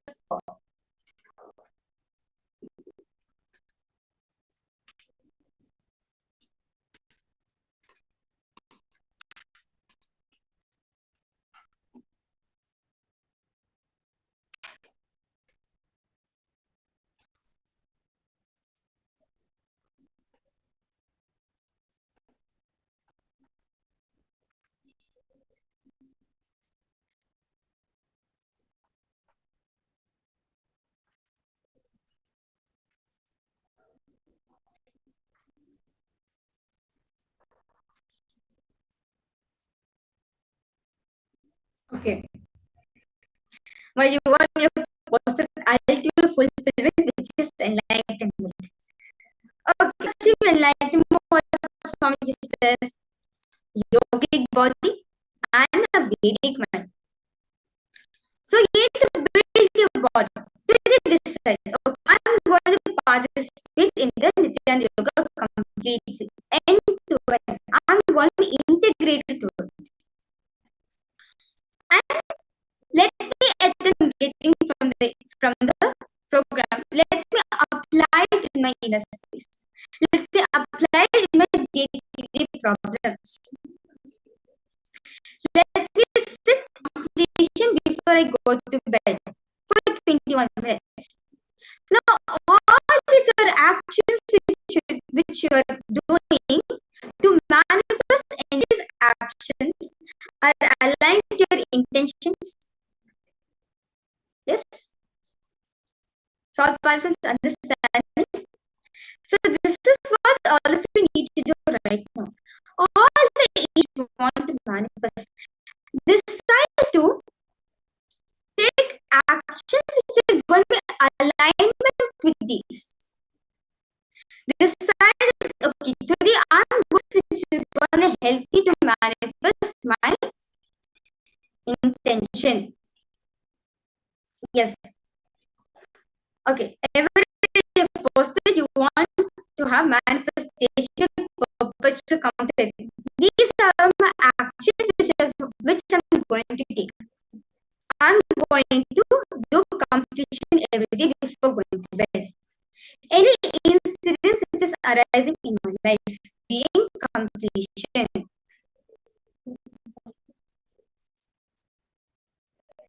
I'm deciding to be in completion. My first reaction to everything is going to be completion. Are you understanding, Aya?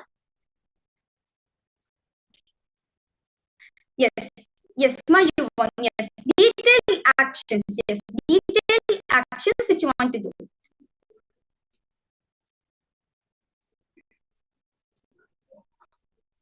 I just wanted money to do what I want. Now that my health is becoming not very good, of course, I want to have a good health again. So there are two things for health. Now for you to have a health, what do you need to have?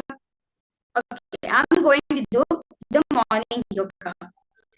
I'm going to eat food properly. I'm going to add some salad. Detailed actions what you're going to take. I'm going to spend time healing myself, heal my whole body. I'm not going to miss darshan every day. Every day I'm going to ask Swamiji for healing and blessing, which gives you health. Understanding, ma? Okay. Yes, so for all participants understanding, now write down detailed these actions. See, this is important for all of us to understand this, because for you to become a leader, enlightenment is a space of a leader.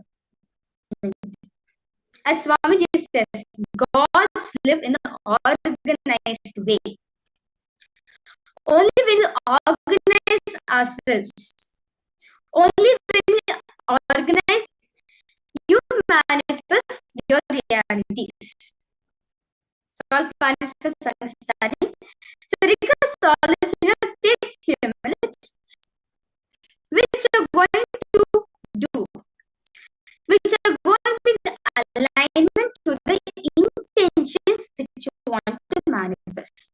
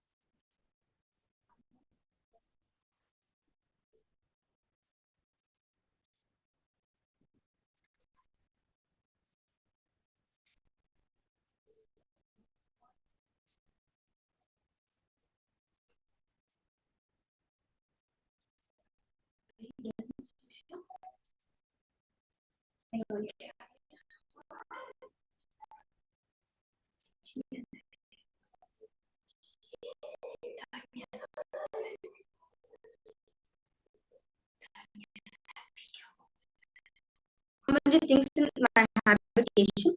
I want to be free. A lot of them to seek clearly. It is a lot to do for me. See, don't start only like.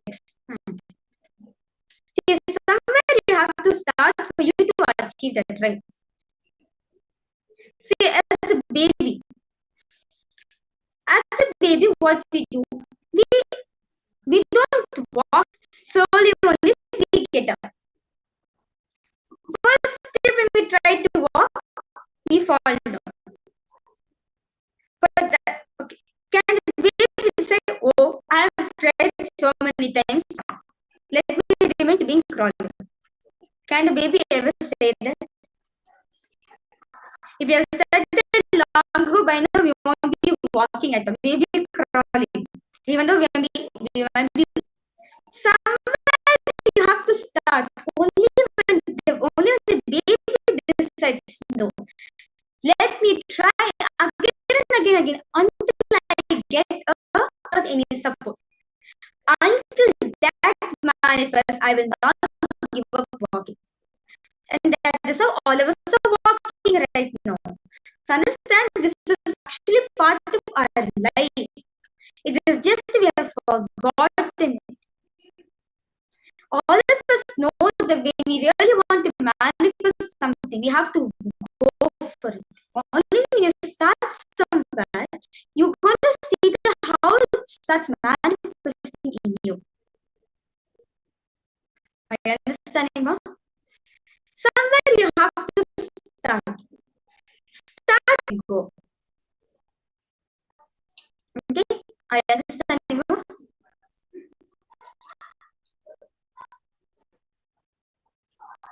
Okay. Yes.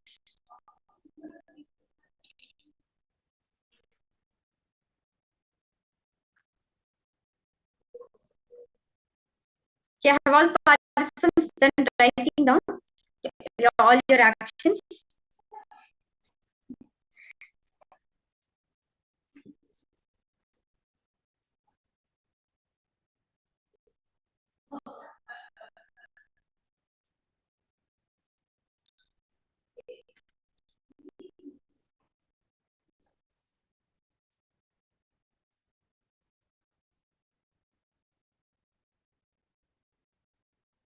Okay.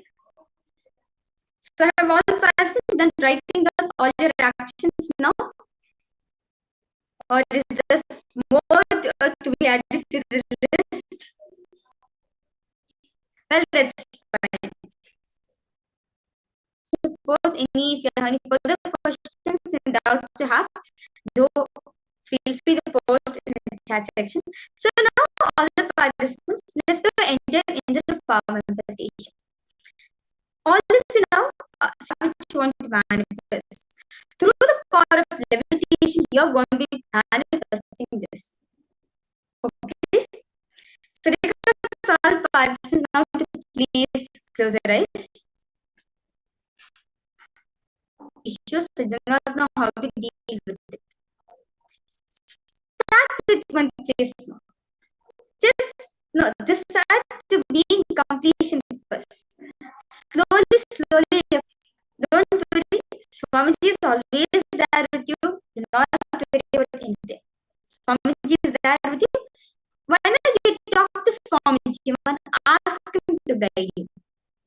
He will reveal you more things. Rise. Sit with your head, neck and spine in a straight line.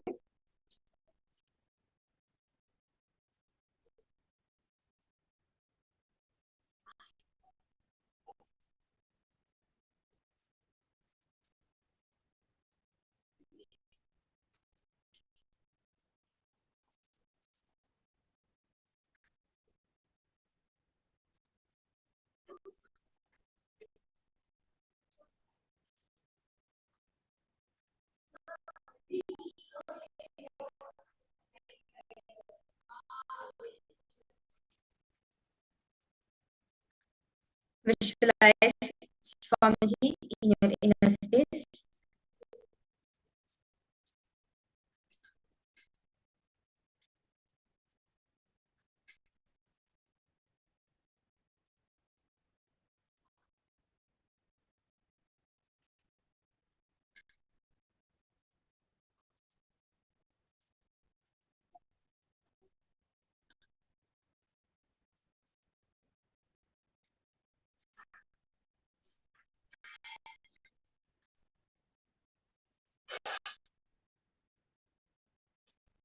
Slowly, intensely, start chanting the Mahavakya.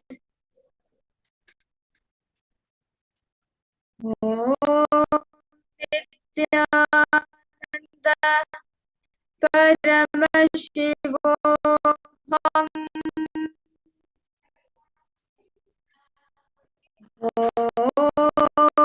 Nithyananda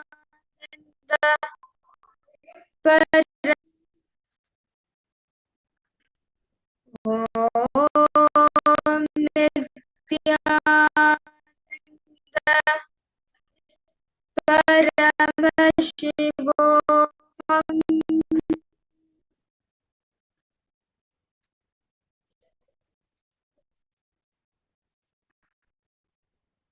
Intensely continue to chant the Mahavakya.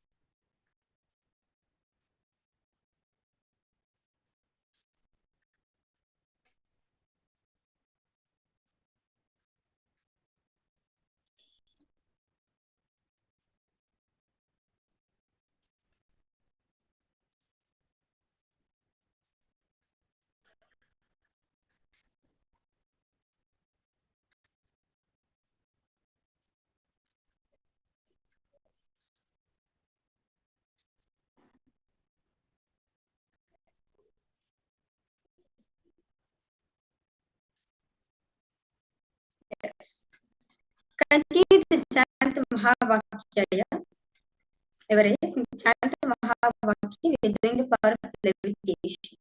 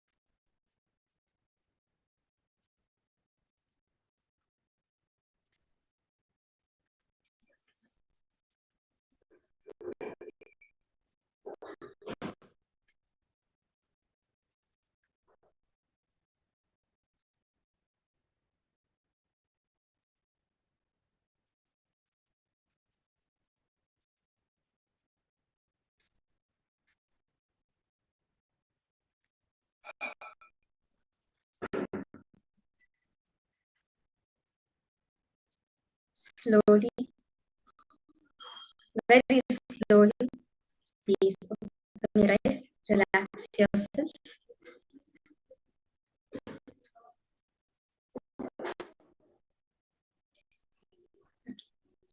How was the experience for other participants? What did you experience?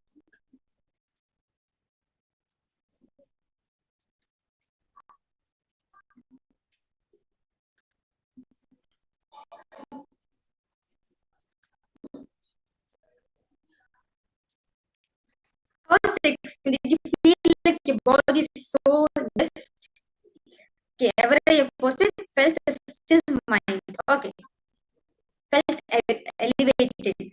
That's nice.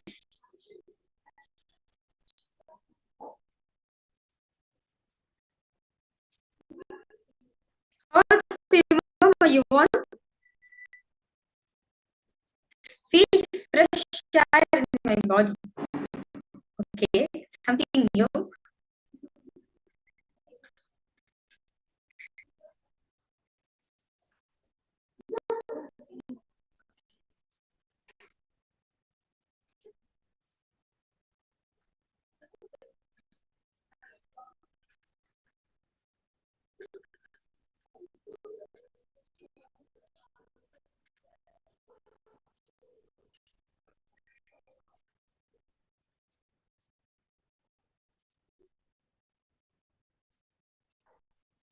Okay, first pain, then resting. Okay, what kind of pain you're experiencing, Mary? I request you to describe the headache. You felt the pain in the head started to release, starting to decrease.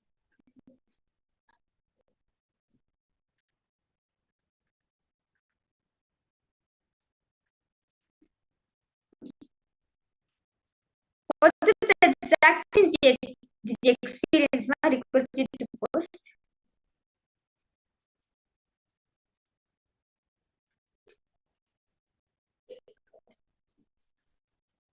Okay, just a sorrow. Okay, Seema, one thing Swamiji says. For you to experience the power of living incompletions in life, as I said in the previous session, that it is thoughts, our patterns are the matters in our for the weight which we are carrying in our inner space. So, first thing you can do, that's when you experience power manifesting incompletions, all the pain which you're suffering, which is suppressed with the completion. Slowly, when you sorrow. So, Masi, Swamiji is just nothing but revealing you all the pains which you had in your life, so that you can complete with them. What it is. You'll see, slowly that peace will start happening within your system.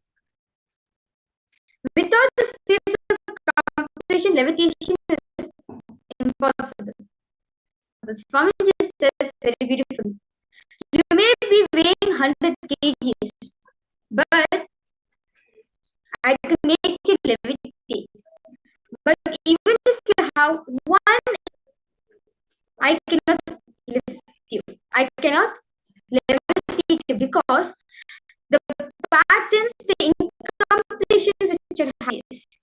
So only after completing with all these incompletions, you will see the levitation will actually start manifesting. Or all the patterns.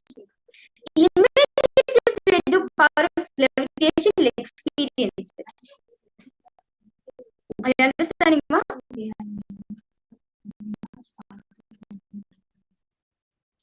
All participants understanding so far the post in the chat section. See, it is the weight, it's the engram of incompletion which is having in a space. But the process of levitation has started for all of you. That's why all of you seeing some incomplete colors memories are like incomplete which you need to complete with. So the moment you complete with all these emotions, the moment you you'll feel like heaviness in your inner space will start to dissolve. You'll see a lots of lightness will start experiencing in your inner space. And slowly, okay, all participants understanding. So, okay, ever you have any questions?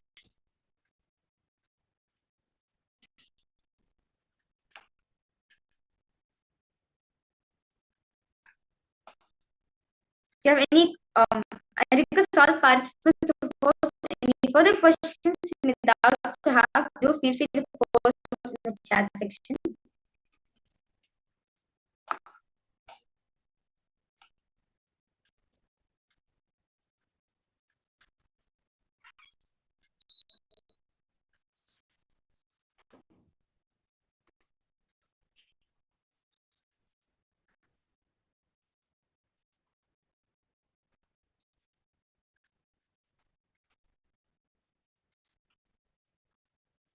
Okay. Okay, Mary have asked. This is very difficult to complete for me. Okay. Actually, Ma, I request you to especially come on the health day. Sorry, on the relationship day. Power of fulfilling relationships. So I request you, Ma, to come on the day also. As you attend Paramashivoham program, one of the days, each of the sessions sincerely from the start till the end, so you can experience the completion in your relationship. We'll be entering into the next session where we are going to be understanding. See, in this session, all of us learned about how to address our realities. In this session, Swamiji is going to be speaking about how to practice living enlightenment. How to permanently establish in the space. Let us now listen to this from Swamiji himself directly.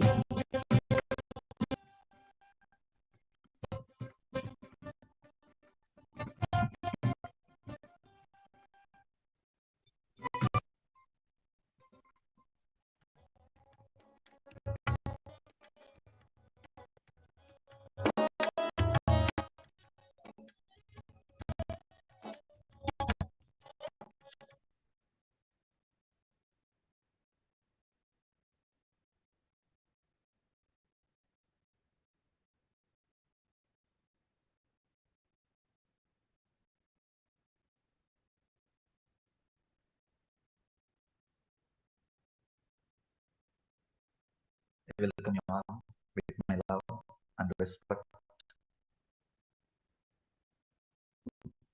I thank Vijay Foundation for organizing this wonderful program. Today's subject is living enlightenment. I'll try to share few ideas, few truths. Then we will internalize these ideas, these truths, by questioning them. Please understand. If you don't question, you don't internalize. These truths to internalize, that is another problem. If you are completely negative, questioning is not going to help you. Same way, if you are not in the inquiry mood, questioning is not going to help you. Some people, they are not in inquiry mood, and some people are completely negative. Again, they are not in inquiry mood. If you have the deep seeking, the inquiry sense, and inquire, you can be sure these truths can be internalized and any truth internalized, Shravana, Manana, Nididhyasana. Shravana means listening to the great truths. Manana means internalizing it. Nididhyasana, living it. So today, we will listen those truths, then naturally you will be living enlightenment. So the way for living enlightenment, the Jivan Mukti, is listening and internalizing. Share with you all. What I mean by the word living enlightenment, please understand, this is the definition I have to share with you all. Living enlightenment means conflict-free life. Living with your body, mind, and the whole surroundings. What you experience as the outer world. Please understand. Many people come to this world filled with conflicts. How can only when the whole world is silent, happy, blissful, I can become conflict free? No, it is never going to happen. One more thing related to whole world or anything. When you start living conflict free life, what you know as the world will become conflict free. Only that can happen. You will never be able to make the whole world silent, peaceful. All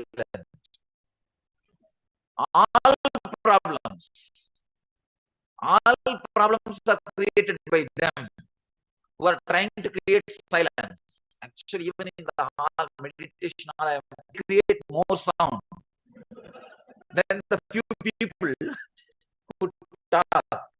It is actually they create the more sound. So who volunteered their life to create the whole world peaceful. They get more sound than the people who are living. Actually, there is no such thing as peace of the whole world. It never existed. It can never exist. Even now, the press people ask me about this global peace and all this, this is the recent terrorism. I say from the time immemorial, the inequality is there.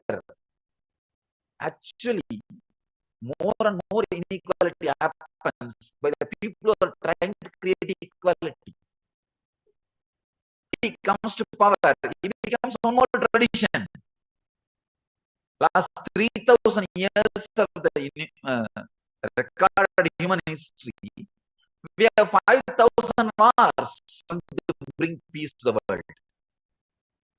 Each war, each leader who starts the war claims he is going to bring peace to the world. One important truth is missed by all of them. The world which you experience becomes conflict free. Only that is possible. This is the only possibility. If you try to do anything more, anything beyond, I always tell people, your manasarira, we have different layers of our being. Stula sarira means physical body. Your skin is the boundary of your physical body. Prana sarira means that is the boundary of your prana sarira. Mana sarira means the mind, the length and breadth which you can visualize with your mind. See, you can visualize about your life more than 1 year. Try your best. You may imagine, but you can't visualize. When you visualize, your heart also believes that visualizing is possible. imagination or reality. Please understand the difference between imagination and visualization. With imagination, when you are imagining, your heart knows you are imagining. With visualizing, thinking, I am working. There is a subtle difference between imagination and visualization. What you can visualize is the bound. If that becomes conflict free, in tune with what you are inside, you are living enlightenment, you have brought peace in the world. Only this is the it's impossible. People think, oh, whole world should become peaceful, should become happy. Only then I will be peaceful. I will be happy. You will never be. It's like you wait on child. Mother asked, why are you waiting without taking bath? He says, no, let all the waves get settled, then I will take bath. It's never going to happen. Please understand, it's a very subtle point. If you can, you will be relieved from those unnecessary efforts. Many times, we continuously suffer suffering, seeing war here, seeing terrorism there. I said, please understand, if you also start suffering, you will add more suffering to planet suffering. Your sympathy is supposed to bring them to your level, not it should bring you to their level. There is a big difference. If a person is suffering, people come and ask, what is the solution for poverty? I tell them, try to bring them to your level. Change their consciousness. If you start thinking about that continuously and depressed, you will reach their level. Then we have one more poor person, that's all. It's no way going to help. So, living conflict-free life within the inside your body, mind, and what you experience as the world. I'm not using the experience as the world.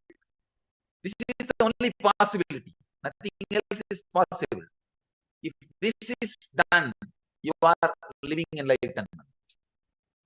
Usually, we set impossible goals and impossible. And once we confirm it is impossible, we stop putting even the little effort which we were doing. And after that, all we do is blame the world, blame the God, blame everybody. Life ends in blaming. So fix the proper practical goal. Understand what is possible and try to working towards it. Even a small, simple victories you achieve will bring tremendous encouragement, will give you tremendous courage, more confidence. You will start moving deeper and deeper, living what I call enlightenment. Let me define the enlightenment, living conflict-free life. If I have to use more words, I can give you a little detailed definition so that it can become like a practical conflict-free in the body, mind, and what you experience as the world. It's the truth. That's the truth. Now, I'm trying to make that a technique. 4 techniques. I call these 4 as techniques. 4 techniques to live enlightenment. First thing, expressing energy to change whatever you can change. please understand. Spiritual laziness. Laziness is not spirituality. Laziness is not spirituality. Many times, that is what has happened to India. See what has happened. The civilization, which stands enlightenment. This whole country's infrastructure, please understand. All over the country, the whole country is built for enlightenment, Jivan Mukti. But somehow, slowly in course of time, as Krishna says, Yogo Nashta Past, when the science is lost, the tamas is taken as enlightenment. Tamas is taken as spirituality. The laziness has become spiritual. To change whatever you can change, the energy to change. You can change so many things in your life.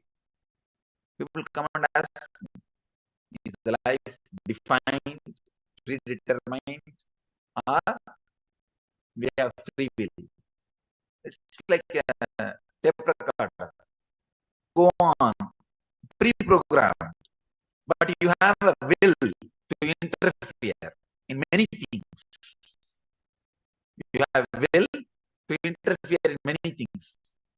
If you can, not even you need to have a big sankalpa, just simple effort. Many things with which you suffer, simple addiction like alcohol or smoking, those things are different. The simple mental sufferings, the restlessness with which you are continuously suffering, the constant irritation is almost like our habit. See, you don't need any incident to irritate you. We are just waiting. Come in our presence, that's enough. They will have their blessing. We are just waiting. They don't need to do anything wrong. If they just appear in front of us, that's enough. Till the moment you rest or relax, we are just bubbling, boiling, irritation. Even that is an addiction. That is an addiction. The understanding, you have a big problem. No, 10 times I tried, I failed. I don't think it is possible by me. Please understand, 10 times when you actually try to create, it will be there. The restlessness will not be there. When you forget, then restlessness comes back. But when you remember, you don't remember, you forgot. That is why the restlessness. You forget. After you stop your effort, only the problem starts. You think, no. Yesterday morning I tried to be peaceful. But see, today morning, I am not peaceful. Effort. We don't remember that. Whenever you put your effort, there is a result. When we stop putting the effort, only then mind goes back. We don't remember that point. That is a very important point. Effort. We never remember the time we stopped putting the effort. We let the mind go back, or we allowed the mind to become restless, again. So please understand, this is an important fact, important truth. We don't express the energy to change life. The other day, one incident happened. One person came to me and said, Swamiji, I surrendered myself to you. You should save me. I said, what do you mean by surrender? And what way you want me to say? These words are abused. Anybody can use and abuse. It's very technical. And words can be used in many ways. I ask them, whenever they utter any words, I tell them, please define it.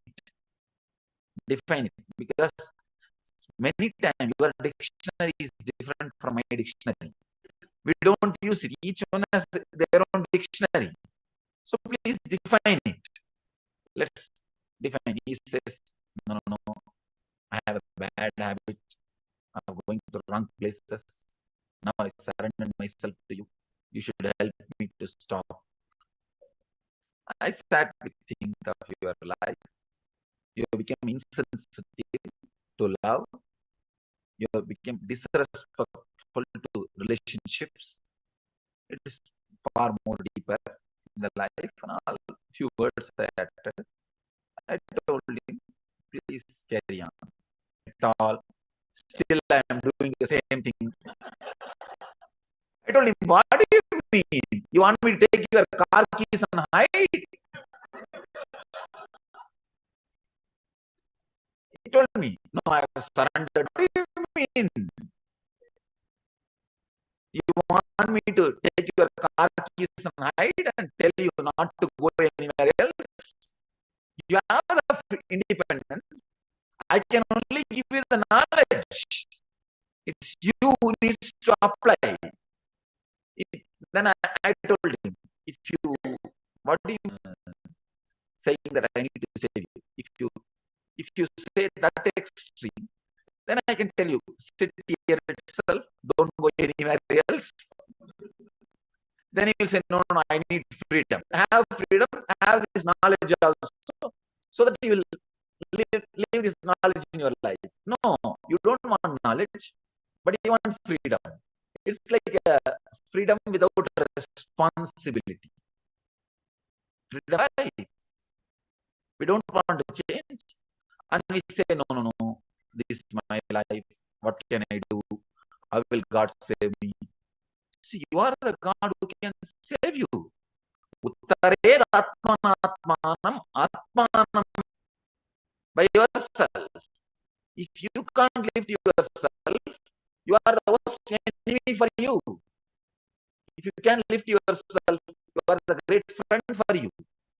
So it is you who need to do. Many times they say, no, I have surrendered to this God, I have surrendered to that Guru, nothing has happened. What do you mean? It's like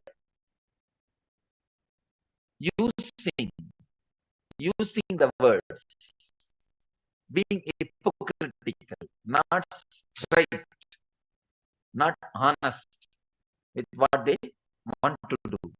So the first Mukti is energy. Express the energy to change whatever you can. One more thing. Even simple things which you change in your life.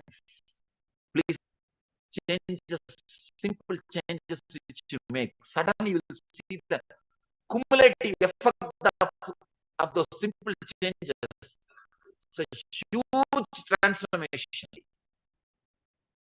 Small things every day. Even that within a year or two, you will see such a drastic, great. Somehow we don't respect that simple changes because we want everything instant. But we don't have intensity for that instant change. You want the instant transformation, but you don't have intense Shakti. Express the Shakti to change whatever you can. There's so many ways. You can change the way in which you look at the world. You may say, usually people complain, no, I'm not able to drop smoking. Able to do. That is different because that became part of your system. But there are something which you can change immediately. Cognitive shift. That's what I call cognitive shift. Life, world, you change the understandings, this all you can change immediately. For this, you don't need anything else. This is a simple thing. Bring knowledge to your life. Try to bring spiritual understanding about the existence. This kind of things, it may be simple, but you will see your whole thinking system will become different. And the cognitive shift happens. Whatever you can, first thing I mean is change the way in which you think. That is what I mean. Change the way in which you think. Don't try from the wrong corner. You can change. Immediately they start struggling with their alcohol habit, their smoking habit, or some strong habits. Then you are bound to fail. Don't start changing your thinking system. That's the first thing you need to do. Try to work on the thinking system, how you think, how you approach the world. Try to change your understanding, the intelligence, the energy. You have so many ideas, so many understandings about the world, wrong understandings. Many times you are first. Actually, if you change the way in which you think, understand, the habits will automatically change. Even if they don't change, it's okay. I'm not giving you a license. The way in which you think, many things will automatically drop, automatically change. You will see the whole life will become different. Just now, the one journalist said it's escapism.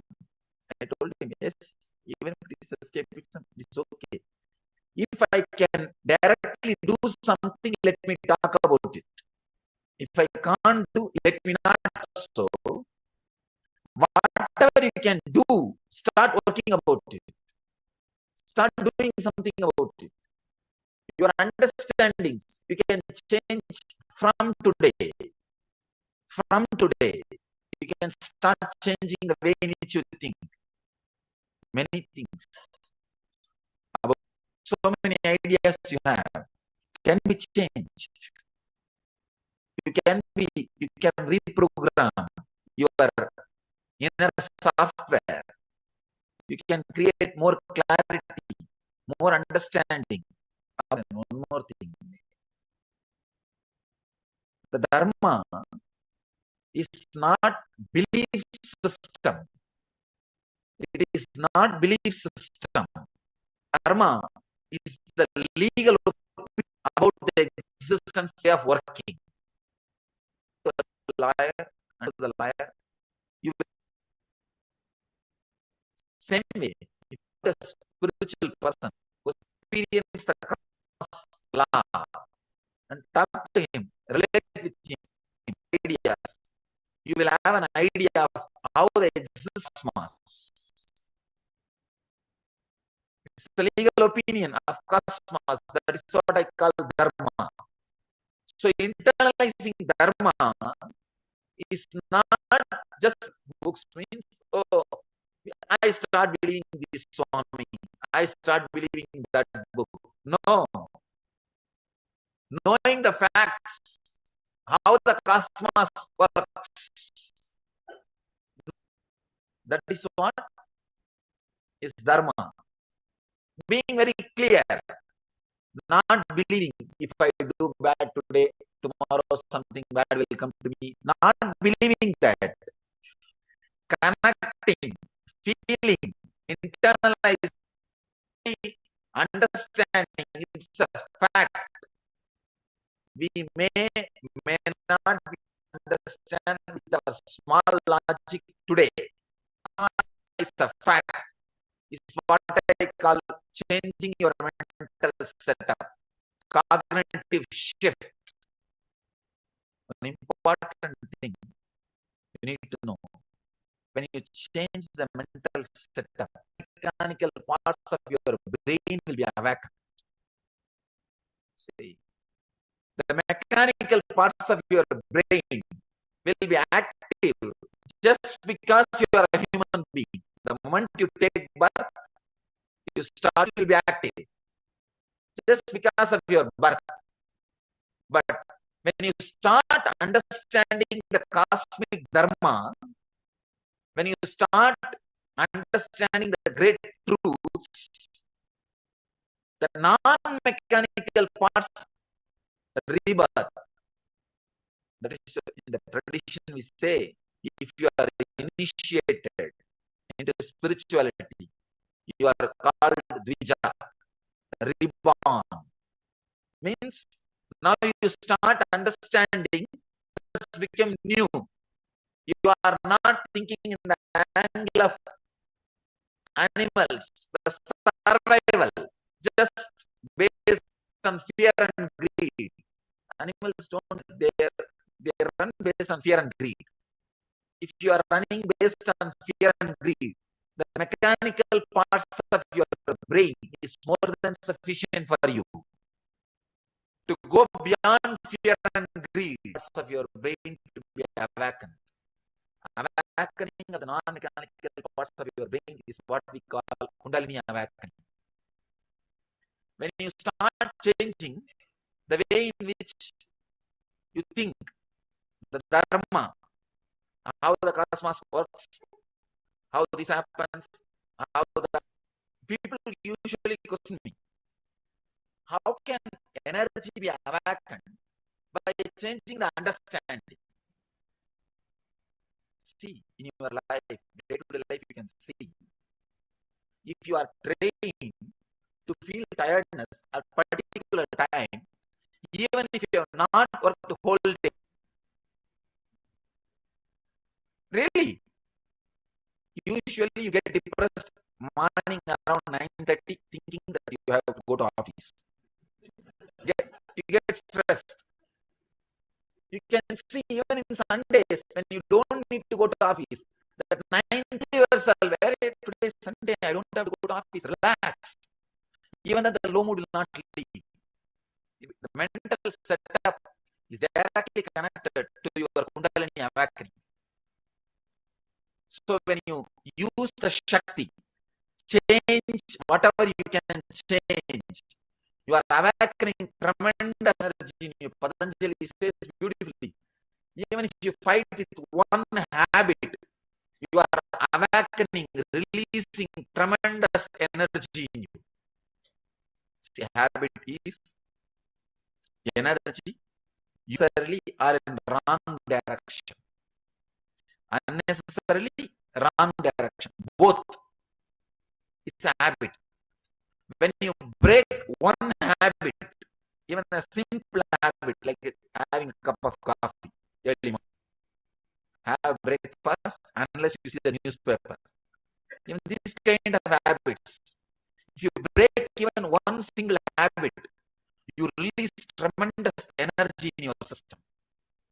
You release tremendous energy in your system. That is where the habit of keeping vigil throughout the night.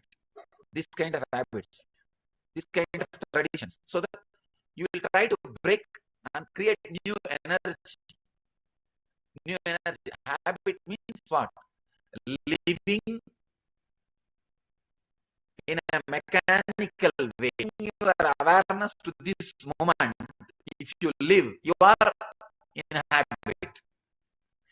Anything you do without bringing awareness to it is a habit. With awareness is meditation. Your whole life, there is only two parts.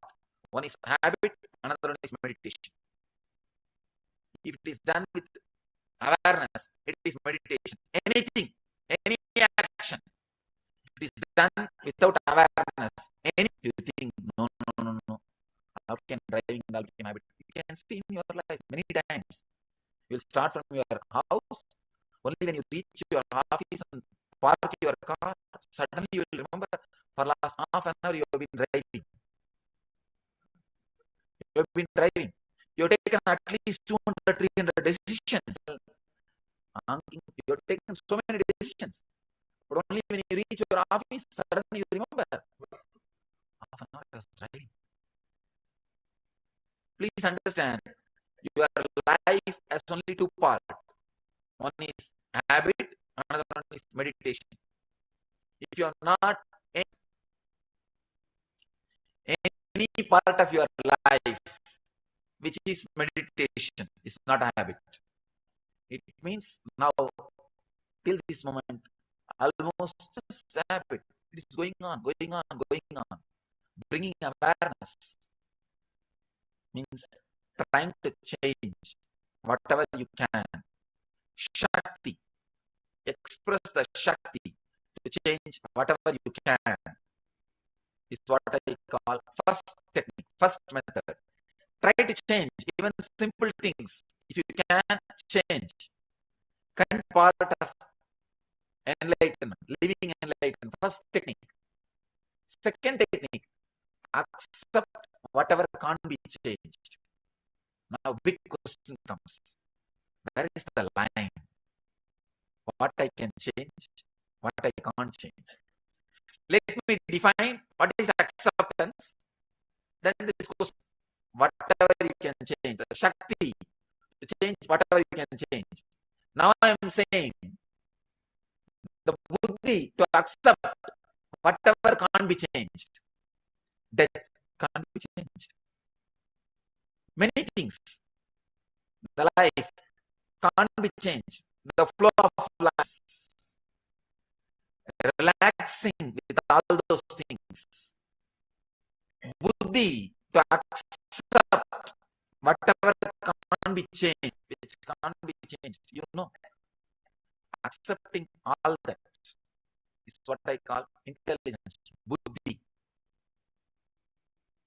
Now, this big question, how will I know when a situation comes in my life, whether to use my Shakti and change, or accept, use my Buddhi and accept? What is this? A very strong, straightforward truth. There is one scale to measure whether your life is a struggling, whether you are wasting your energy in trying to change which you can't be changed, or whether you are accepting the things can't be changed. It's a very vital point. It's very experiential. Early morning, when you get up from your waking state and moving, when you get up from your sleeping state and moving to the waking state, you are Sushupti, deep sleep state, and waking, Jagrata state. Your transition, if that is very smooth, please understand, you are whatever needs to be accepted, you are changing only whatever needs to be changed. You are not struggling. If the transition is very disturbing, please understand, now all you need is acceptance. Let me define very clearly. Early morning, it's a very deep, subtle, mystical point. I can say it's a very practical point. I don't want to just, you go out, all, what will happen, what will be the side effect? You will say, oh, Swami spoke well. But what is the use? What is the use?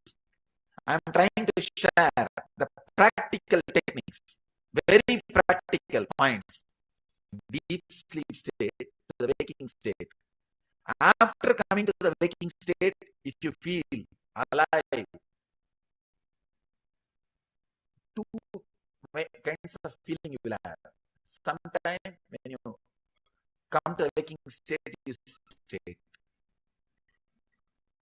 Sometimes after waking up, you feel, oh God, that was such a drama state, such a torture. Now I'm okay.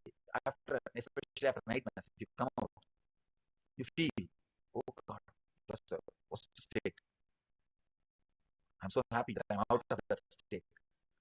If you feel the waking state, that in both states you are completely relaxed and settled, nothing needs to be done, just relax. You are in the right zone. You are in the right zone. You are expressing the right amount of Shakti. You are accepting what you can't. You are in the right mode.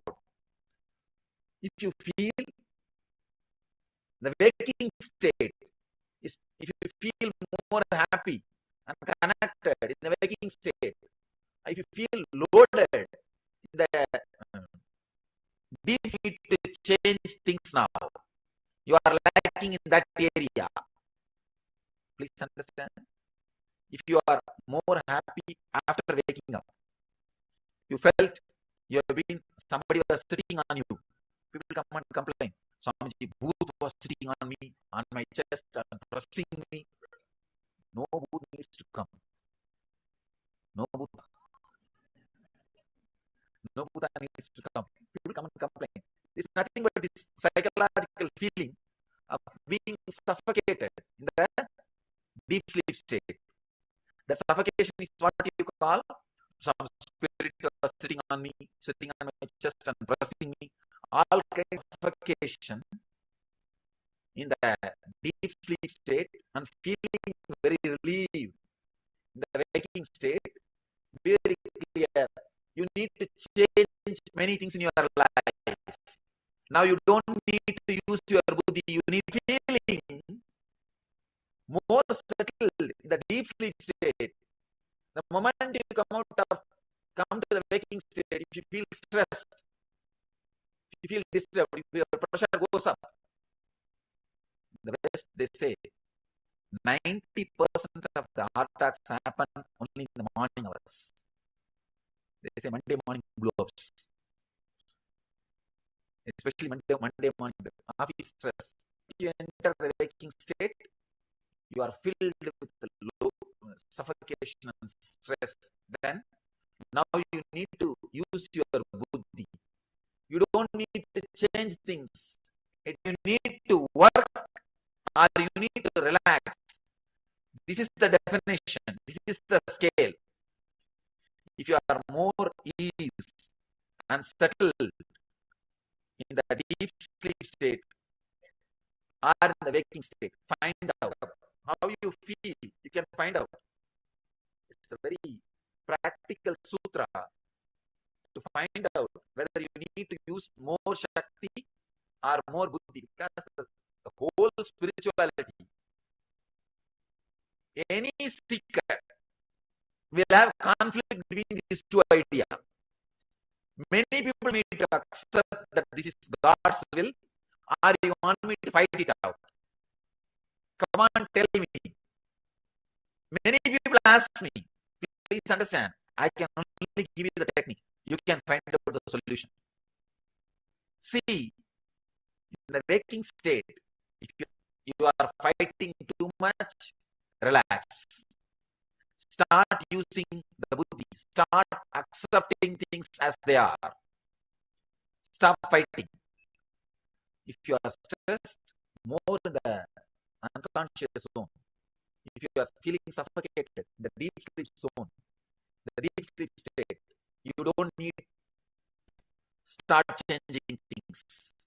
Start changing things. Every stress, every situation, early morning you can analyze with this one point.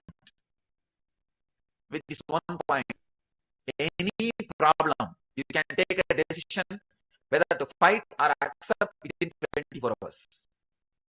Because every day morning you can scan and see. One more thing, I am responsible for what I am talking. I work with this technique very clearly.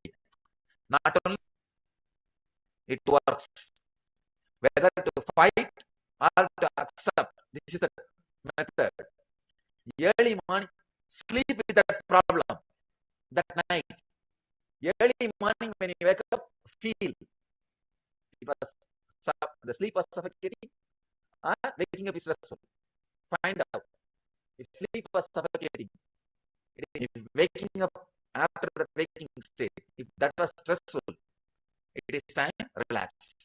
Use the buddhi. Your intelligence is more intelligent than what you think. Your intelligence is more intelligent than what you think. The second point is buddhi, to accept whatever you can't change. In your life, there are so many things which you can't change. You need to accept. By accepting itself, you go beyond it. Any difficulties, by accepting, you go beyond it. You go beyond. So many things, by acceptance, you go beyond. Even the people who come to fight with you, when you accept them, suddenly they lose the spirit of fighting with you. They think, what is the use of fighting with this fellow? Be too good so that you can't be disrespected.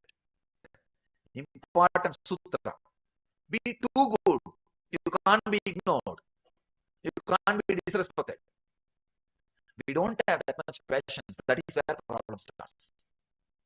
We don't have that much of patience to be too good. Then we go on blaming, no, good people are suffering, good people are suffering. It's not sadistic. Cosmos still runs as per dharma. There is no Kali Yuga. Kali Yuga is nothing but your brain. Kali Yuga is nothing but your ego. People come and complain. No, Swamiji, in Kali Yuga, all good people are suffering. Bad people are living happily. No. Whoever suffers doesn't mean he's a good guy. And it's our ego. See, we are suffering in the outer world, but it's too much. It's too much. So we can't bear that. It's too much of guilt. So what to do? Then start blaming the whole world, the whole structure. Let us blame the whole people, and all bad people are enjoying the life. No, please understand. Cosmos is fulfilling itself through you. You are a miracle. You are not an accident. Constantly we think we are an accident.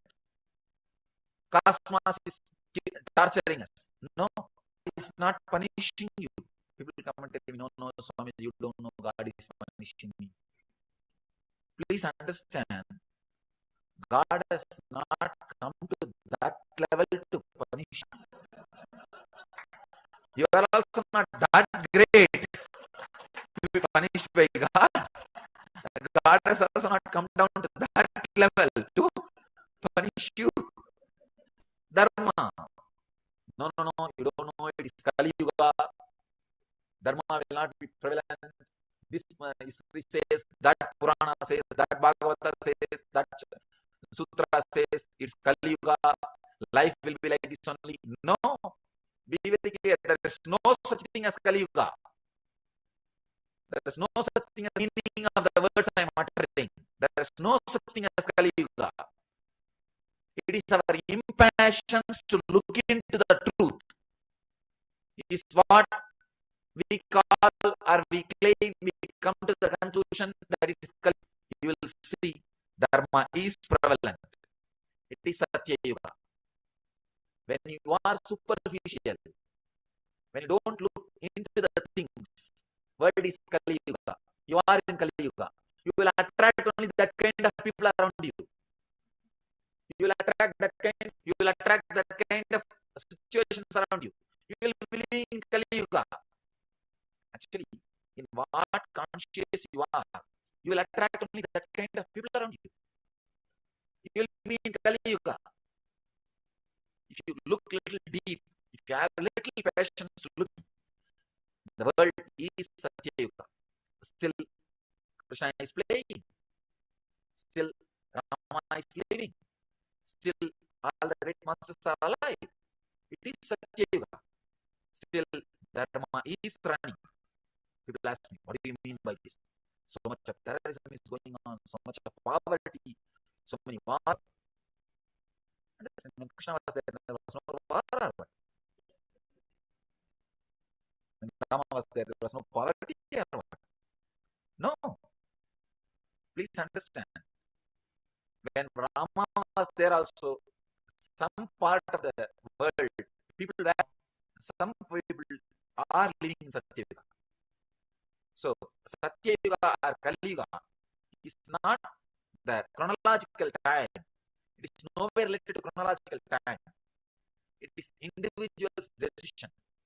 If you want, now you can enter into Satyayuga. If you decide, from today, I will have different, you can see in your life. If you are sad, if you are continuously having self-pity, you will attract the relationship friends who will torture you. You will see. You will continuously attract people who will abuse you because you feel very comfortable with them. After 3 days, you find out their cell phone number. You forget just 3 days before you have been abused. No. It's okay. But he is a good guy. What do they mean by this word? In the heart, he is very good. Even though he abused me, the heart is very good. They have their own technical terms to justify what is going on. You attract abusive relation to you if you are in that mood, if you are in that consciousness. So please be very clear. The moment you start clearly understanding the whole world is going as per dharma, it is Satyayuga. Suddenly, you will attract, you will create that kind of friendship around you. You will create that kind of circle around you. Suddenly you see you are in Satyayuga. To enter into Satyayuga, all you need to do, that's all. The 6 feet, whatever is inside your skin, make that as Satyayuga. Suddenly you will see whatever is outside your skin also will become Satyayuga. Nothing else need to be done. You don't need to make the whole Yuga, let the whole world become Satyayuga, should become Satyayuga, then only then I will enter into Satyayuga. No. Just change your inner space into Satyayuga. Suddenly you will see you will attract that kind of friends. Suddenly that kind of books will reach you. Books will reach you. That kind of newspaper will reach you. That kind of things will reach you. All other things will become, you will lose interest. Suddenly you lose interest in all other things. In my whole life, I never went to cinema theater even once. People ask me, I studied in college. I studied diploma. People ask me, even in college, how did you manage something? I said, somehow, I never felt that was part of my life. I'm not an old person who lived 60 years ago, long before. I'm just 31. This generation. But that was never part. Without being influenced by cinema and TV, how can somebody be alive? I said, somehow, this is the way I am. They say, no, you are extraordinary, you are enlightened. Enlightenment happened a few years before. But even before, somehow it was never part of my life. And even now, I can't sit in front of anything more than a few minutes. Suddenly I feel completely disconnected. I don't, even my understanding. So please understand, if you enter into Satyayuga, if you understand, everything goes as per dharma. The cosmos is not a sadist. Suddenly you see, you attract right people around you. You attract right things around you. The whole thing around you changes. It's a strong, straight, simple, honest, experiential truth. I am not saying change your inner space today after 12 years. All I am saying, change now, you will see the result from now. I am not proposing any theories to you. I am witness to what I am talking. See, there are different kinds of people. There will be always critics sitting and criticizing anything. No. What this one? I have read about all these things long before. I have heard enough of all these things. These are all not truths. You have read, you have heard. Have you practiced? No. You come to conclusion by listening to some stories, some tales. No. These are all not true. And moreover, we have anything you say, they will be against. That's a beautiful story. Not beautiful, ugly story. In one village, there was a guy who was the whole village abuses him as a fool. One enlightened master was harassing definitely blaming me. I am a fool. Nobody respects me. Even a small kids throw stones on me, at me, and they say I am a fool. Please make me intelligent. Give me buddhi. Practice this technique for 1 week. You will become intelligent. You will be respected by the whole village. That guy said, in 1 week, whole village will respect me. Come on, tell me. Even if I had to stand on a head, I will stand. I'll do it. He said, no. You don't need to stand on a head. Don't bother about that. That is not that difficult. Do only one thing. Continuously criticize anything you see. Anything you see, criticize. Nothing else needs to be done. If somebody says, what a beautiful moon, say, what is that? There are so many black patches inside. What kind of beauty it is? Criticize. If somebody says, beautiful rose, what is there? So many thorns are there. What kind of beauty it is? Go on, criticize. Nothing else needs to be done. There are people who gain name just by abusing. They can't create even one simple thing, but they can destroy anything. Go on criticizing, constantly criticizing. Many times, our devotees bring and tell me the news.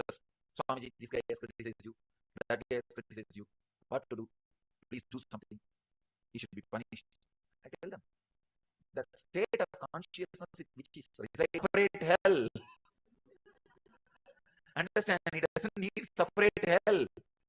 He doesn't need separate punishment. He is already in hell.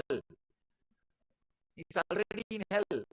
Because constantly, if you are criticizing others, please understand, you are not that intelligent to have two minds. One mind to measure others, one mind. You are living with the same mind. So you will be constantly abusing yourself unconsciously. You will be constantly criticizing yourself. Anybody who is criticizing others continuously will be continuously torturing themselves. It's a basic law. We think, no, I'll criticize others. When it comes to me, I'll change my mental setup. I'll think in a different way. I'll accept what I do. I'll do the religion. Please understand. We think, no. When others do the mistake, I'll criticize. I'll do the same mistake, but I will not disturb myself. I will not criticize myself. No. See your life. Constantly, if you are criticizing others' habits, if you want or not, you will carry that same mental with guilt and inferiority complex. Anybody who accepts himself will accept everybody. Anybody who is judging and criticizing others will continuously suffer within himself. So whenever people bring me this kind of news, he has criticized you, he has disrespected you, he should be punished. Tell something to punish him. He is in the state of consciousness, already suffering. He has enough punishment. He is having enough punishment. Please understand. You don't do negative things and reach hell. You do negative things because you are already in hell. You are already this guy who got the instruction from this master. He goes on abusing. He said, that is very easy. I'll do it. After 10 days, the master was coming back to the same village. After his pilgrimage, he saw a scene under a big neem tree. This guy is sitting, and the whole village is sitting below, sitting at his feet. They are all listening. When the master came, this guy looked and said, Master said, I want to talk to you. After the discourse, I will see you. Please be seated. And after everybody left, he fell at the master's feet. He fell at the feet of the master and said, oh, master, you just really were miraculous. Master asked, what happened? He said, all I did is this one. I started constantly abusing. Whatever I see, whoever comes to me, I started abusing. After,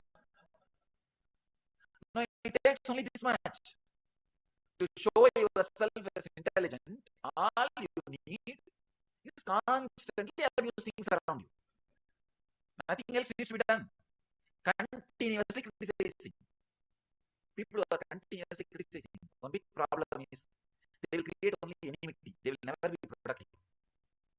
They will never be productive. I have seen this kind of mental setup, this kind of people. They will never be productive. They will be such. I am seeing all over the world this kind of all kinds of specimens. Specimens I am seeing. This kind of people, they will be such a lazy, such a unproductive people. They can't do anything else except criticize.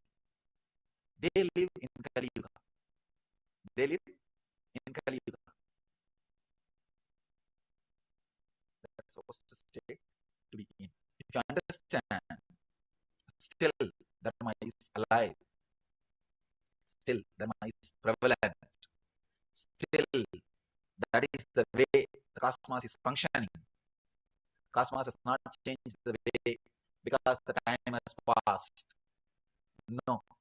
When you understand that, suddenly you will see your inner space will become Satya. Everything of the same energy, same consciousness, same Satya Yoga space. The third technique, understand? First technique is Shakti to change whatever you can. Second is Buddhi to accept whatever you can't. Third, it's important thing, Yukti, clarity. How much you change or accept, this whole thing is a one more dream. Understand?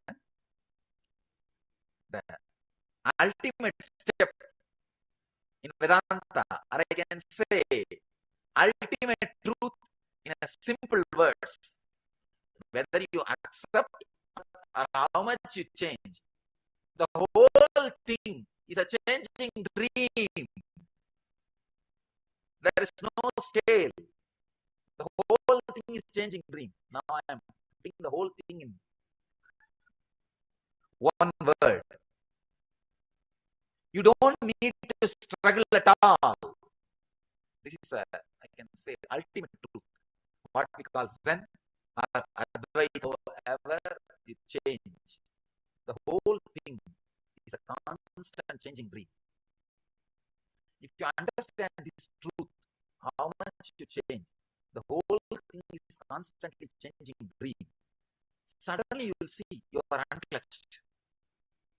You have a tremendous relaxation inside. People ask me, if everything is changing dream, then I can do whatever I want.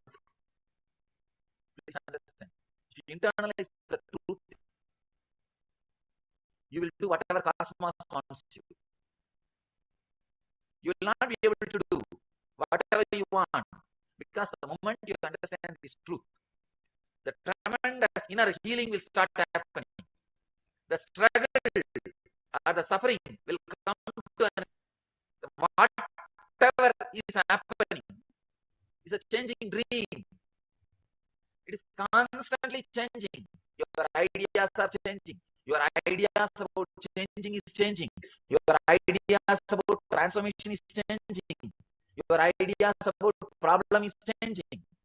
The whole time people come and ask me, Swamiji, 12 years before I started my spiritual practice, I thought all my struggles will end. But after 12 years, still I have struggles. Understand? You may have struggles, but not same struggles. The transformation in struggles means transformation in you has happened. 12 years before this, you might be fighting with something else. That when your opponent has changed, be very clear, you have changed. Your opponent cannot change without you changing. It means transformation has happened. Now your fight is happening in different level. Thing is changing. 12 years before, what was your desire? What was your fear? What you define as transformation? What you define as mukti? Even those things change. Your concept about liberation constantly changes. The more you expand, the idea also changes. I always tell people, enlightenment experience is ultimate difference. Ultimate means all your ideas about enlightenment will disappear. All your ideas about body, mind, everything will disappear. That does not mean everything is over at different space.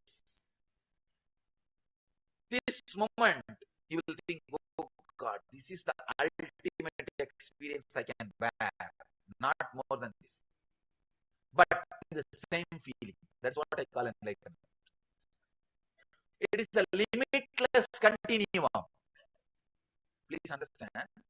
Limitless continuum. It will be exploding, but constantly. What you think as ultimate now will be happening in you. What you think as ultimate in this moment will be happening. Limitless continuum. The continuously. The whole thing is changing. It means your idea about enlightenment, your idea about desire, your idea about greed, your idea about you, your jagat, all the three will change. Constantly it will be changing. That is what I call enlightenment. Please understand. People think enlightenment is retirement. No. No, you have an idea that people come and ask me, Swamiji, what should I plan to do after enlightenment? I tell them that plan he will do. You can't do. As long as you are planning to do, you will never become enlightened. Enlightenment is the last decision you can make. After that, you can't make any decision. All decisions will be made by something else. People think enlightenment is like a retirement plan. No, relax. It is a constant happening. It is a constant happening. You will realize every step it is just changing. It is just eternally changing. Yukti, to realize whatever you call as a reality is a changing dream. That is what I call yukti. There are so many wonderful truths which can be revealed inside you when you realize this whole thing is changing. So many things will be revealed. Your whole world is nothing but what you experience in your mana sarira. Whatever waves created because of the seeing and listening inside you. What is your world? Now I am talking something. So each one is differently responding in your inner. What is each one's world? I can see each one responding in a different way to what I am talking. So now already one person is thinking, if whatever is changing reality, then why should I work? Why not lie down? Please understand, if by remember will not be able to lie down more than a few days. Try how many days you can sleep. No, we always have fear. If I understand these great spiritual truths, I may become dropout from the society. I may uncles who will take care of my car, apartment. People have this big problem, this big fear. Understand? Assimilate these ideas. If this brings you laziness, just try to lie down. Relax with these ideas. How many days you can be lying down? How many days you think you will be sleeping?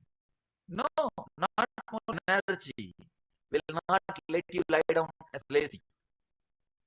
These truths can only bring you, it can only remove unnecessary restlessness.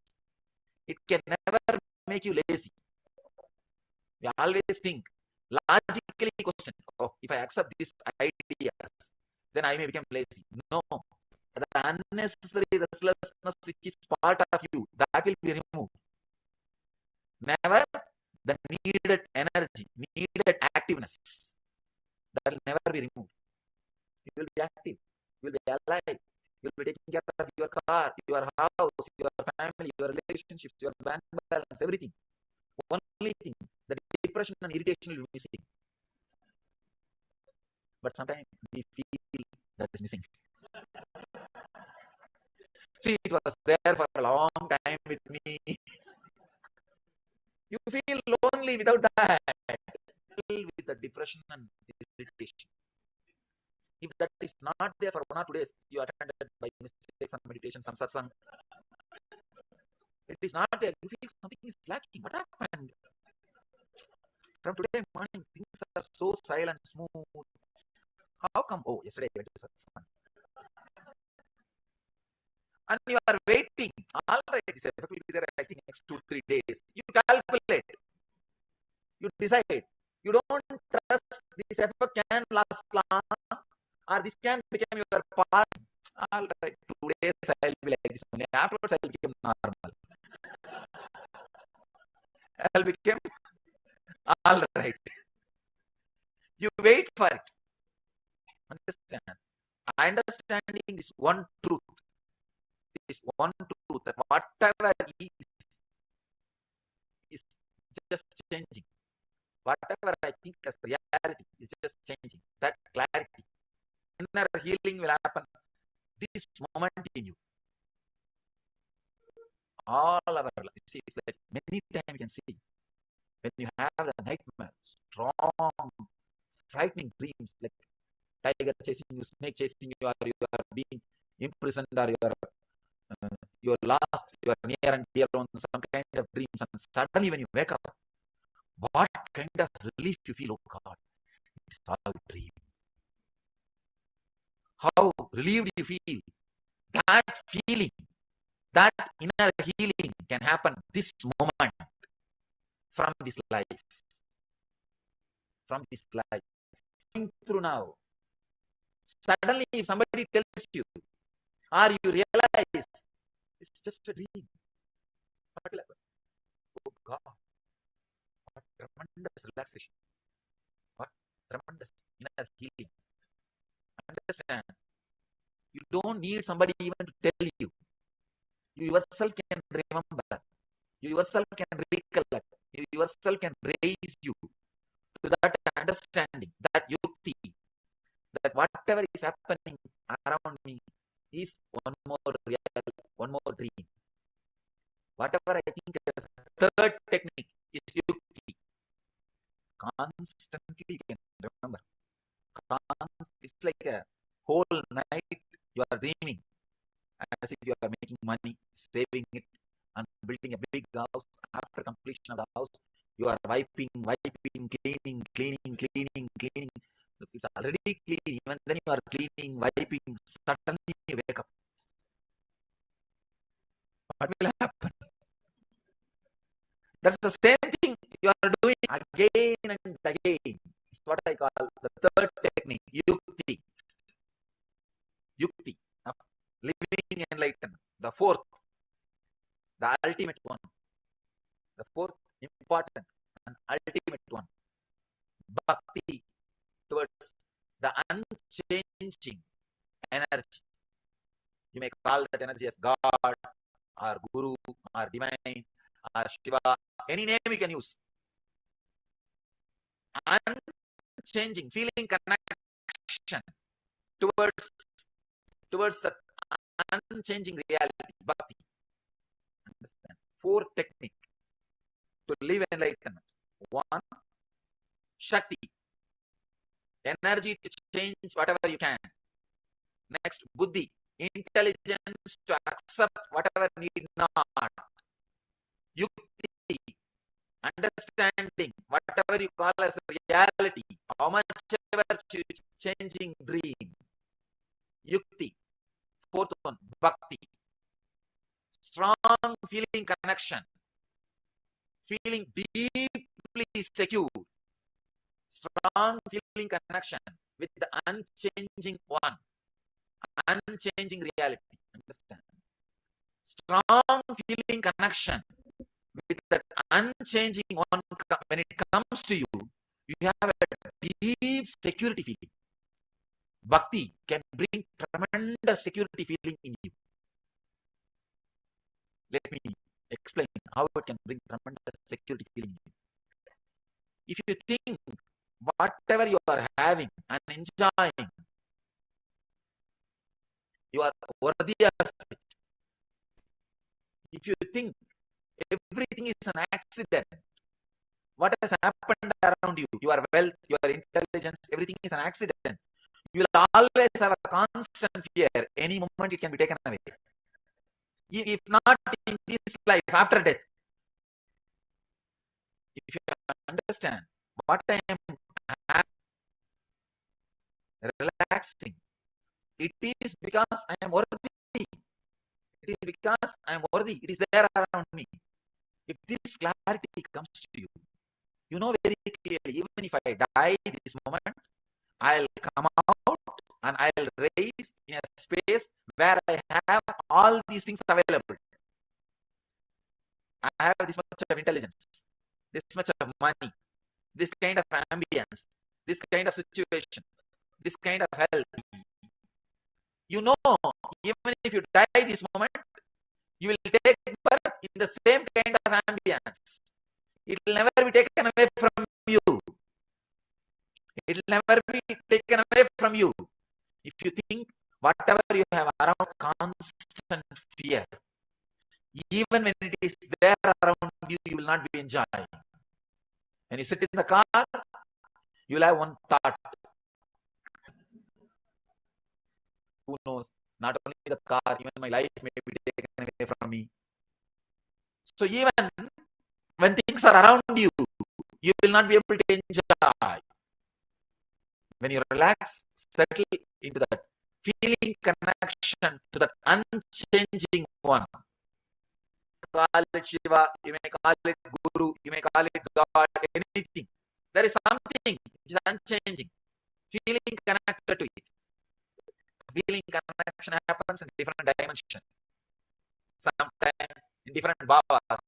If you feel connected with a form, that's one kind of bhava. It's a different thing. Different people feel connected with different ways. People come and ask me, which is best one? Feeling connected through the formless way or feeling connected with the form? I tell them there is no such thing as best. You can't afford to feel connected to a living form. Let them feel connected because egoistic person can't afford to feel connected to a form. It is very easy to feel connected to some empty sky or open. Because You can continue to do that to question you. But you can't play that game with me. I'll question you. I'll tell, hey, you are playing your game and blaming me. You need immediate transformation. So people who can afford this, let them feel connected with a form. Don't have that kind of mental setup. Let them at least feel connected without form. So it depends on the mental setup. It depends on the person. It depends on the way in which he is living. But anyway, if you feel connected, what's happening in you? Please understand. Now, what I am talking to you as a technique. Start developing. It is possible. It is possible. Technique, the bhakti, to the unchanging one. Suddenly you will see the tremendous secured feeling happening around you. Now you know whatever is around you, you are qualified for it. Even if you die this moment, if it is taken away, you will be again taking birth in the same space things are around you. Where all these things are directly with you. Only with this bhakti, you can overcome death fear. Till then, you can never overcome death fear. This is a straight method to overcome death fear. Otherwise, you will always have, who knows where I will take birth. I may be born in a slum. I don't know how long it will take for me to build an apartment. I don't know how long it will take for me to get a visa to USA. Again, I have to stand in immigration. Again, I have to stand in the embassy. I don't know when I am myself here. All these questions. When you have feeling connection to the unchanging one, you know whatever is around you, you are worthy of it. And even if somewhere or other in space, everything is around you. Everything gathers around you. Please understand. I'll give the essence of whatever I am proposing. First thing, living enlightenment is living conflict-free space, which you experience as the world. Living in a conflict-free way with your body, mind, and the world you experience as your world. This is what I call living enlightenment. First, to live enlightenment, the fourth thing, Shakti, energy to change whatever you can, whatever you need to. Second, Buddhi, intelligence. Third, Yukti, how much ever you change, the whole world is one more changing dream. Whatever you think as reality, so one more changing dream. Strong feeling connection with unchanging reality. Actually, if you understand whatever you experience, suddenly, automatically your whole consciousness will flow towards that unchanging reality. That is what I call remembrance. All these things are dream. Your whole consciousness will start flowing towards something which does not change. That's what I call bhakti. When you leave all these three, you are living enlightenment. So please understand, this is the essence of living enlightenment. Develop all these four, even if it is simple beginning. It's nothing wrong. Start. All the great achievements are done with a simple beginning only. Whether it is 5,000-mile journey or 10,000-mile journey, start. Just yesterday we completed a Padayatra from Kanyakumari to Bangalore. Our Nithyananda Dhyanapidam Vididi, 1,000-kilometer Padayatra. 1,000-kilometer Yatra. But it started with one step only. Maybe How many kilometers, I don't know. But it has to start with the first step. So I bless you all. Let you all achieve and live, radiate, living enlightenment. Let you all achieve and radiate the eternal bliss, Nithyananda. Thank you.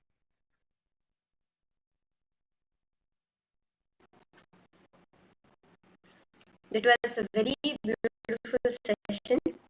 We just experienced, listened to directly from Swamiji himself about living enlightenment, right?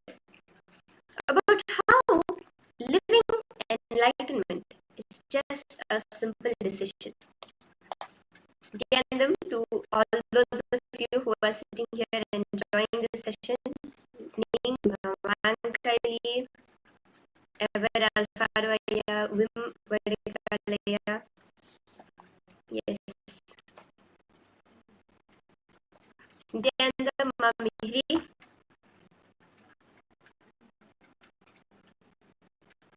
Okay. How was this session? Did we all feel that we learned something new? Okay, yes. About why we should each decide for living enlightenment. See, many of us may have a question, maybe thinking, living enlightenment is good. Why should I experience living enlightenment? Swamiji says, whenever we think about enlightenment, especially those who have been long-term seekers, if there's someone who has been, it's some goal we have to achieve sometime in the future, right? But Swamiji has transformed that idea with this living enlightenment. Swamiji says you may be anywhere in your spiritual maturity, but if you decide right now, you can live enlightenment. You don't have to wait till you achieve enlightenment.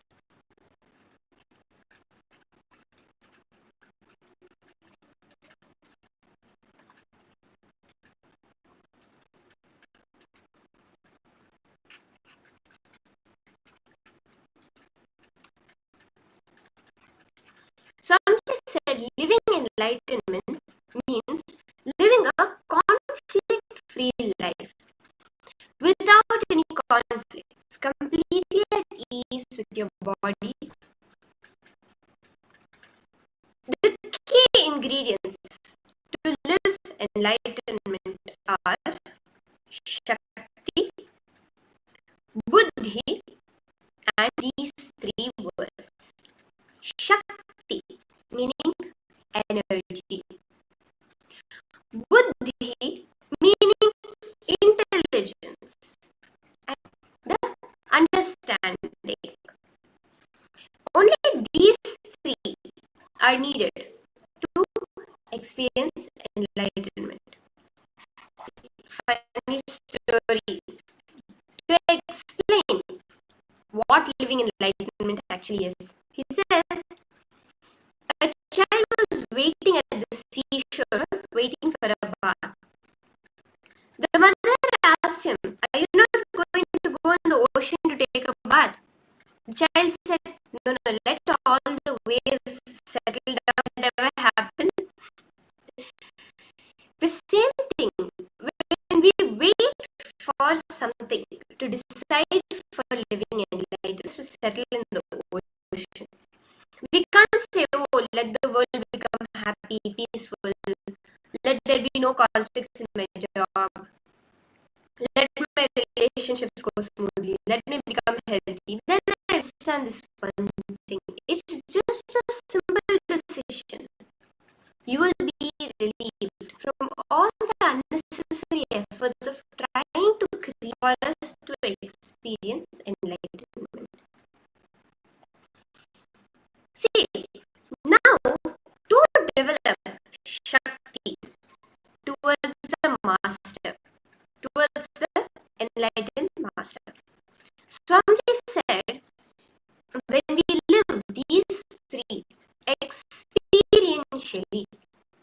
DRL is live enlightenment. The moment you risk, come whatever may, you open your door for bliss. I will live enlightenment. The minute you say, you are ready for the whole. You are ready for whatever is to happen to you, and that is always bliss. Swamiji says the very nature of existence is pure bliss. Is it making sense to all of you?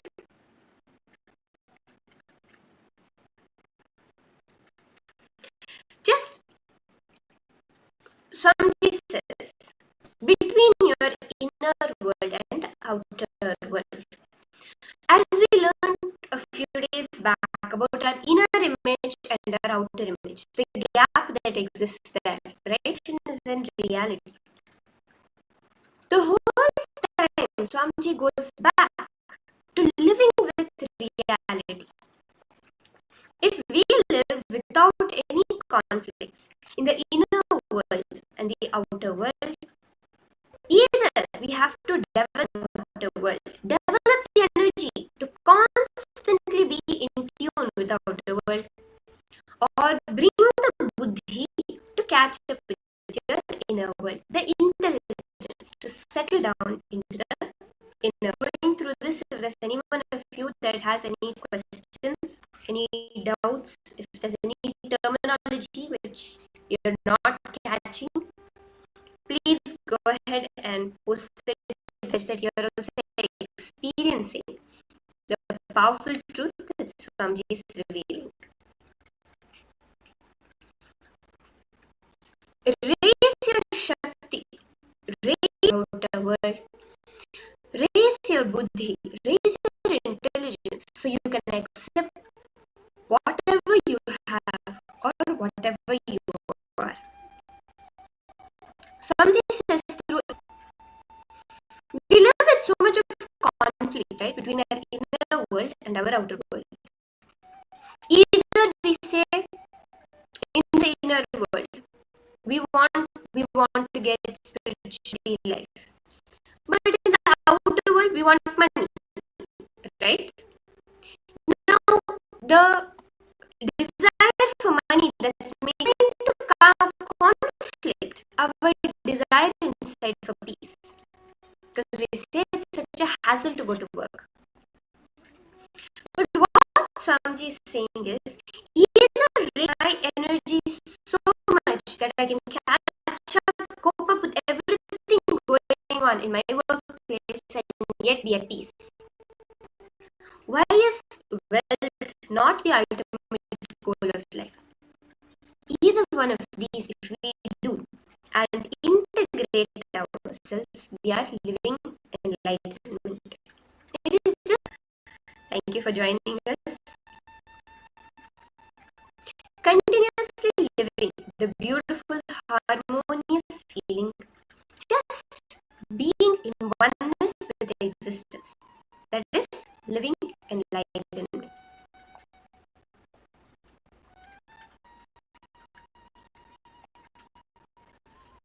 So 4 words are there, right? Change whatever you want.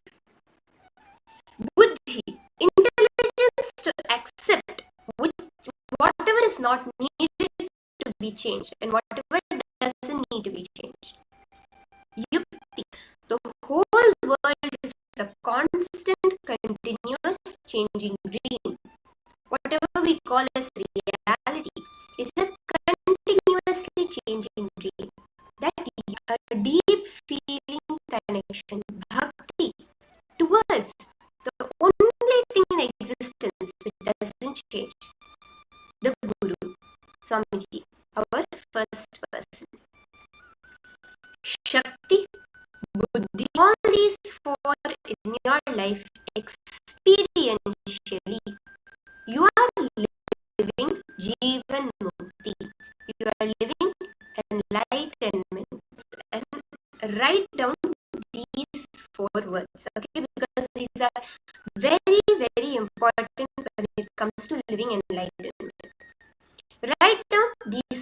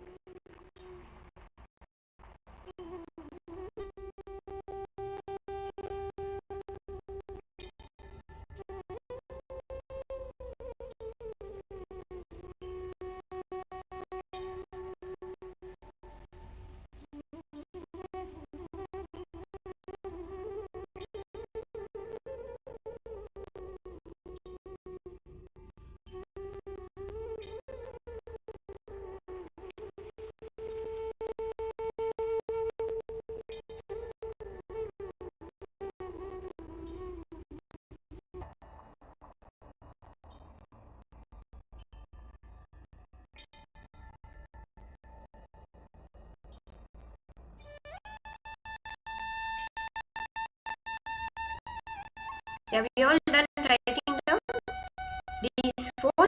Can I see a thumbs up? Okay. So these are 4 when we are looking at living enlightenment. So that's why I asked all of you to write it down so that I can be sure that you have. See, Swamiji says, buddhi to accept whatever doesn't need to change means clarity. See, we don't need to change everything. See, there is some things we need to change, that to be changed. We have to be able to cognize those things. Otherwise, we'll be too busy trying to change everything in our life. If I alone had the ability to change the whole world, I would change it. I would do this, I would do that, right?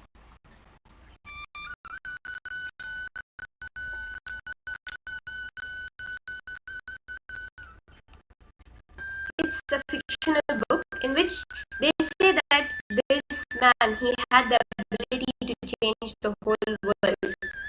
So he volcanoes. So then he suspended the motion of earth so that one side would always be in darker. Volcanoes would only erupt on one side of earth. And then the same power came to another woman. This is just a story I read. She got the power, she plugged in all the volcanoes, and then the whole surface of earth started burning up because it was too close to the sun. So she moved the earth further. But basically the thing is, when we have the power, we try to change everything, but we're too busy changing it. We stop enjoying it of the way everything should be. And he was able to move Earth back into its orbit and everything. But what I'm trying to say, that intelligence to accept some things as they are in life is very necessary. Otherwise, we go on trying to change life itself. I understand. Shakti needs to be there. The power, the energy needs to be there. But the buddhi, the intelligence, that's what Swamiji emphasizes. When this balance is reached, we are able to manifest living enlightenment. See, Swamiji always tells this man, he was visiting his father in a small town. Just relax. He saw not an old man, a middle-aged man relaxing and fishing. So this man, full of ambition, middle-aged man, and he's like, "What are you doing? You're spending your life just sitting here and fishing." He says, "Okay, what do you want to do?" He says, "I just finished college," and then, "Okay, next what?" This man asks him. He says, "After I get a job, I'm going to work my way up to the most senior managing position in that job. I have enough funds to open my own company such that I can earn so much of money." Okay, then what? Then when the time is right, talks. And he's like, "Okay, then what? Then I will come to a small village and relax and fish the whole day." This man says, "That's what I'm doing now. A small village and fish and relax. So I can do that right now." Sometimes we feel, "Oh, I'm going to do this, I'm going to do this," out of why we are doing it, right? We don't need to change everything. Some places we just need to accept. But ultimately, whatever I try to change, this whole existence is a continuously changing dream, right? It's always changing. You cannot say something in the world change happens. You're like, I can go on changing something, but even ultimately that is also going to change, and we relax. That is what is yukti. And ultimately, beyond all of this, the bhakti, that feeling connection to the only one thing in the cosmos which does eternal, Nithyananda, the eternal bliss, Paramashivoham Swamiji himself. That feeling connection towards that which does not change is bhakti.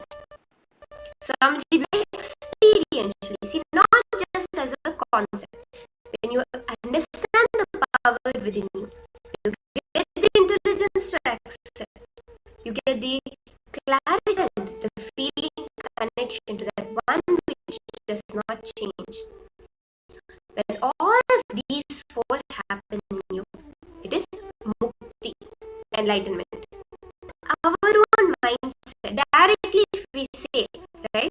Directly if we go ahead and say, you have to have feeling connection. Of course, when Swamiji is in the, it is difficult. I can relax. Then it is not and we are enlightened. Swamiji. Now I can just sit on my bed sing.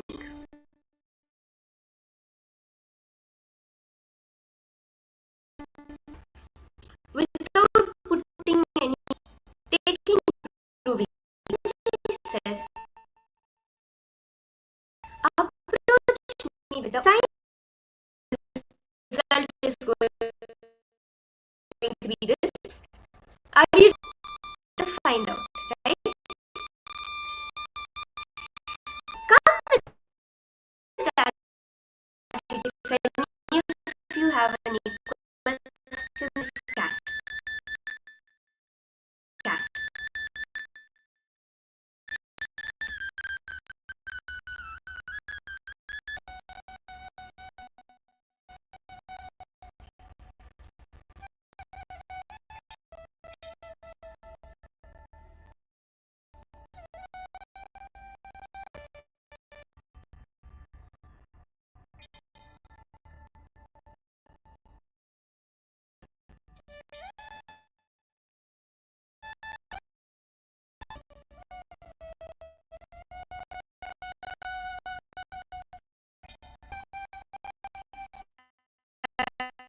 having any questions?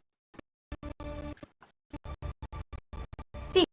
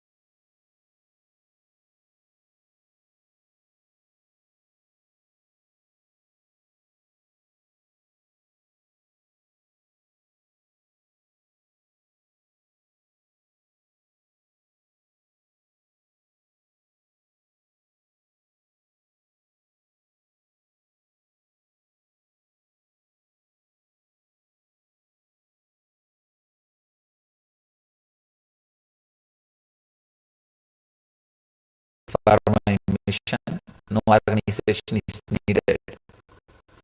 He just opens the third eye and Tribhurasuras are burned. One more truth in this story. You can understand the story from this angle also.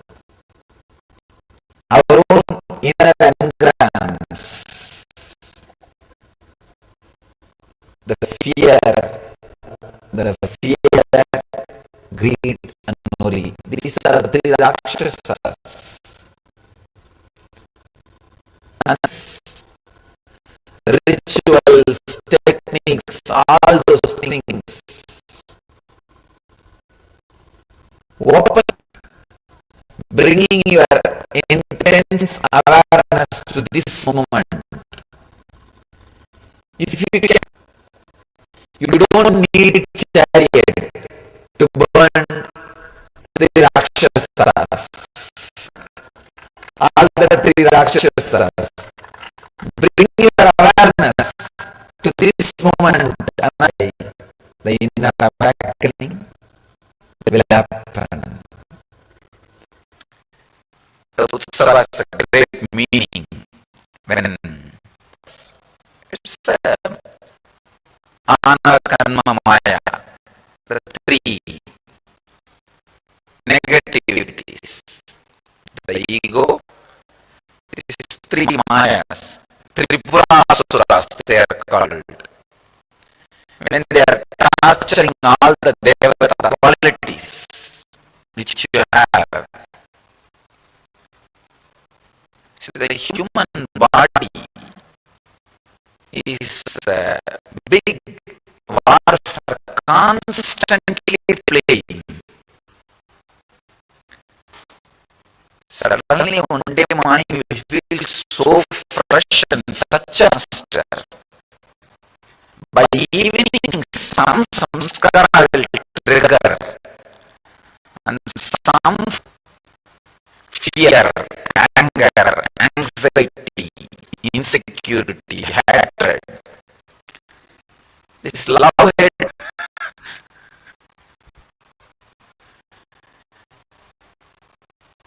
this Tripurasuras torturing the Devatas. Shiva wanted all these fellows to see how he is destroying them. So all these fellows said, oh, right, preparing. Somebody gave the suggestion. After all, Shiva himself, Indra said, yes, right, you are right, your suggestions are right. This himself becomes a charioteer. All Devatas becomes the sculpture and 4 horses and Yamadharma himself becomes Indra himself becomes the base plate. All the everybody becomes some part of the chariot embodiment of the chariot, and during this suddenly Indra got the ego. With so many rishis and gods, goddesses, with so much power, why Shiva, any so much power is united? That's all he thought. And Shiva just smiled. Did I ask your help? I just said, come on, come with me and enjoy this chariot and start feeling you are too important in his mission. Sometimes the Indras feel that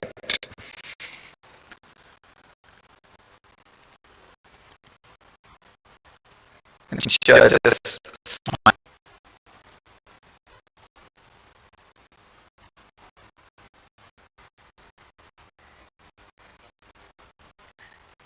Indra understood what he is thinking. Difficulty with a lot of thinking.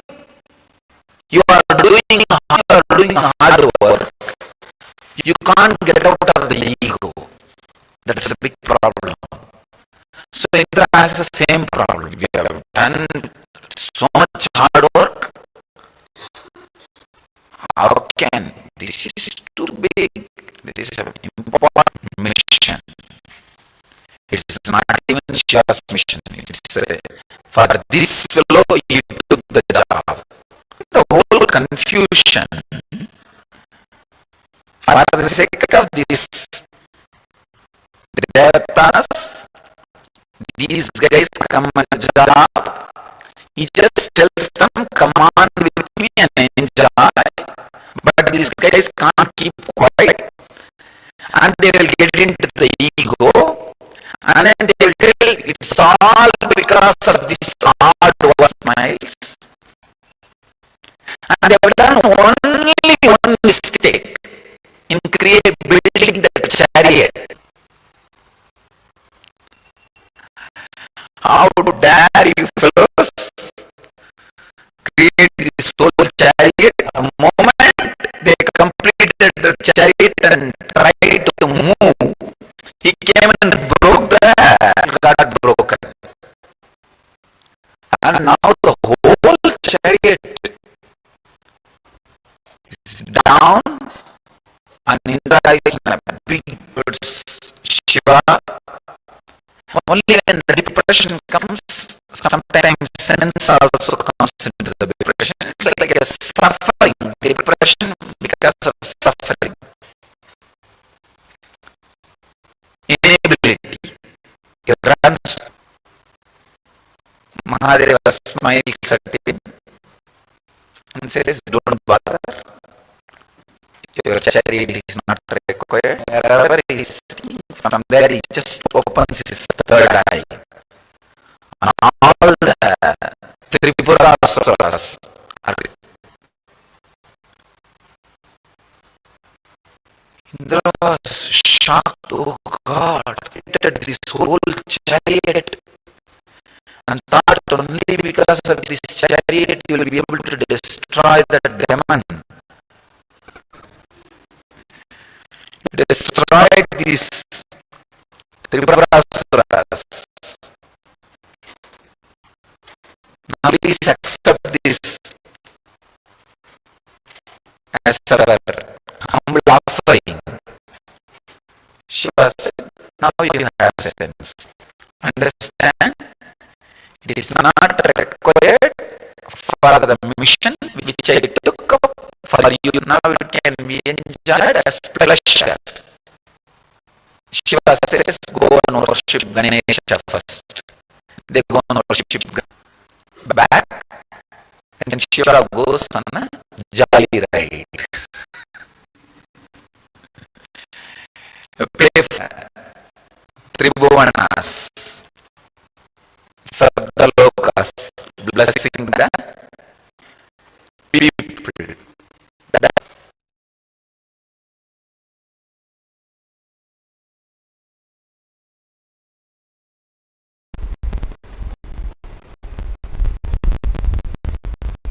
It is also described as anya, will to exist or will to collapse.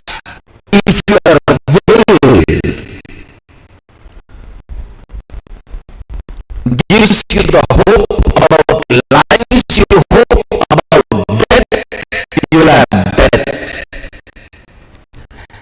Anything you understand, every breathing you do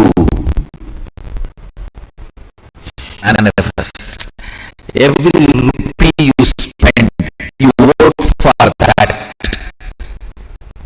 if you are spending for pizza and its future,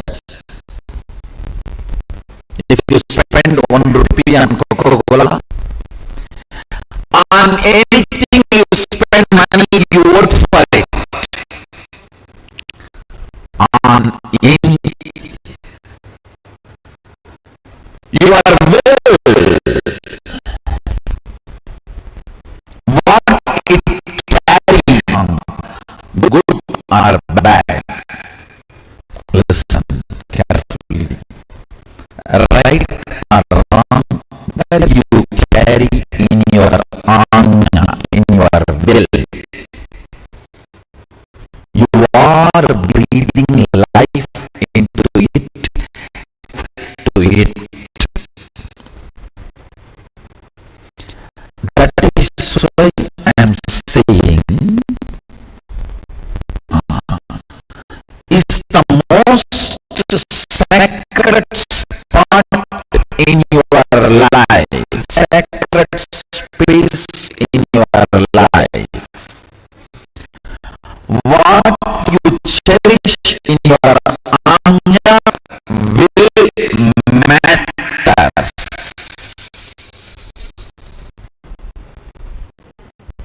So from Sadashiva's study manifested the whole universe and just us.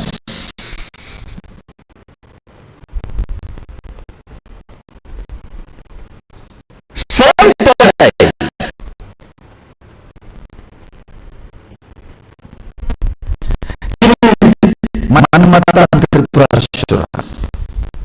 At current, some of them became reality, means the universe manifests, the universe you need required.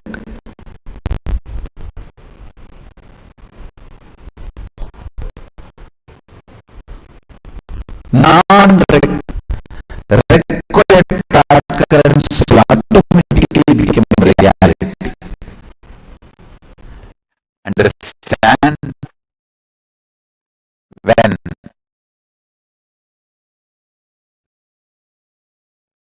Tripurasuras have started abusing, torturing Shiva Bhaktas and started doing all, go on the report to Paramashiva.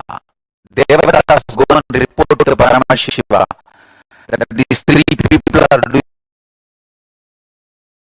how and when they will get destroyed and people will believe. Paramashiva says, as long as they have Shiva Bhakti, they cannot be destroyed. Devata's plan and send some people, poison them against last Shiva Bhakti. See, already the negative karmas are getting loaded and they'll just tipper. Shiva destroyed them. So, in all three words, whoever lost the Tripurasuras,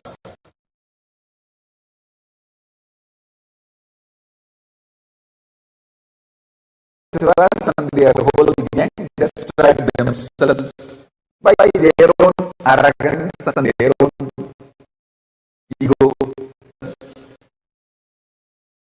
their own negative karma. They destroyed themselves.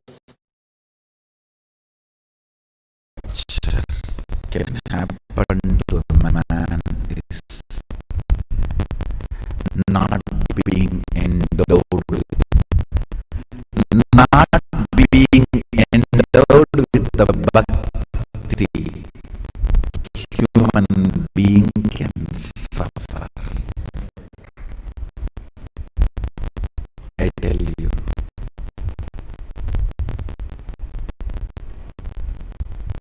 Sadashiva, Tripurasuras were great devotee of Sadashiva, of Tarakasura. Even when Tarakasura went against Sadashivotis, and we are not going to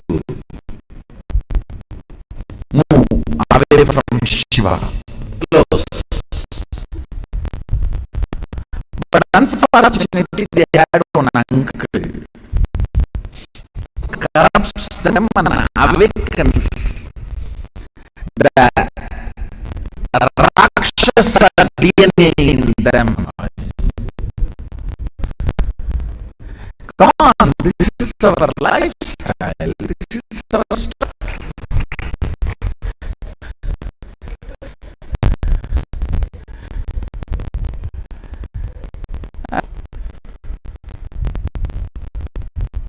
This uncle goes and corrupts them, and through the peer pressure, he makes them do all the non-integrity thing. Cry. See these Tripurashuras, your devotees, powers are misaligned to the cosmic dharma. Nobody can touch them because what to do?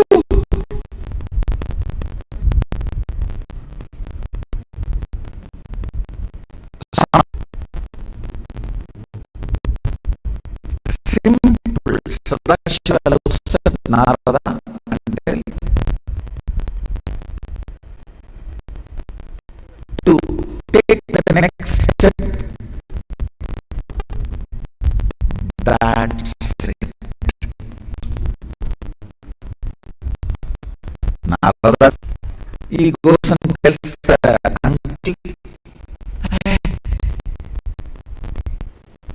you've done such and they're almost becoming devas.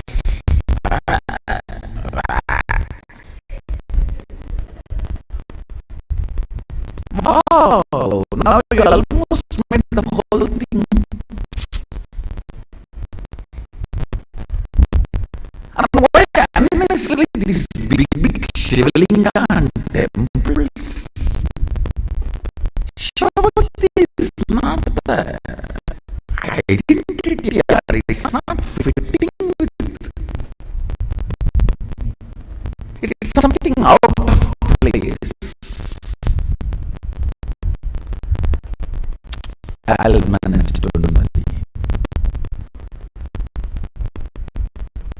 So he made sure the trunk time was expanded little more.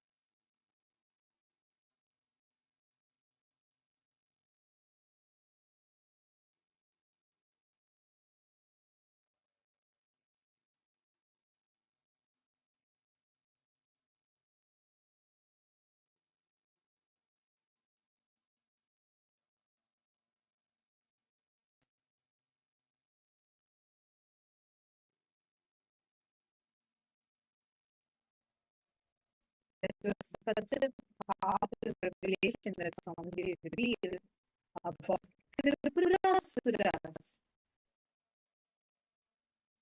fell into delusion, and by losing the ended up destroying themselves. And how Paramashiva does not need anyone else needed for him to run his mission. What he is here for. None of us are really fall into the illusion, thinking we are doing something, then that is when we end up. It is indeed a blessing, a boon that Paramashiva is giving us, the grand mission. There is no rule. Like, for example, whether you are serving it with Yajaman, serving it with Rakarta, it might be the thing, the cognition that you are sitting with. Understand what absolutely nothing is required for Paramashiva Swamiji. Why should I become a savior? Why should I become Sarvanyapriyajama, Sarvanyapriyartha? Because it is when you are connecting deeply and having an opportunity, a huge blessing to do. How many of you are understanding this? Literally nothing is required. You just having the blessing from Paramashiva to be a part of this. That is when you start having the great shifts in your life. You start manifesting. We are not needed. No, none of us are needed for the process. He did not need any of the devatas, all the devatas together, old chariot, but none of that was required for Paramashiva.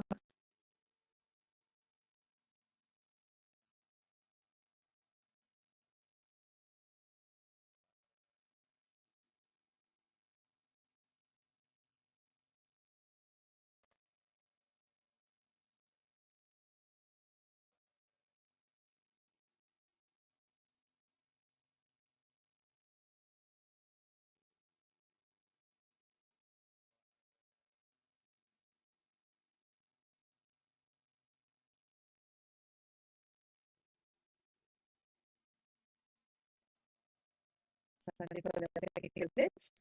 So many of you just understood the story of how Paramashiva did the Sarva Kanva Maya, these three asuras.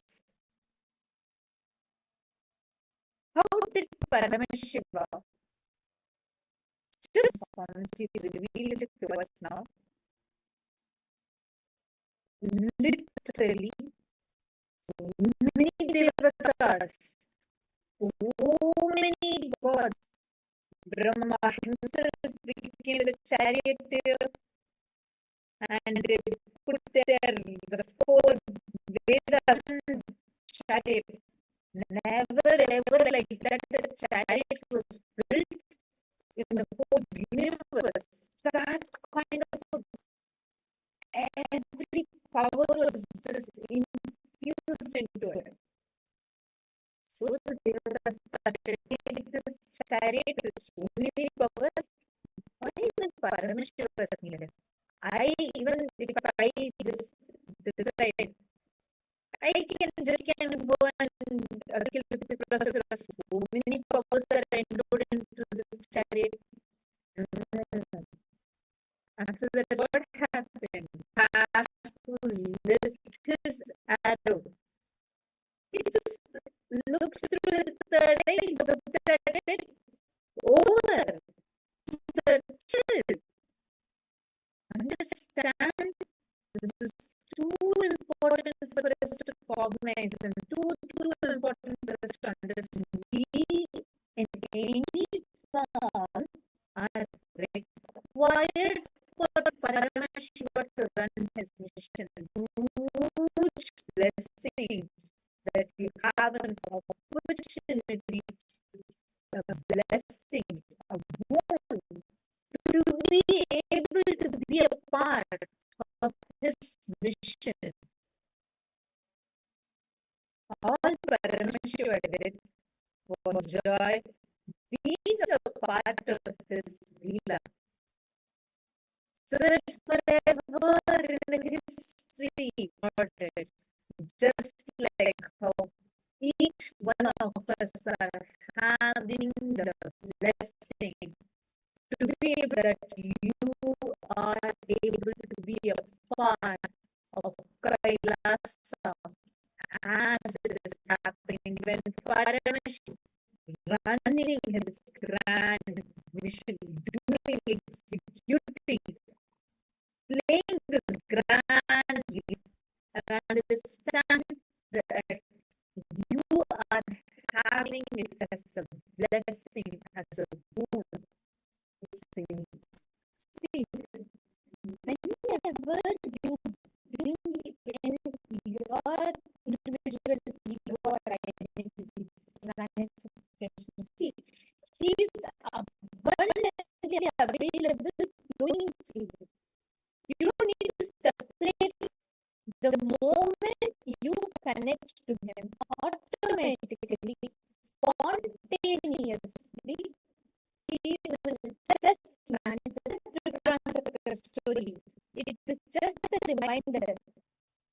Nothing makes Paramashiva other than small, separate from Paramashiva other than our ego. But the moment you realize this, you simply and showers with all the blessings. How many of you are understanding this? See, we are seeing many times our delusion, like how the devatas spelling also, then something great is going to happen outside. No. Parameshwar says, open is the day, burn the three worlds. Devatas go and tell Prabhu, Paramashiva, please, we built such and we missed out. Now, at least for the sake that we built, please accept our own chariot, huge chariot.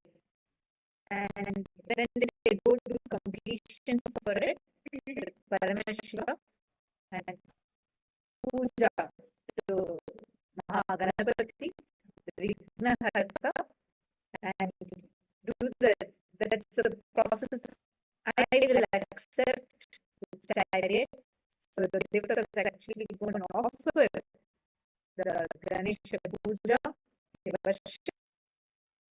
Paramashiva comes, graces, sits on the chariot, and goes around celebrating the victory of whatever you are offering. It is only an offering. It is only an offering. It does not, many people will say, oh, Swamiji, this is my money, I will give you my money. Like from the combination that they want, from that combination of just giving the money, but that is never equivalent to becoming a blessing. You hear many times someone saying, no, you can have that money and you might be blessed, because it is not about the money. It is really see, last many years and so much Swamiji has faced single-handedly, no matter how many people came, whether the whole society is celebrated or abused, persecuted, never stopped his mission from happening. And if Swamiji was reading yesterday, Paramashiva's noun, a specific separate entity as a being, is happening. continuously, intensely happening. Any being, whoever feels you, I too want to be a part of this intense happening. I also want to experience this intense, then take the jump to become an escape.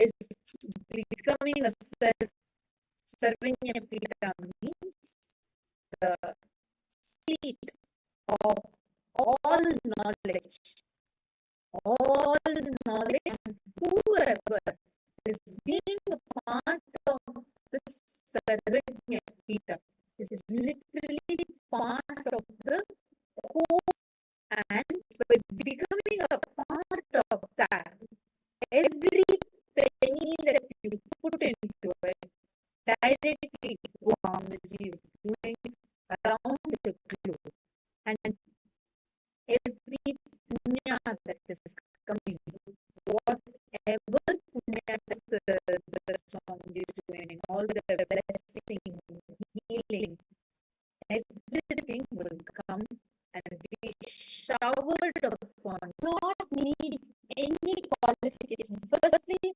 Paramashiva does not need any of us. I always think about it. Without the visual impact, people see through the third eye.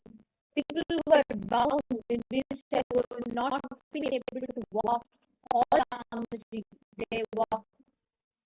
And people who have cancer, stage 3, stage 4 cancer, just extraordinary miracles, which it's like beyond our comprehension. Make a third eye, see, do the body scanning.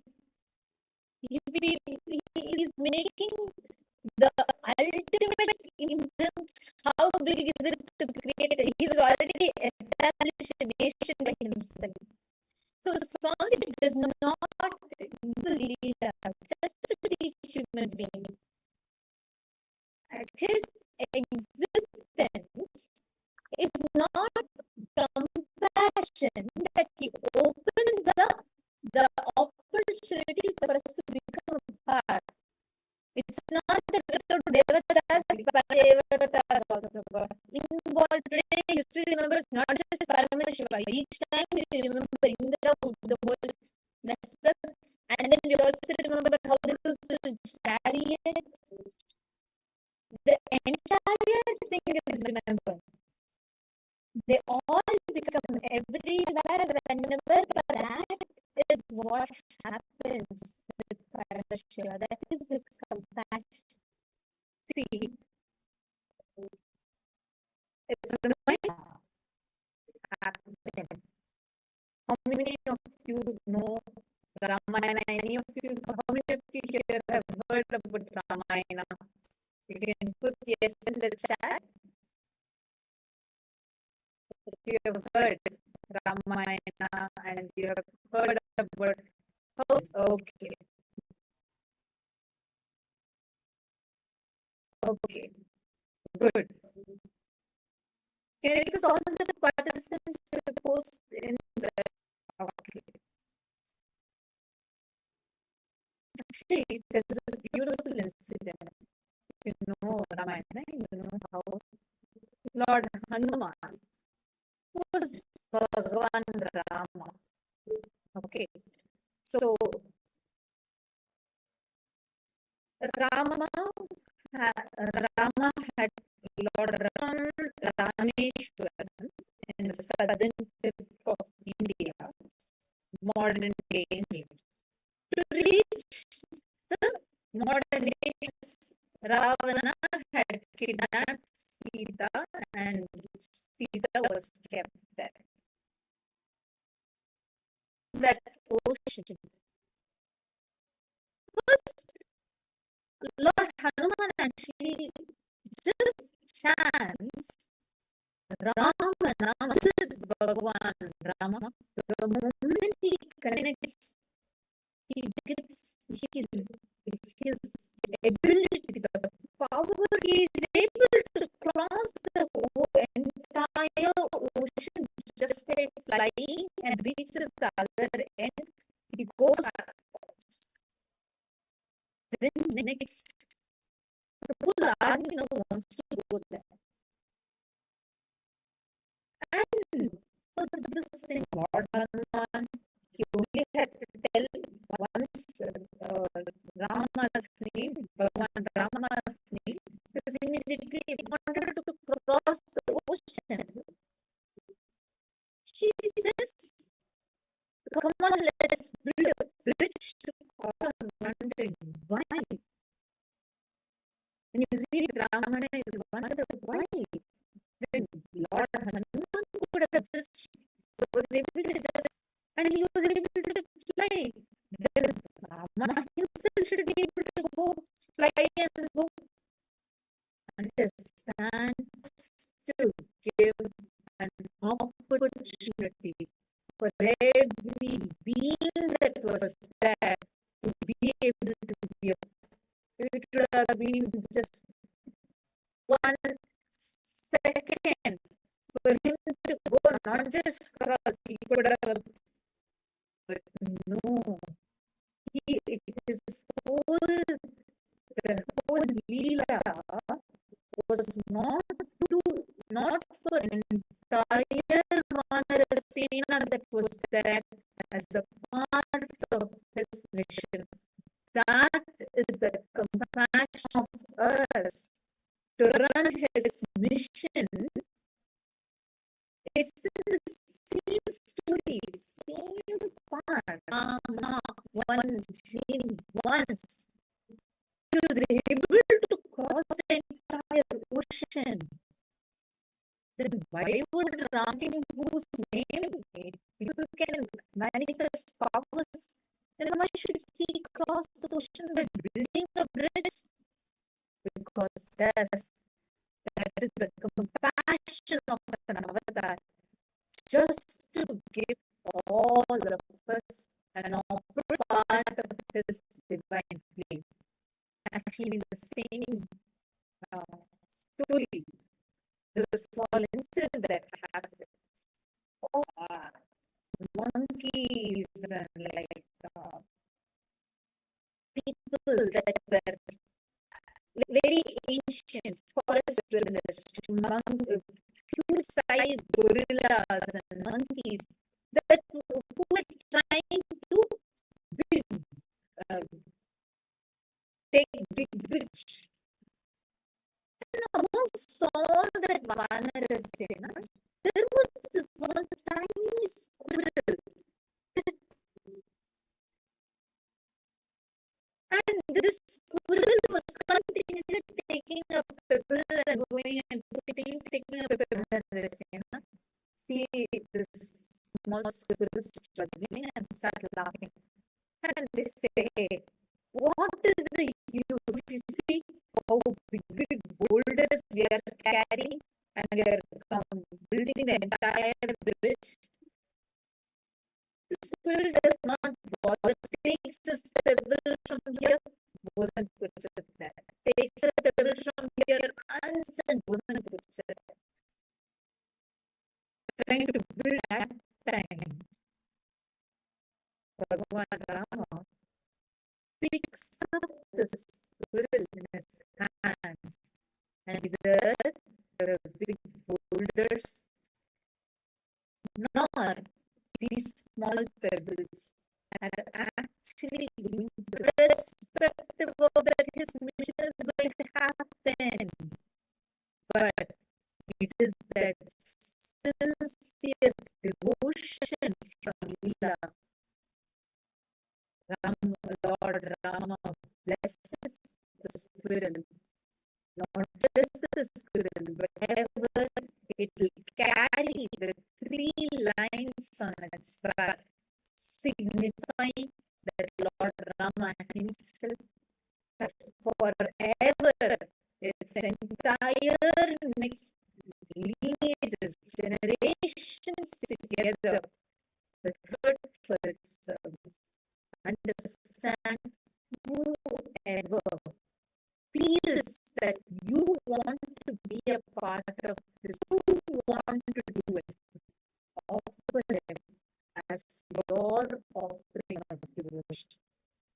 Remember, nothing is needed.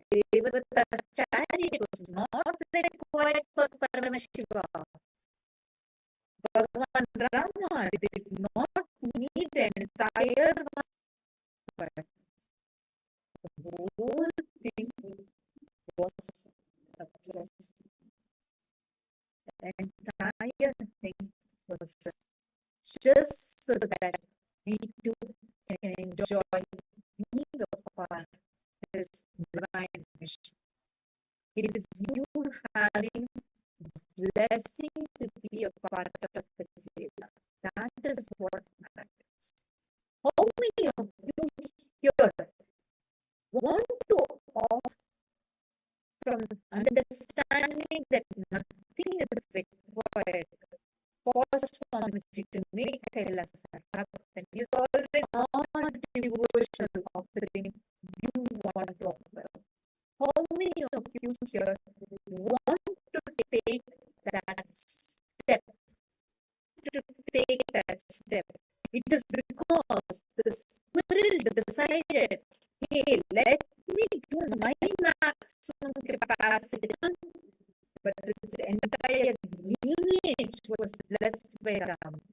Same way, if you decide, this is my university, not just you, but for your generations together, will be liberated and blessed. Lord Paramashiva, it is not a giving, it is an investment, a cosmic investment of the cosmos. You get that back multifold in you. That's what Paramashiva represents. Is that all of us are going to be receiving the darshan of Tripurantaka Murti form of Paramashiva. Literally, we are going to be receiving ourselves to the ultimate leadership consciousness, to awaken, to experience the real leadership of that we have. We will now chant the Jnana Shloka, the mantra that describes the form of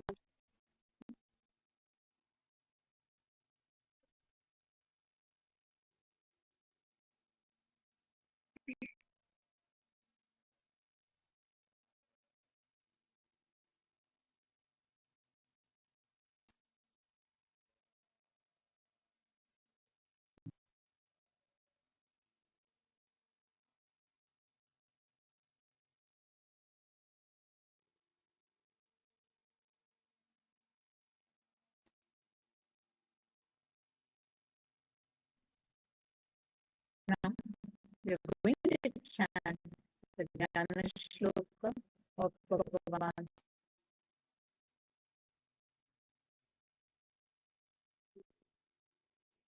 Chaturbhujam Trinitam Cha Ridgana Samayuktam Umaya Sahitam Datha Sarvabharana Samyuktam Divandardham Vamakarne Dakshine Kundalanvitam Upavita Samayuktam Rama Putta Samyuktam Vilasad Vidrumangakam Evam Tripura Samharam Rupam Rupna. The same space. We sit at the head, neck and spine are straight up where you need to be. Entering into the darshan. Today, all of us are going to be blessed Bhagavan with the Prantaka form of Paramashiva, and today we are going to be blessed with the Samadhi, and Swamiji is blessed that he himself is going to be manifesting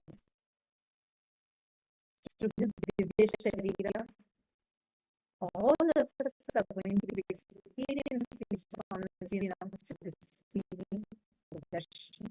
And please bring yourself to a space of deep gratitude and bring your awareness to the first person.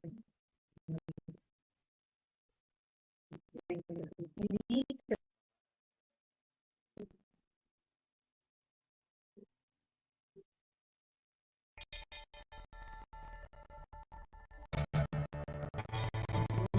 connect with my